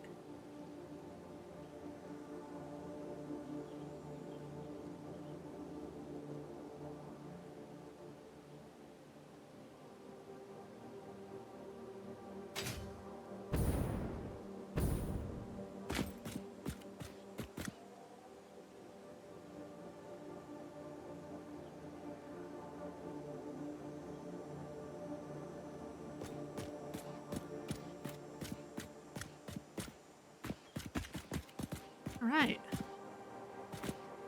There's all that beautiful area we've poured over.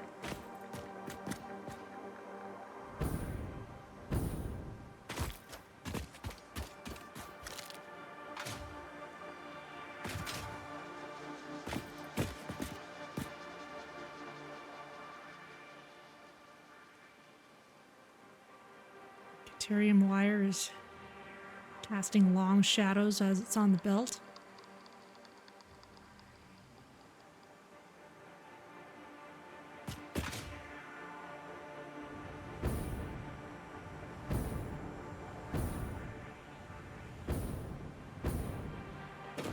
And home.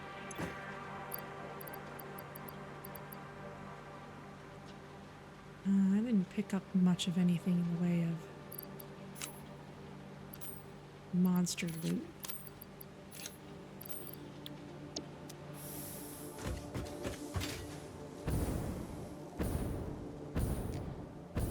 And we know how our nuclear pasta's coming along.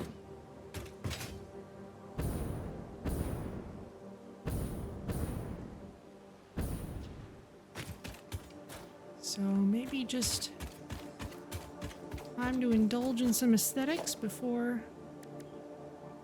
These pillars are fun. But nothing right here is quite long enough to...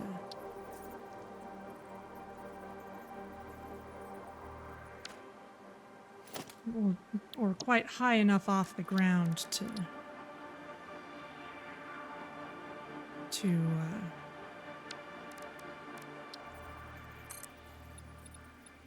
work with that.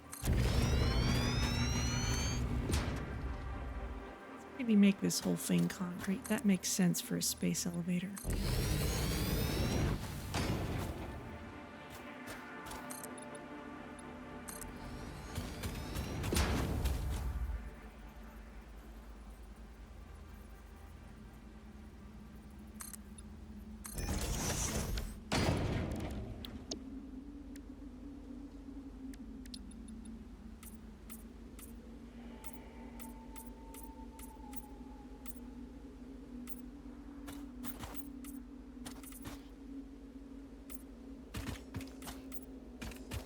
You'd think it would be on top of a nice solid foundation.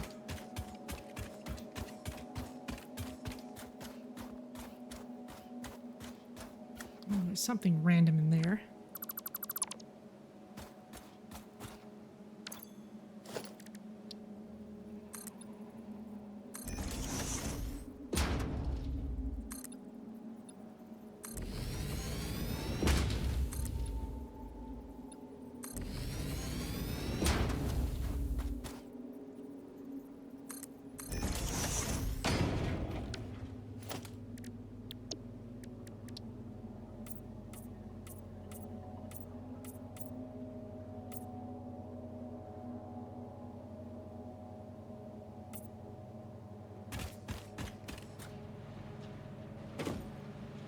Alright, these things are sneaking inside.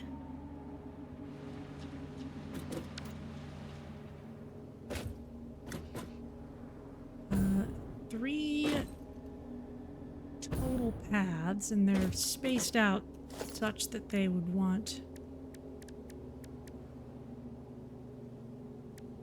individual wall holes. Oh, this one could maybe do with two.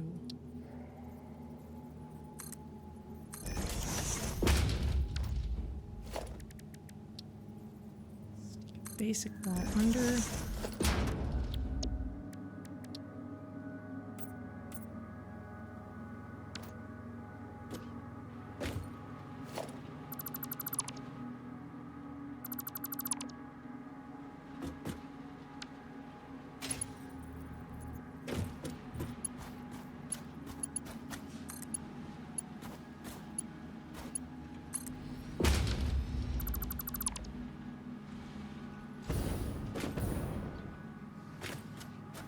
Careful not to trap myself in here.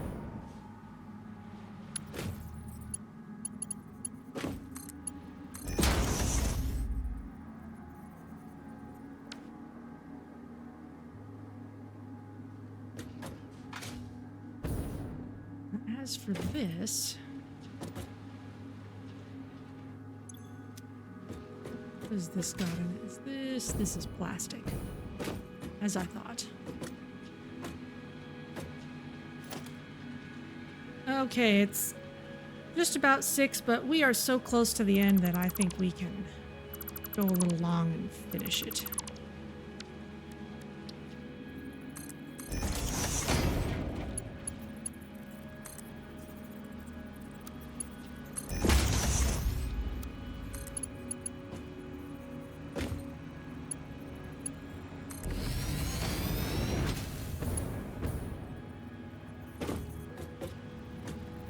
And as for this,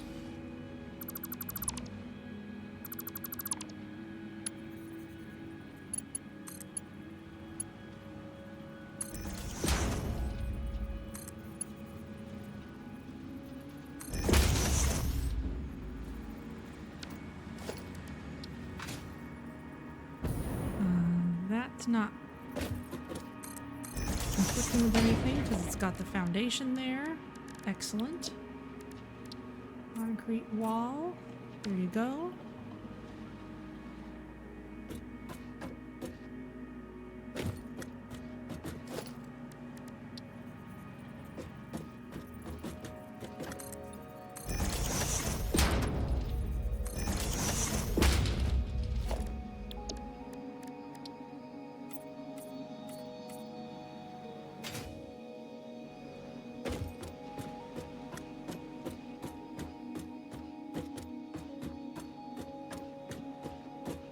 These walls are already in place.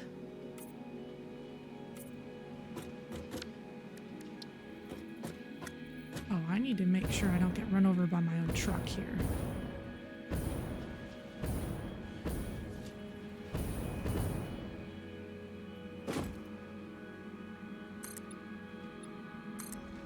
That would be quite embarrassing.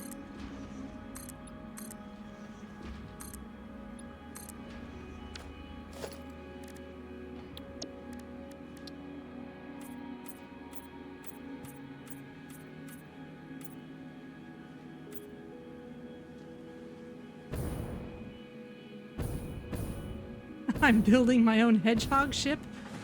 Well, we're about to finish building something. Look at those numbers on our objectives.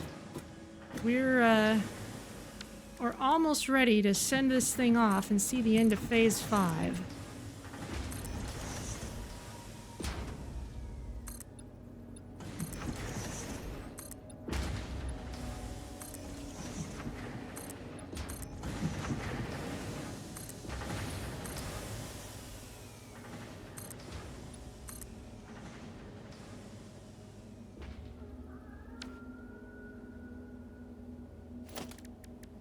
Will there be more gunner and shield stations? I have looted basically every slug in these parts, so I don't think there's much need for any of those. We'll see what Ada has to say about whatever gets built up there.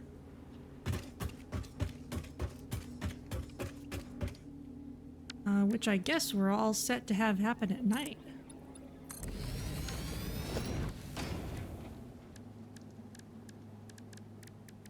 Walls. Nope. Customizer. Concrete wall. There. Now it actually looks like it's on a solid surface.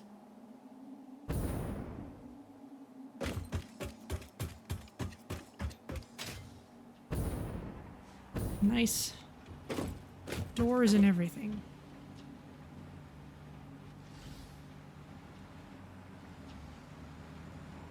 This bit here is a little awkward, but it's not terrible.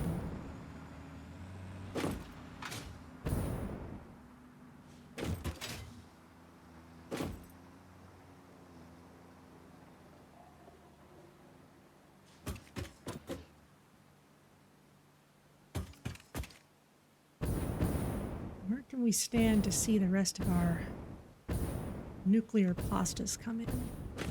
Top of this wall. Oh good, it's daytime.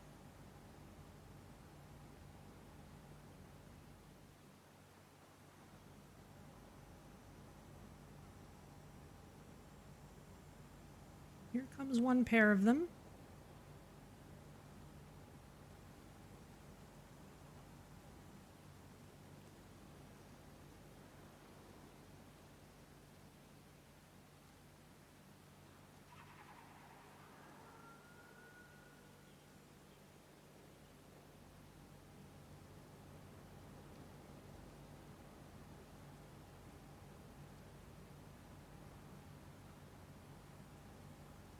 Just need the last two.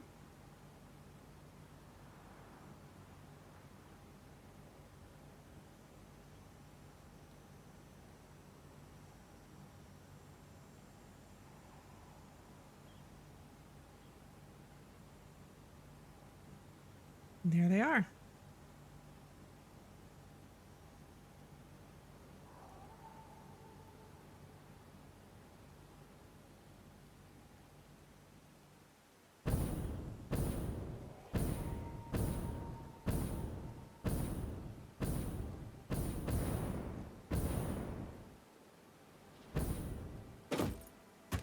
And we're ready. So as I understand it, this is the end of the plot. I'm going to save the game here.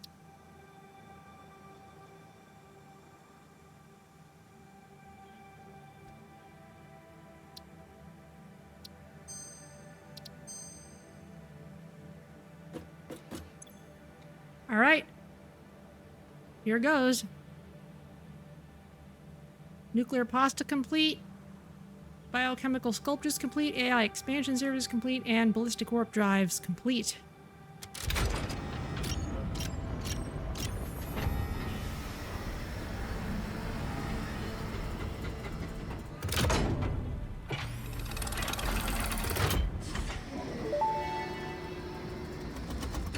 Unsurprisingly, here's another presentation, but don't worry, I have improved it. This last delivery will be the most important action you have ever taken. Perhaps you want to take a moment to contemplate the gravity of your achievements. Alright, that's enough. This is the end of the Save the Day program. All you need to do is wait for the automated Phase 5 construction to complete. Simply throw the lever and further instructions will be supplied when relevant. Well, okay then.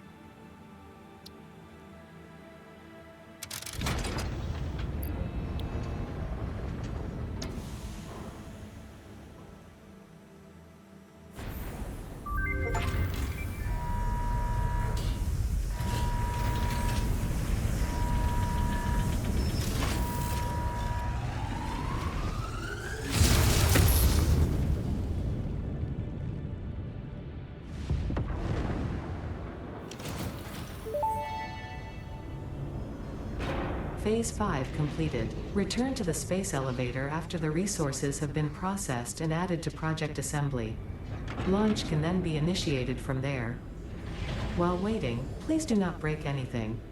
Solve any issues immediately and efficiently. Ensure your power network is stable. Perhaps it is best if you do not touch anything at all. And stay close to the space elevator. This will only take a moment. Okay.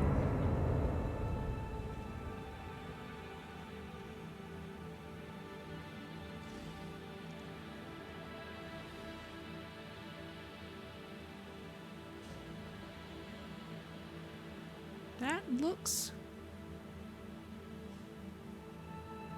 like it may have finished. I don't know if the little pod will come back down. Oh, current instruction, check oil. Oil checked. Oh, okay. Set fuel injection level to 5. Okay.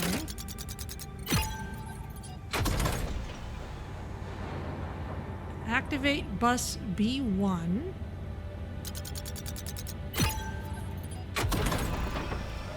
Set left stabilizer to 9.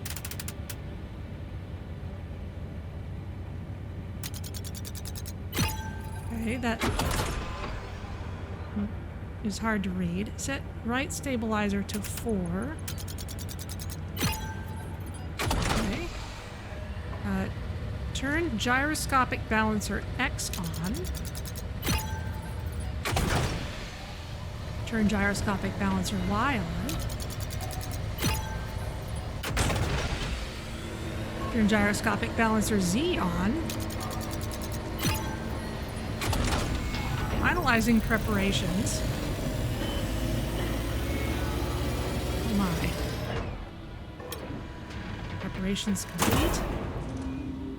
Launch project assembly.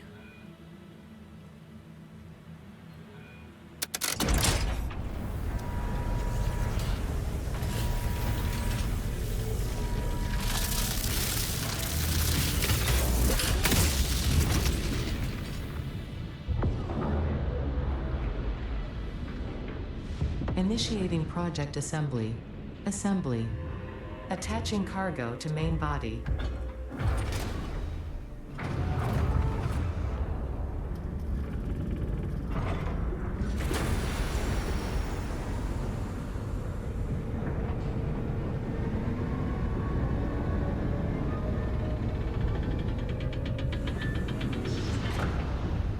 Leveling inner and outer rings.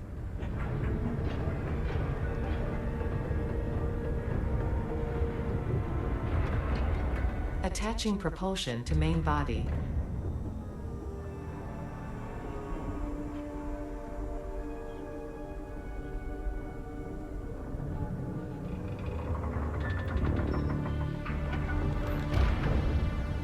Fuel lines connected. We do seem to have built a Attaching spacecraft. control center to main body.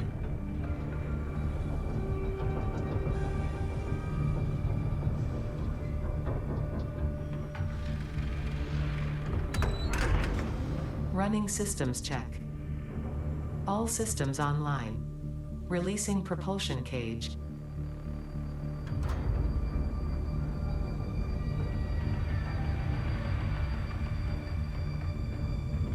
Releasing clamps. Running pre-launch checks and calculating flight path. Locking in cargo. Launch in T-10, 9, 8, 7, 6, 5, 4, 3, 2, 1, liftoff.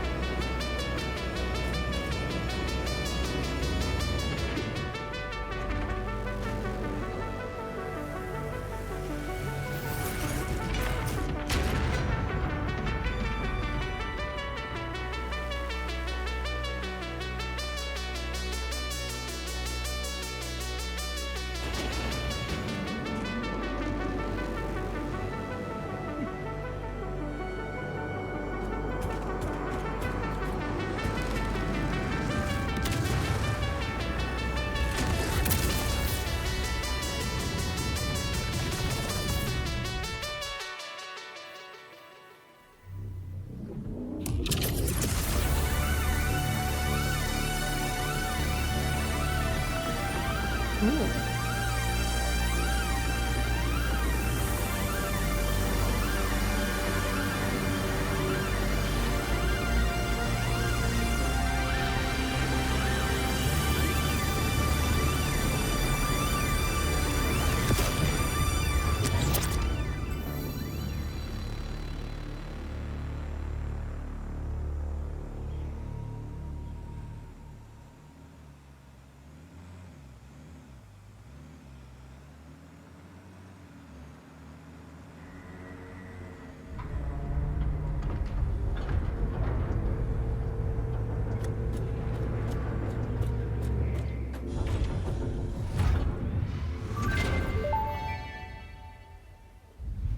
Connection with QAR-437 nucleus established and stable.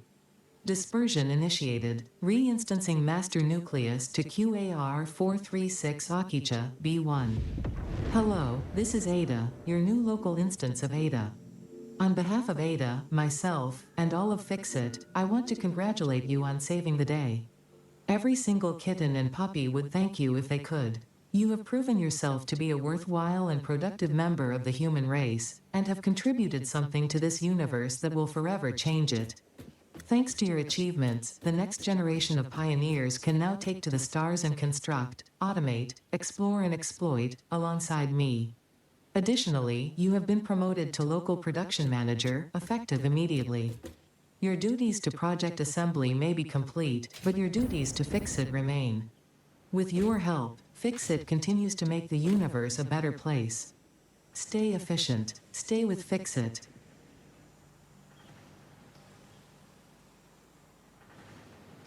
Translation, we're free to keep on playing and building on this factory as long as we want.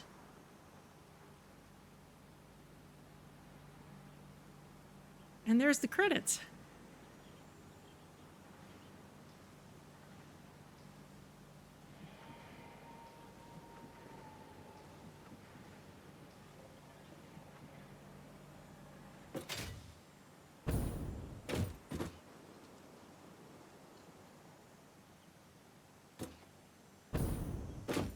Well, that was pretty awesome.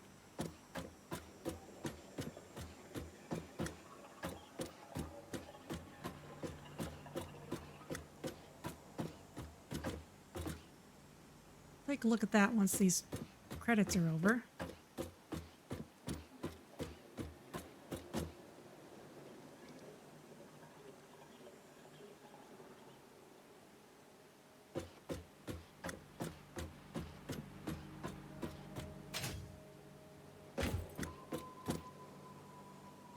And yes, that's totally a Fixit logo up there.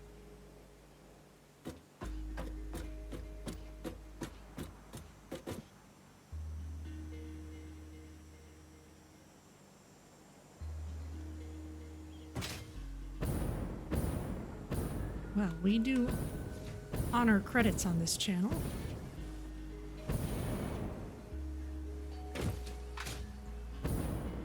And we're still churning out nuclear pastas, and if we were to keep playing, then we would have further need of nuclear pastas because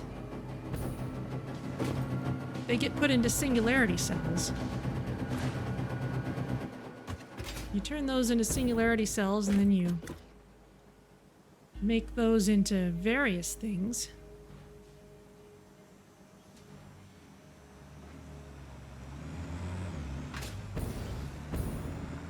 Oh, the space elevator is still accepting input. In fact, it's taken all the stuff that was there before.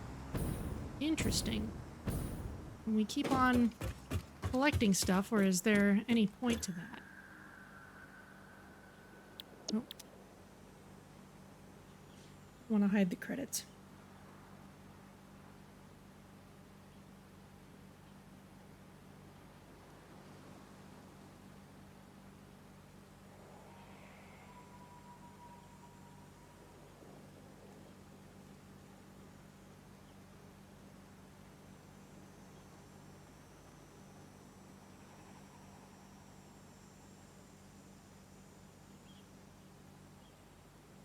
I suppose that the space elevator might just act as a sink at this point, or maybe it just accepts stuff but doesn't do anything.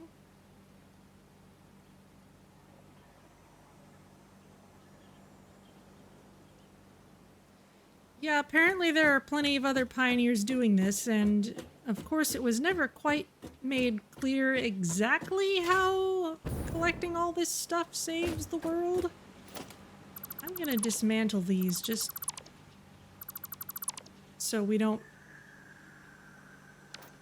potentially lose anything that might actually be useful.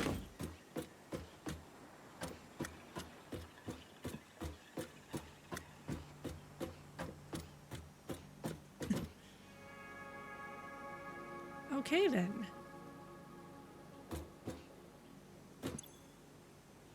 Project assembly launched. Pioneer purpose concluded.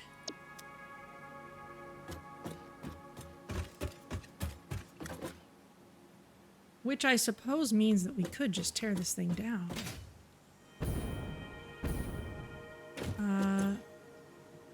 I don't see that anything happens with stuff fed into this anymore. So if we want to keep these nuclear pastas around to turn into singularity cells later, then we'd need to keep them out. But I think that's going to be it for now. There is a 1.1 update that's on the experimental branch, and maybe we'll look at that later. I know people are excited about things like vertical splitters and the ability to branch your Futurama pipes. Yeah, it sounds like the stuff is assisting in perpetuating the project elsewhere, so it's not entirely clear to me exactly how we've benefited any kittens and puppies back on Earth.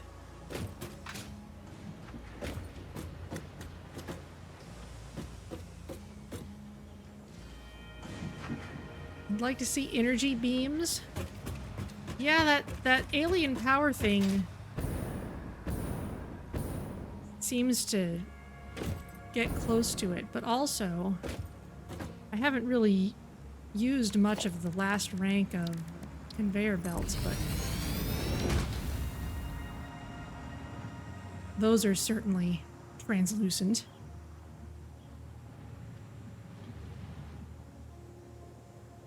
Is that what you had in mind? I used them in our copper dust setup, but it was kind of hard to see the surface because everything was so close together.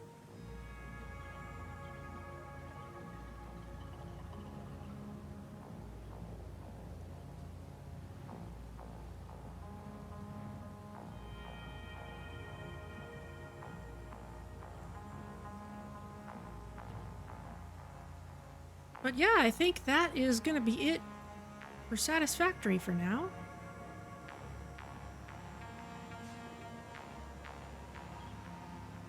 Oh, no, so you could, for example, put a sensor tower way in the boonies with power sent to it line of sight on a beam. Ah, okay. Yeah, there's the portal technology, which I haven't bothered to set up yet. We could certainly look at that very end game stuff, but maybe we should do that, you know, once a patch comes out and there's multiple different things for us to look at. It'd be nice to change gears for a bit.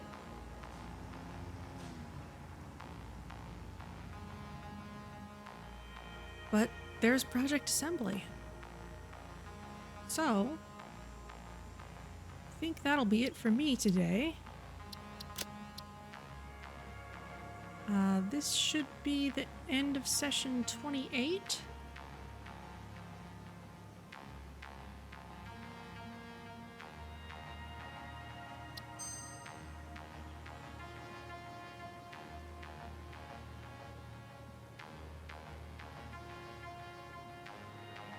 And let's see who's around to raid.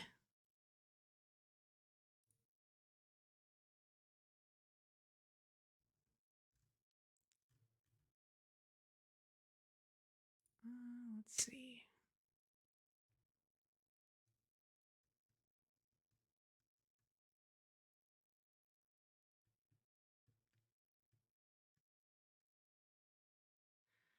Oh, let's see. Well, Mojo D is playing Factorio.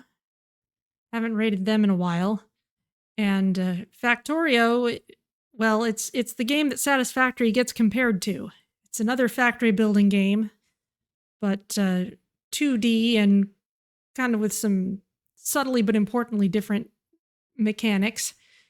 And so yeah, let's head over there, and I will see you all next week for Slipstream during the week, and I'll figure out what it'll be on Sunday because I think it's time to try something new. So thank you once again for joining me, and I'll see you next time.